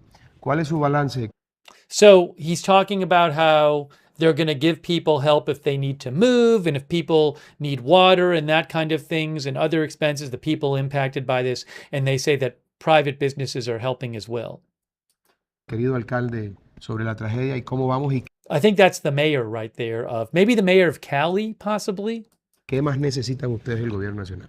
Muchas gracias, presidente. Primero, agradecerle su presencia, la de sus ministros y toda la buena disposición de la fuerza pública. Como He thanked them for the supplies and for being there, and the help by the government, the national government. bien decía, Ya ordené la militarización de Cali esta noche y con el apoyo del gobierno nacional lo vamos a lograr. Ya se están desplegando 600 tropas iniciales. Como lo mencionaba el presidente, de aquí a la madrugada llegarán las 400 o 500 que And he's talking about how they're deploying the military in Cali to keep public order. quedan faltando. Tenemos en Cali 40 edificios colapsados. 40 buildings collapsed in the city of Cali. 40 edificios colapsados totalmente. Tenemos 188 personas que han sido reportadas como desaparecidas, que aún no han sido rescatadas. Ya rescatamos a 37 personas. They've rescued 36 people, and there's, again, 188 people missing. Esta noche también decretamos el toque de queda a partir de las 8 de la noche. Evidentemente, esto no afectará las operaciones de rescate. Tanto rescatistas como voluntarios en las operaciones de rescate podrán seguir trabajando. También miembros de la fuerza pública, médicos y personas que estén trabajando en el rescate. Todo esto. He's talking about, I think, the curfew now and saying, of course, you know, the people who are rescuers and medical people and stuff, they can still work, but there's this curfew overnight. Yeah, the one and only said curfew as well. Para salvaguardar la seguridad en nuestra ciudad. Caleños, de esta vamos a salir juntos, vamos a estar unidos. Los caleños y Cali somos todos, no lo olvidemos, todos unidos por Cali, todos unidos por... He wants the people of Cali to be united and to be together. I think caleños is caleños people who live in Cali, I think. Las víctimas, todas nuestras oraciones por Cali. Señora gobernadora, aparte de Cali, And she is the governor of the region, I believe. ¿qué otros municipios han sido afectados y cuál es su balance al respecto? Todos los municipios del departamento del Valle del Cauca han sido afectados, más que cualquier cosa, el norte y el centro del Valle. Okay, so she said that I think she said basically the whole region has been affected, all of the cities in the region have been affected, and she said, I think the north and another part of the region, El Norte del Centro, the north of the center of Valle is the Valle del Cauca is the name of, if I'm pronouncing it right, the name of the region. And she's the governor of the region. Cali is a city. They were just talking to the mayor of Cali. She's the governor of the region. El Cauca, en donde el Cairo, que es un municipio cercano a San José del Palmar, el 80% está completamente colapsado. Wow, okay. She said in Cairo, which I believe is the town nearest the epicenter, 80% is completely collapsed. I think she said 80%. By the way, how big is Cairo?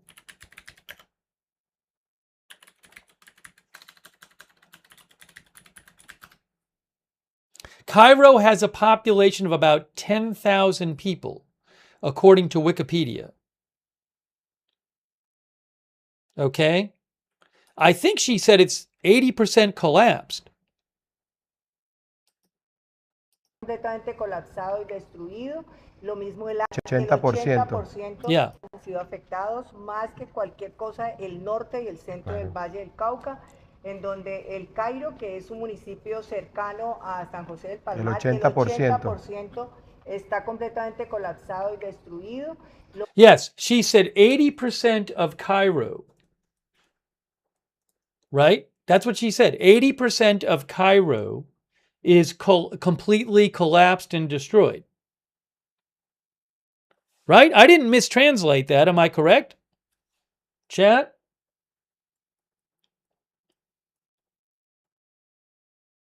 All right, I'll have to post about that.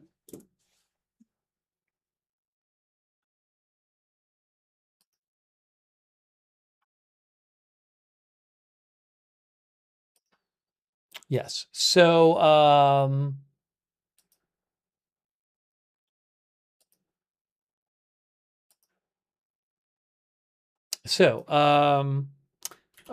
Colombian officials say 80%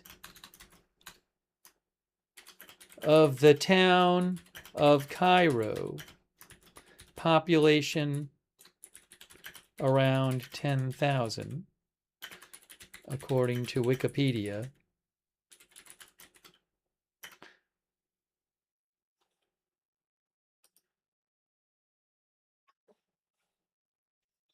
has collapsed and been destroyed.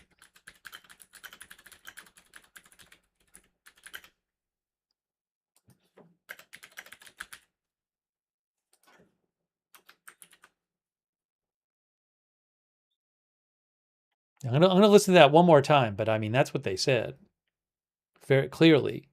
San José del El Palmar, 80%. que es un municipio cercano a San José del El Palmar, 80%. en donde el Cairo, que es un municipio cercano a San José del El Palmar, 80%. está completamente colapsado y destruido.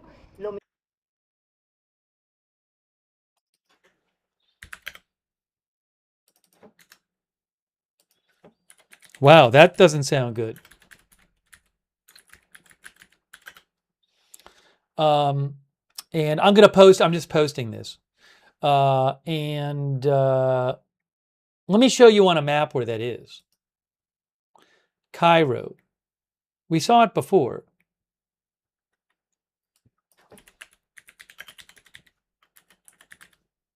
Am I spelling it right? El Cairo. Oh, it's El Cairo, right? El Cairo is a town and municipality located in Valle de Cauca. Hold on, I'll show you so you can see it. El Cairo. That's the right region. Population 10,000. According to Wikipedia, that's what it says. Population 10,000, 9976. And then here on the map, it says El Cairo.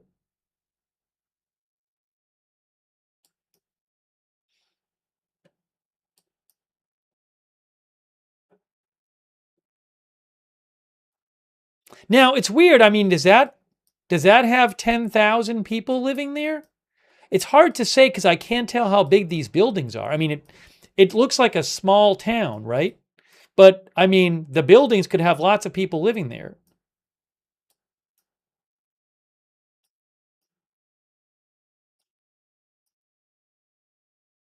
Let me check the ESMC, what they post about it.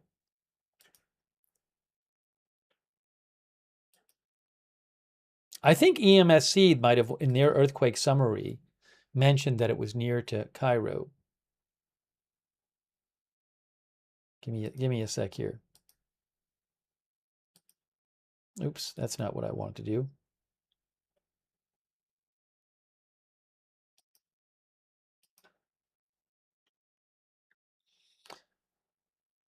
Sorry, I'm just finding this from today. Here it is. Colombia.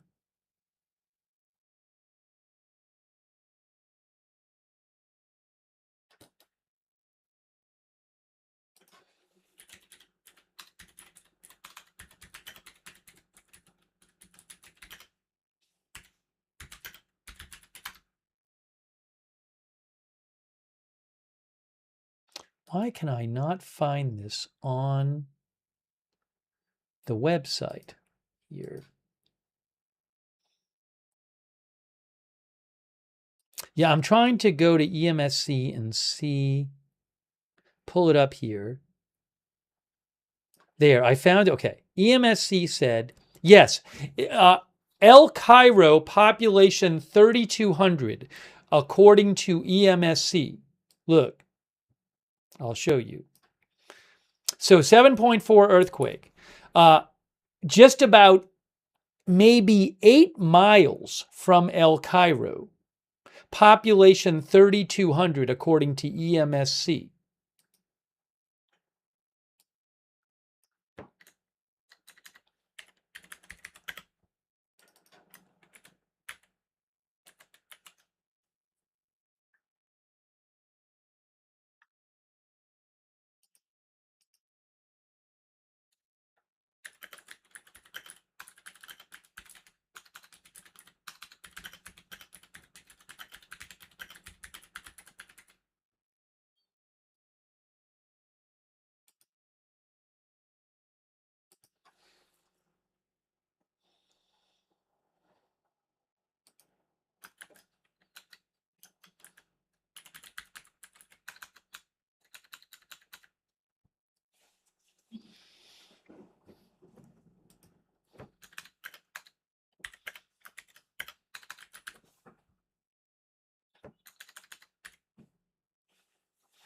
Okay, so, sorry. So that sounds, again, EMSC says that El Cairo has a population of 3,200, and it was about 8 miles from the epicenter.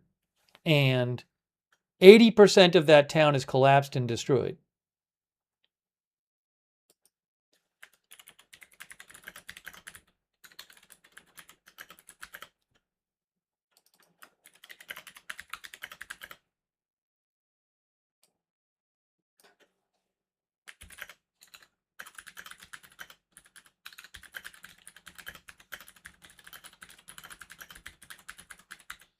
Okay, so again, sorry to hang up on this, but I think that's important. That's pretty serious. En donde el Valle del Cauca han sido afectados más que cualquier cosa el norte y el centro del Valle del Cauca, en donde el Cairo, que es un municipio cercano a San José del Palmar, el 80%, 80% está completamente colapsado y destruido. Lo mismo Yeah, is completely collapsed and destroyed. That's what she said. All right, I'm just posting this. Sorry for the delay, but 80% of the town of El Cairo is completely collapsed and destroyed from the earthquake. According to EMSC, the population of El Cairo is 3,200 and the town is around 8 miles from the earthquake's epicenter. Okay, so that is not good.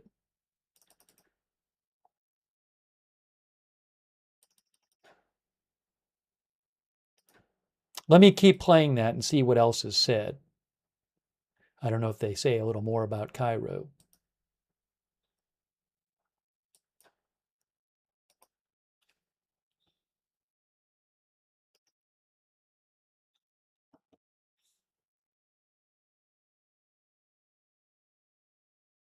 Wikipedia said the population is 10,000. EMSC says 3,200. I just don't know.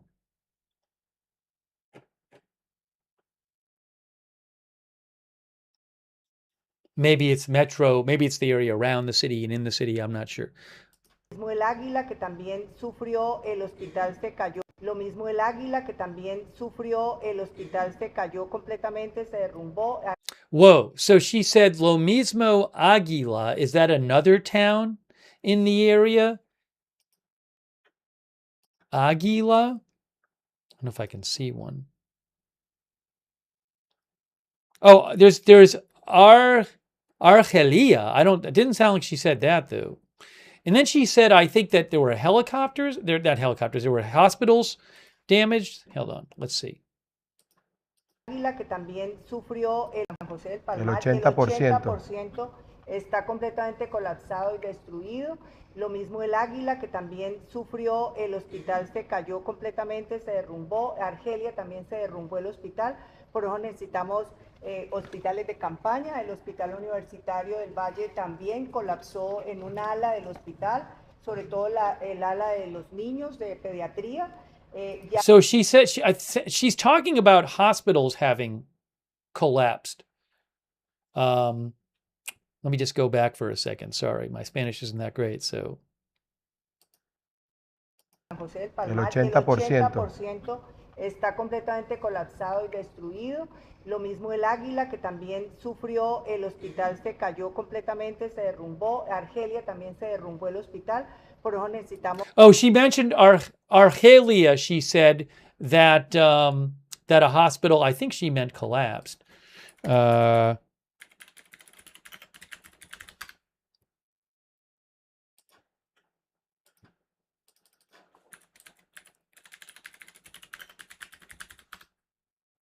Pediatric wing, I'll have to play that again.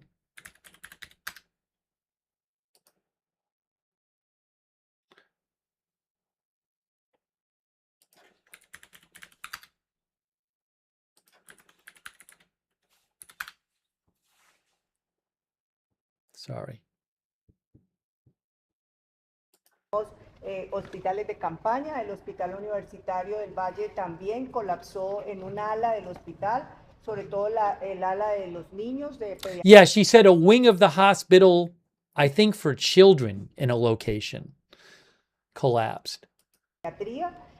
Ya logramos evacuar las personas que estaban allí, estaban debajo de los escombros, afortunadamente vivas y sanos. Los pacientes, Oh, I think she said that in that wing. Los pacientes, las personas, desafortunadamente dentro de las personas fallecidas hay 4. Ya logramos evacuar las personas que estaban allí, estaban debajo de los escombros, afortunadamente vivas y sanos. Los pacientes, las personas, desafortunadamente dentro de las personas fallecidas hay 4 niñas y dos que estaban en el colegio. Estaban en el colegio y pues. Okay, so she said that, if I understood her right, she said that a wing of a hospital collapsed that was a children's wing, but they rescued everybody in the rubble there, and the people were all alive and healthy that they rescued. But then she said, I think that there were 4 children among the dead.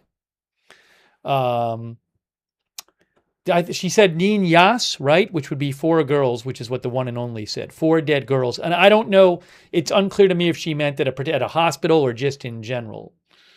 Desafortunadamente una pared se cayó y eso pues le causó el fallecimiento. Buenaventura, toda la carretera tenemos 20 sitios en donde hay derrumbes, ya se está evacuando los derrumbes, esperamos esta noche terminarlos. En Buenaventura mañana.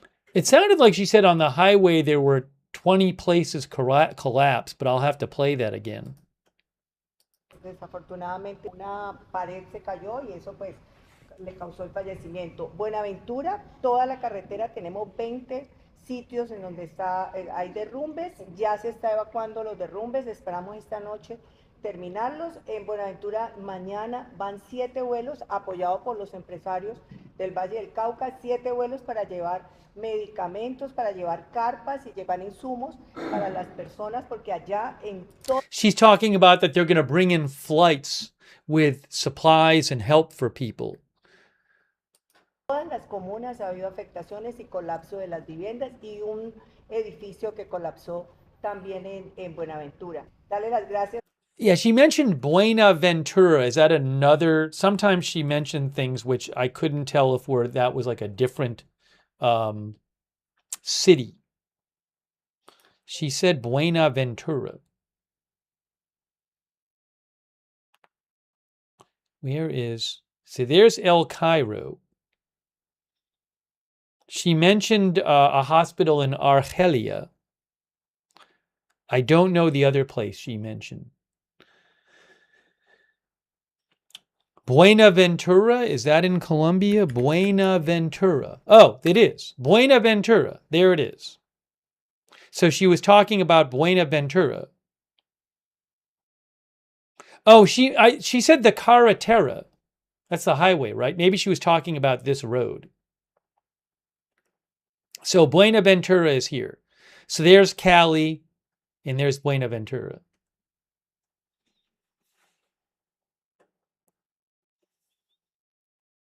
Okay. Anyways, let's just listen to the rest of what she had to say. Sorry, I know I missed some of the stuff, but you get the basic idea. Al gobierno nacional porque por primera vez nos vienen a apoyar inmediatamente y de verdad que estamos muy agradecidos. Nosotros tenemos capacidades, pero nos faltan capacidades y ustedes son los que lo que necesiten. She said they're being very grateful for the support from the national government. Estamos muy agradecidos, nosotros tenemos capacidades, pero nos faltan capacidades y ustedes son los que lo que necesiten. Aquí estoy. Por supuesto, muchas gracias a usted, muchas gracias. Yeah, she says we have capacities, I think she said, but we lack certain things, and she's thankful to the president and the national government. Al ejército, a la policía, a la Cruz Roja, a la defensa civil, que ha hecho un gran papel a también. los bomberos que estuvieron hoy en el hospital universitario evacuando, se demoraron casi todo el día evacuando esos pacientes. Así que muchas gracias a todos y decirles que el Valle y Cali está derrumbado, pero no está derrotado. Todos unidos vamos a sacar adelante al Valle del Cauca. Y Cali está derrumbado, pero no está derrotado. Todos unidos vamos a sacar adelante. I'm looking at the captions. Está derrumbado, pero no. So I think she said that the Valley and Cali are derumbado is like collapsed, I think. Or damaged or demolished, but have not been broken. I think she's saying that has not been broken, if I'm reading that correctly. Todos unidos vamos a sacar adelante al Valle del Cauca. La intención nuestra, querida gobernadora y señor alcalde, es colaborar en todo lo que se requiera. He says we're going to collaborate in everything that is required. Aquí no hay distingos ni hay divisiones ideológicas cuando de defender a nuestra gente, cuando de ser solidarios se trata.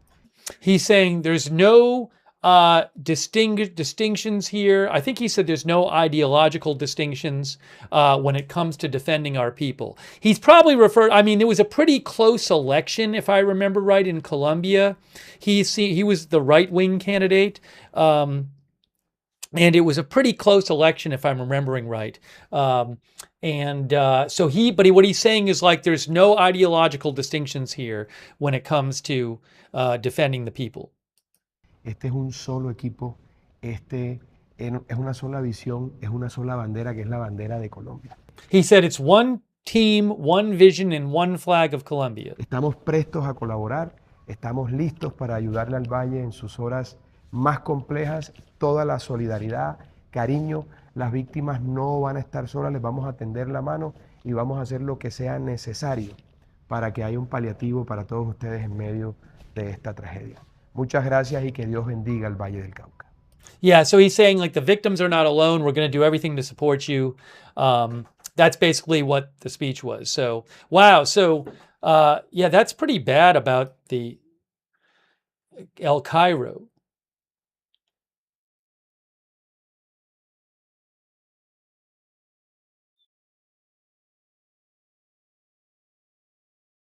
And again, I just want to double check this, but that was pretty bad.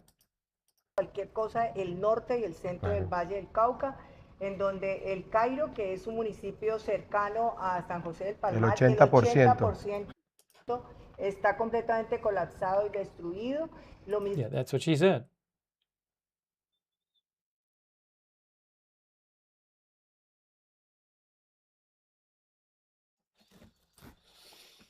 Okay, so I'm glad we got to watch that, actually. I didn't even know that had come out. That was posted about an hour ago. Well, hour and a half ago now. But I didn't even see that was up there. So that was helpful to see and get an update about. And I don't know about, by the way, Pixie Lou says they are so encouraging.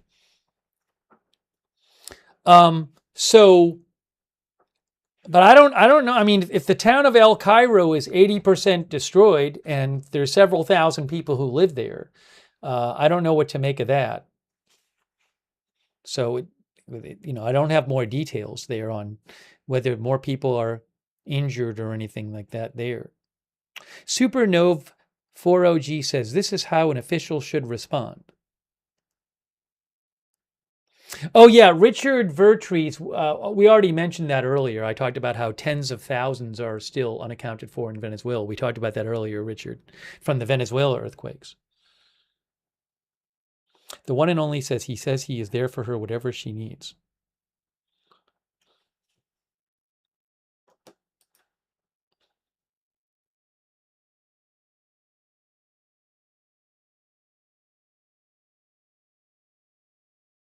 And then, you know what? I don't even know if anybody's watching anymore, but there's one other, 3 hours ago, there was a 4-minute announcement about the people of Chocó.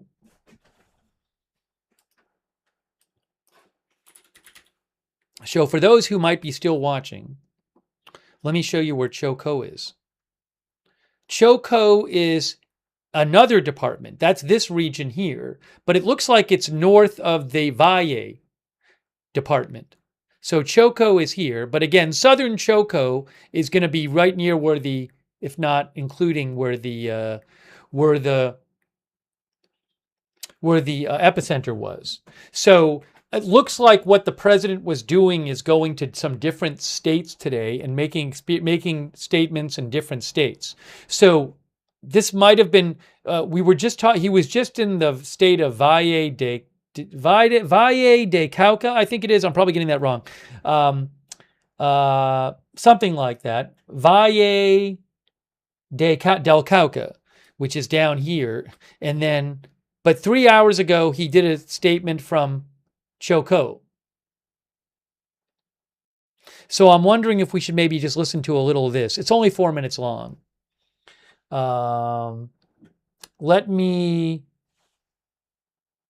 just put that up there for the few who might still be watching so you can see it.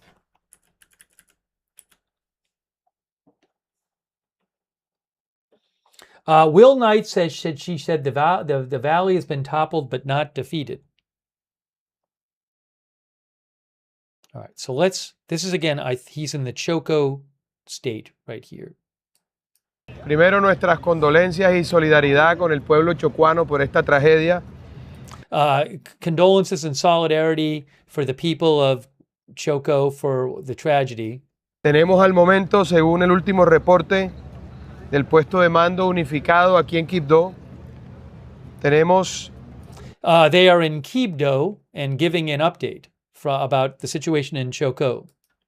13 fallecidos. 13 dead, 119 wounded, and 119 heridos, 1,467 afectados.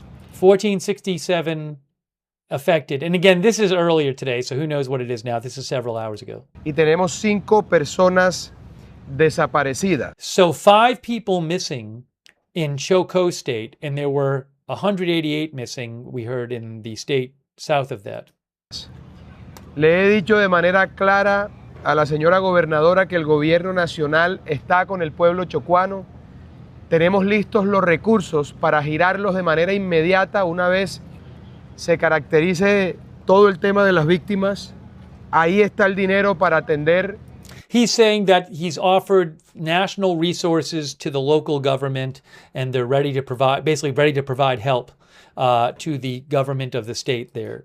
Esta tragedia, y estamos seguros de que con la ayuda de Dios y el concurso del nuevo gobierno podremos superar este terrible impasse que enluta hoy a toda Colombia y por supuesto He's saying he thinks with the help of God and their efforts they'll be able to overcome this terrible event.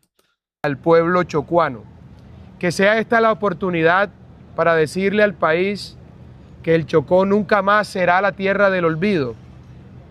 En la era del tigre, I think he just said Chocó will no longer be a forgotten land. I think he said. Now I don't know the background of Chocó. So sounds like maybe some, again, I'm not familiar with how the political background is there. El Chocó tendrá un lugar fundamental, trascendental e importante. A este departamento el centralismo lo abandonó a su suerte hace muchos años. Y hoy hay una cantidad de deudas históricas con esta región del país que cualquier persona podría pensar que son impagables, pero yo estoy acostumbrado a que me digan que las cosas no se pueden. Yo hago lo imposible, dejo... I know, I didn't catch all of it, but he's talking about how this region will be important. It sounds like he was saying he doesn't think it was given proper attention before. Que me digan que las cosas no se pueden. Yo hago lo imposible, dejo que los demás hagan lo fácil. Yo estoy comprometido con este departamento y por más adversa que sea la situación, le vamos a meter la ficha durísimo al Chocó, señora gobernadora. Lo primero es que salgamos de este problema. Por eso vine acompañado del señor ministro de Defensa.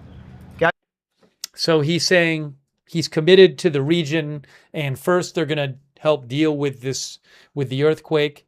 And I think he just said the Minister of Defense is there. Ha dispuesto todo el aparato militar y policial para traer aquí a nuestros ingenieros, nuestros rescatistas y demás personal, además de caninos, para atender la emergencia como corresponde. He venido también con el... He's talking about how they're dedicating personnel to help with rescuing people and that kind of thing. Señor Ministro de Vivienda, para que determinemos la afectación de tantas viviendas que superan las 1.300, 1.400 viviendas y para eso también vamos a disponer. He's talking about here how they're also going to help people with housing, 1,300, 1,400 people, it sounded like, or 1,300, 1,400 units of housing have been impacted, so they're going to help people with that. De un subsidio de arriendo para que las personas mientras restauramos y reparamos las viviendas puedan irse a un arriendo mientras esto ocurre. Vengo también con la señora ministra de Salud para que nos ayude a priorizar todo el tema de salud. Los enfermos, los heridos que tenemos hoy aquí en el Chocó serán remitidos a Medellín. Allá tenemos todo dispuesto para que eso se dé. So we talked about how the Minister of Housing is there to help with the housing needs. The Minister of Health is there to help with the injuries, and the people who've been impacted health-wise. Suerte que el gobierno, señora gobernadora, está comprometido con el Chocó. Vamos a salir de esto y me comprometo públicamente con usted a hacer un encuentro regional en donde el gobierno nacional viene en pleno aquí para determinar cuáles son los problemas en cada uno de los municipios, cuáles son las deudas en materia de infraestructura, en materia social, en materia de seguridad. Pero por lo pronto vamos a resolver la emergencia y está todo dispuesto. He says, we're going to deal with the emergency, help deal with it. And again, he's talking, I have to go back and see,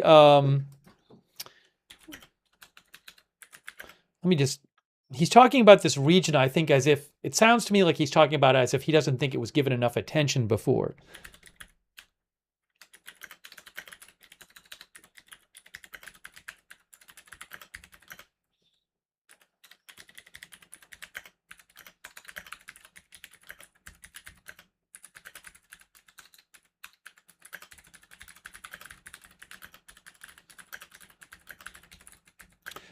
Esteban says he seems extremely helpful right now.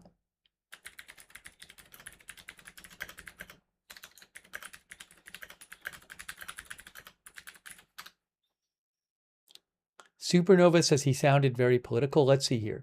Okay. So I asked Gemini AI, and Gemini AI said that Choco is a department, a region which historically has faced significant infrastructure challenges and state neglect. Okay, so again, I'm not catching all of it, but he certainly seems to be hitting this theme that, like, this state is going to get more attention. We're completely committed here. He has said several things to that effect. Again, I don't know all the background, but... para ello, pero sobre todo la voluntad política para hacerlo. El Chocó tiene un lugar especial en mi corazón. All right, he said we have the political will to help. He said El Choco has a special place in my heart. Porque ha sido un departamento abandonado. He said it's been a abandoned region. That's what he said. Oops, hold on. Vamos a salir de esto y me comprometo regionales en materia de infraestructura, en materia social, en materia de seguridad. Pero por lo pronto vamos a resolver la emergencia y está todo dispuesto para ello. Pero sobre todo, la voluntad política para hacerlo. El Chocó tiene un lugar especial en mi corazón porque ha sido un departamento abandonado. Y yo, como abogado que soy, tengo un alto sentido de lo justo. Y se ha cometido una injusticia con el Chocó durante muchos años y es momento de que esa injusticia termine y se hará.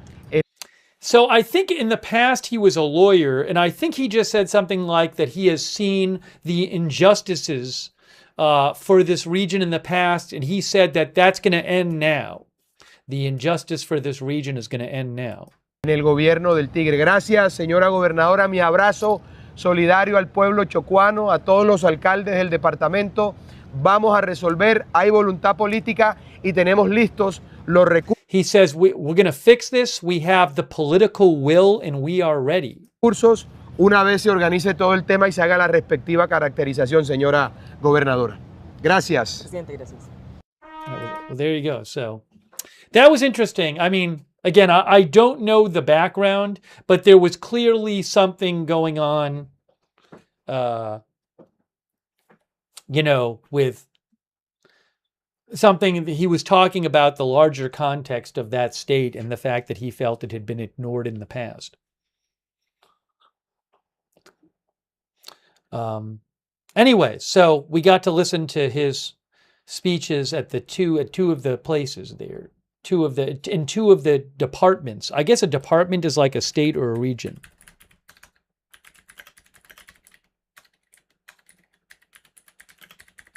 Again, that is the new president, Abelardo de la Espriella. A department is like a state. Okay, anyways. Well, I'm glad. Sorry, I didn't realize. We should have looked at that before, but we talked about the earthquake before. And again, my translation was not perfect, so I don't claim to have gotten everything. Thanks for the help in the chat.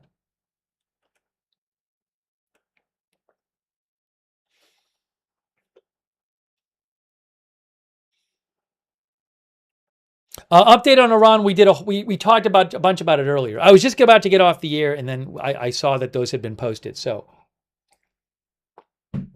I think now we're going to wrap it up. Now, by the way, Dacoy said it's the poorest region in Colombia. Is that true?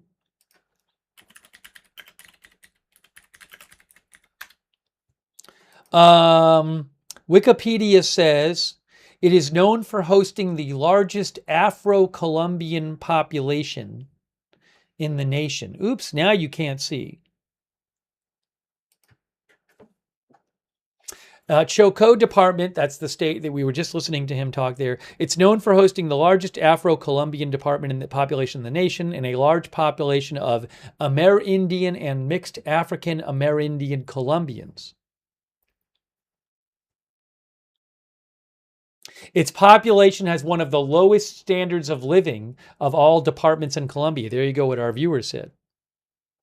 A major factor cited by the government is the rugged montane rainforest environment and the hot, hyperhumid climate.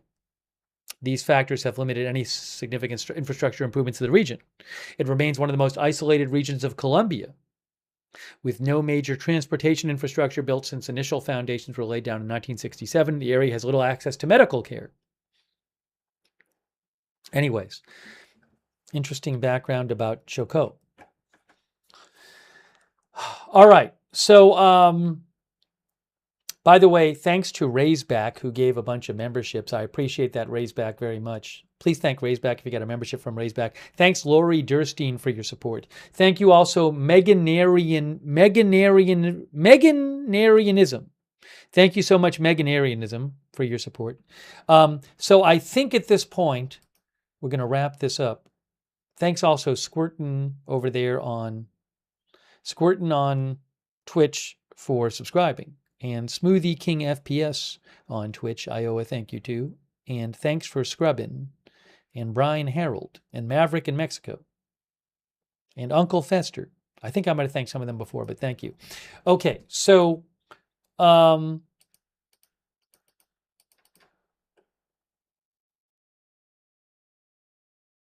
I think we have, hold on a second here. Oh, by the way, I mentioned earlier that the Washington Post was saying that President Trump was moved from the old Air Force One to the other plane on a catering truck, and that the New York Times had called it a catering cart. Dan Lamothe, who I think wrote the article for the Washington Post, he posted on X that it was a catering truck, not a catering cart. If you were wondering.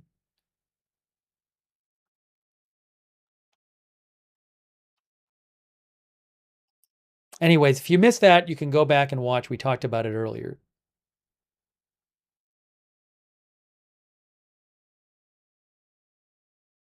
Oh, the New York Times in the headline had called it a catering container. But I think in the article they had said catering cart.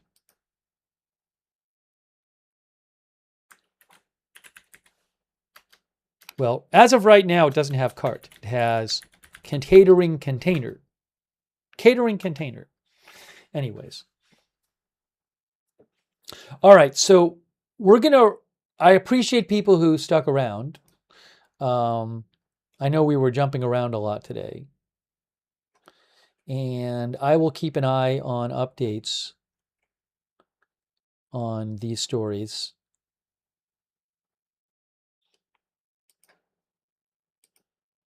Hang on a moment.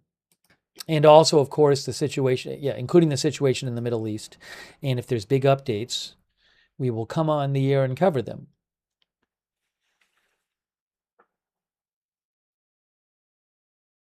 But again, and thoughts with everybody in Colombia. Somebody had asked if there's some kind of assistance thing. I'm not aware of a national one. I'm not aware of it. I haven't seen the president post about it. So there very well might be, different charity agencies that have set up things. I'm not sure, but I'm not aware of a national one. If there was one, like the president said, like, hey, here's our national, GoFundMe or whatever, I'd let you know. But I'm not aware of it.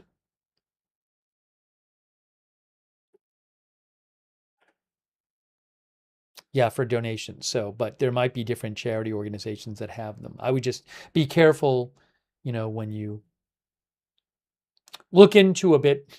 Sometimes, unfortunately, with disasters or tragedies, there's people who are not honest and create these accounts. But I'm guessing there might be well-established charity organizations. So one of our viewers said, one of our viewers asked about Bukele in El Salvador, Nayib Bukele, president of El Salvador, had posted that we are monitoring the consequences of the earthquake. Prayers are with families of those who lost their lives, with the injured, and with all Colombians who are going through difficult times. From El Salvador, we are in communication and ready to provide immediate support with our rescue teams, doctors, paramedics, supplies, or any other assistance that our Colombian brothers and sisters may deem necessary. Okay, so I do appreciate people tuning in, and we will have more coverage as the news warrants, and thoughts with everyone in Colombia impacted by this terrible earthquake. So if you'd like, you can subscribe or follow the channel Agenda Free TV. We cover all kinds of live breaking news without an agenda. And I will post updates on my X account about these and other stories. If you want, you can follow me over there at Lookner on X. I post breaking news there.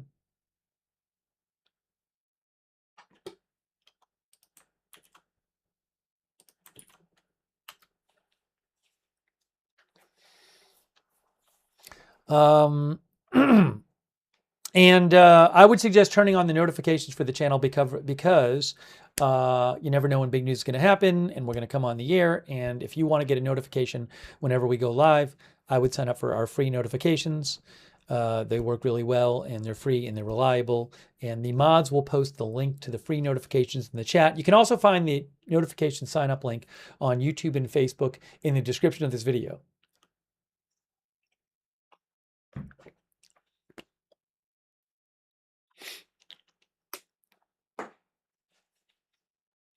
But I appreciate people watching, and also a number of people have been sending me updates. I appreciate that. Also, thanks for letting me read your comments and questions on the air, and also everybody who's been posting in the chat. Thanks for participating in the chat, all those who did that, and for watching. And huge thanks to our moderators, who I did not thank enough tonight. I really appreciate our moderators. They are the reason that we can have chat rooms. They keep things civil and respectful there. So people like Ruth and Deadwing over on YouTube and our other YouTube moderators, really appreciate it. Thank you. Also our Twitch moderators who have been there. Idaho Star, I Got That Fire, Matthew Kohai 3, Sarah, Surly Dev over on Twitch, and our other Twitch moderators. Linda Belk, Larry, Misha on X and on Facebook. Our moderators over there, hang on a moment here. Michael Fergal, Paul Anderson, Kay Larry Body, Andrea Holder, Darren Charlo. Thanks for moderating over there. And thanks to everybody who supported the channel tonight. Very kind of you. Really appreciate all of your support. That's what allows the channel to exist. I think I got everybody before, but thank you so much for again supporting the channel and letting the channel exist. Let me just make sure I got everyone. I think I did. I think I did.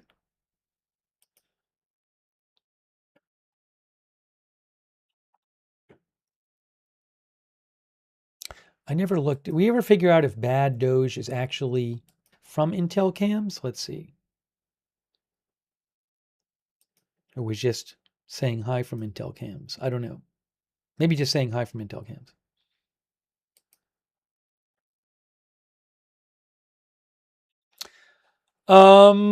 Hey, another good way to find out when we're live if you're on X is follow us on X at Agenda Free TV. We cover I always post there before we go live. I post updates about the channel over there at Agenda Free TV on X.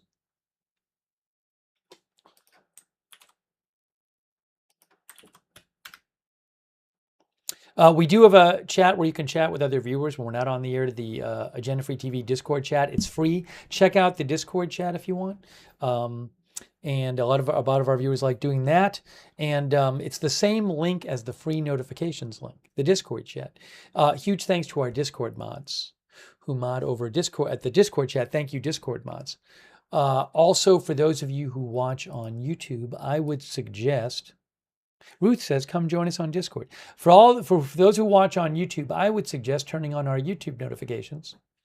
Another good way to find out when we're live. To do that, what you need to do is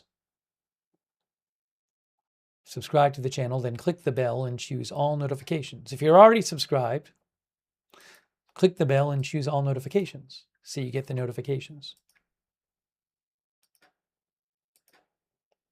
Thanks to all of our Facebook subscribers.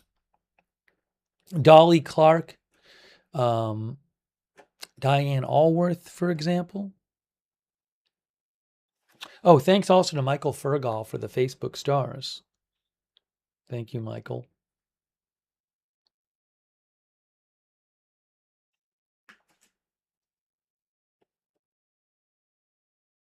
And hold on a moment here.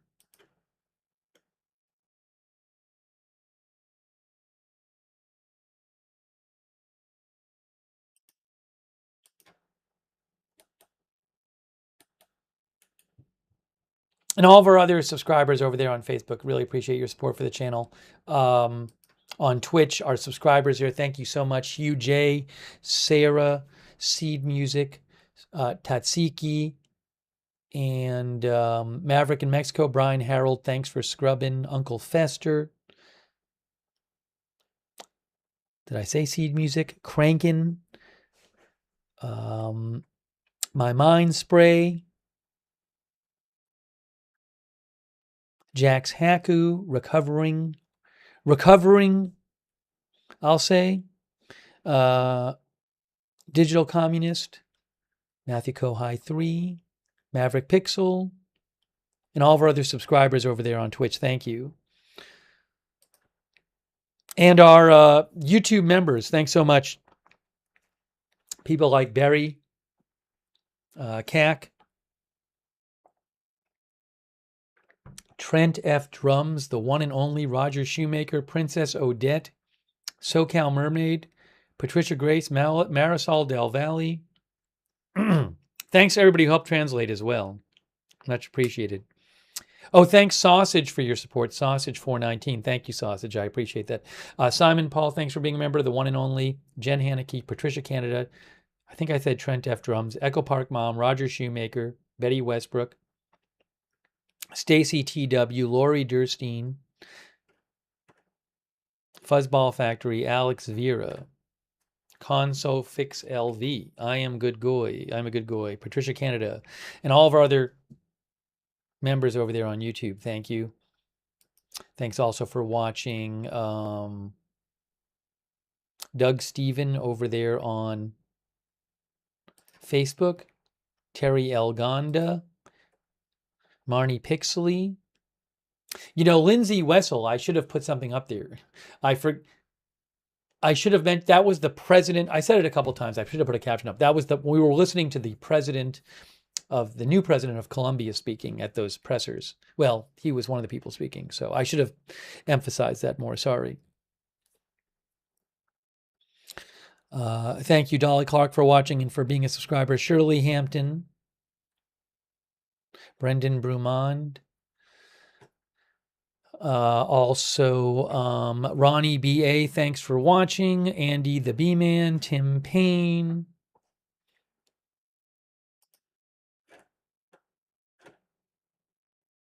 Atomic Susan, Canadian till the end VO, our subscriber. Dog Bees, our subscriber as well. Thank you. True Blunts. Ukio. Thanks, Ukio, for the translation there. Ukio said the hospital in Argelia fell. The hospital in the valley partially fell. Thanks, Ruby Sandwich, for the help as well. All right, so we're wrapping up this. If you missed it, you can go back and rewind. We talked about the Iran war, the terrible earthquake in Colombia, and some other things. So that is it for now. Again, I do appreciate you joining us. Thoughts with the people of Colombia in the aftermath of this earthquake. And we will see you soon with more live breaking news coverage right here at Agenda Free TV.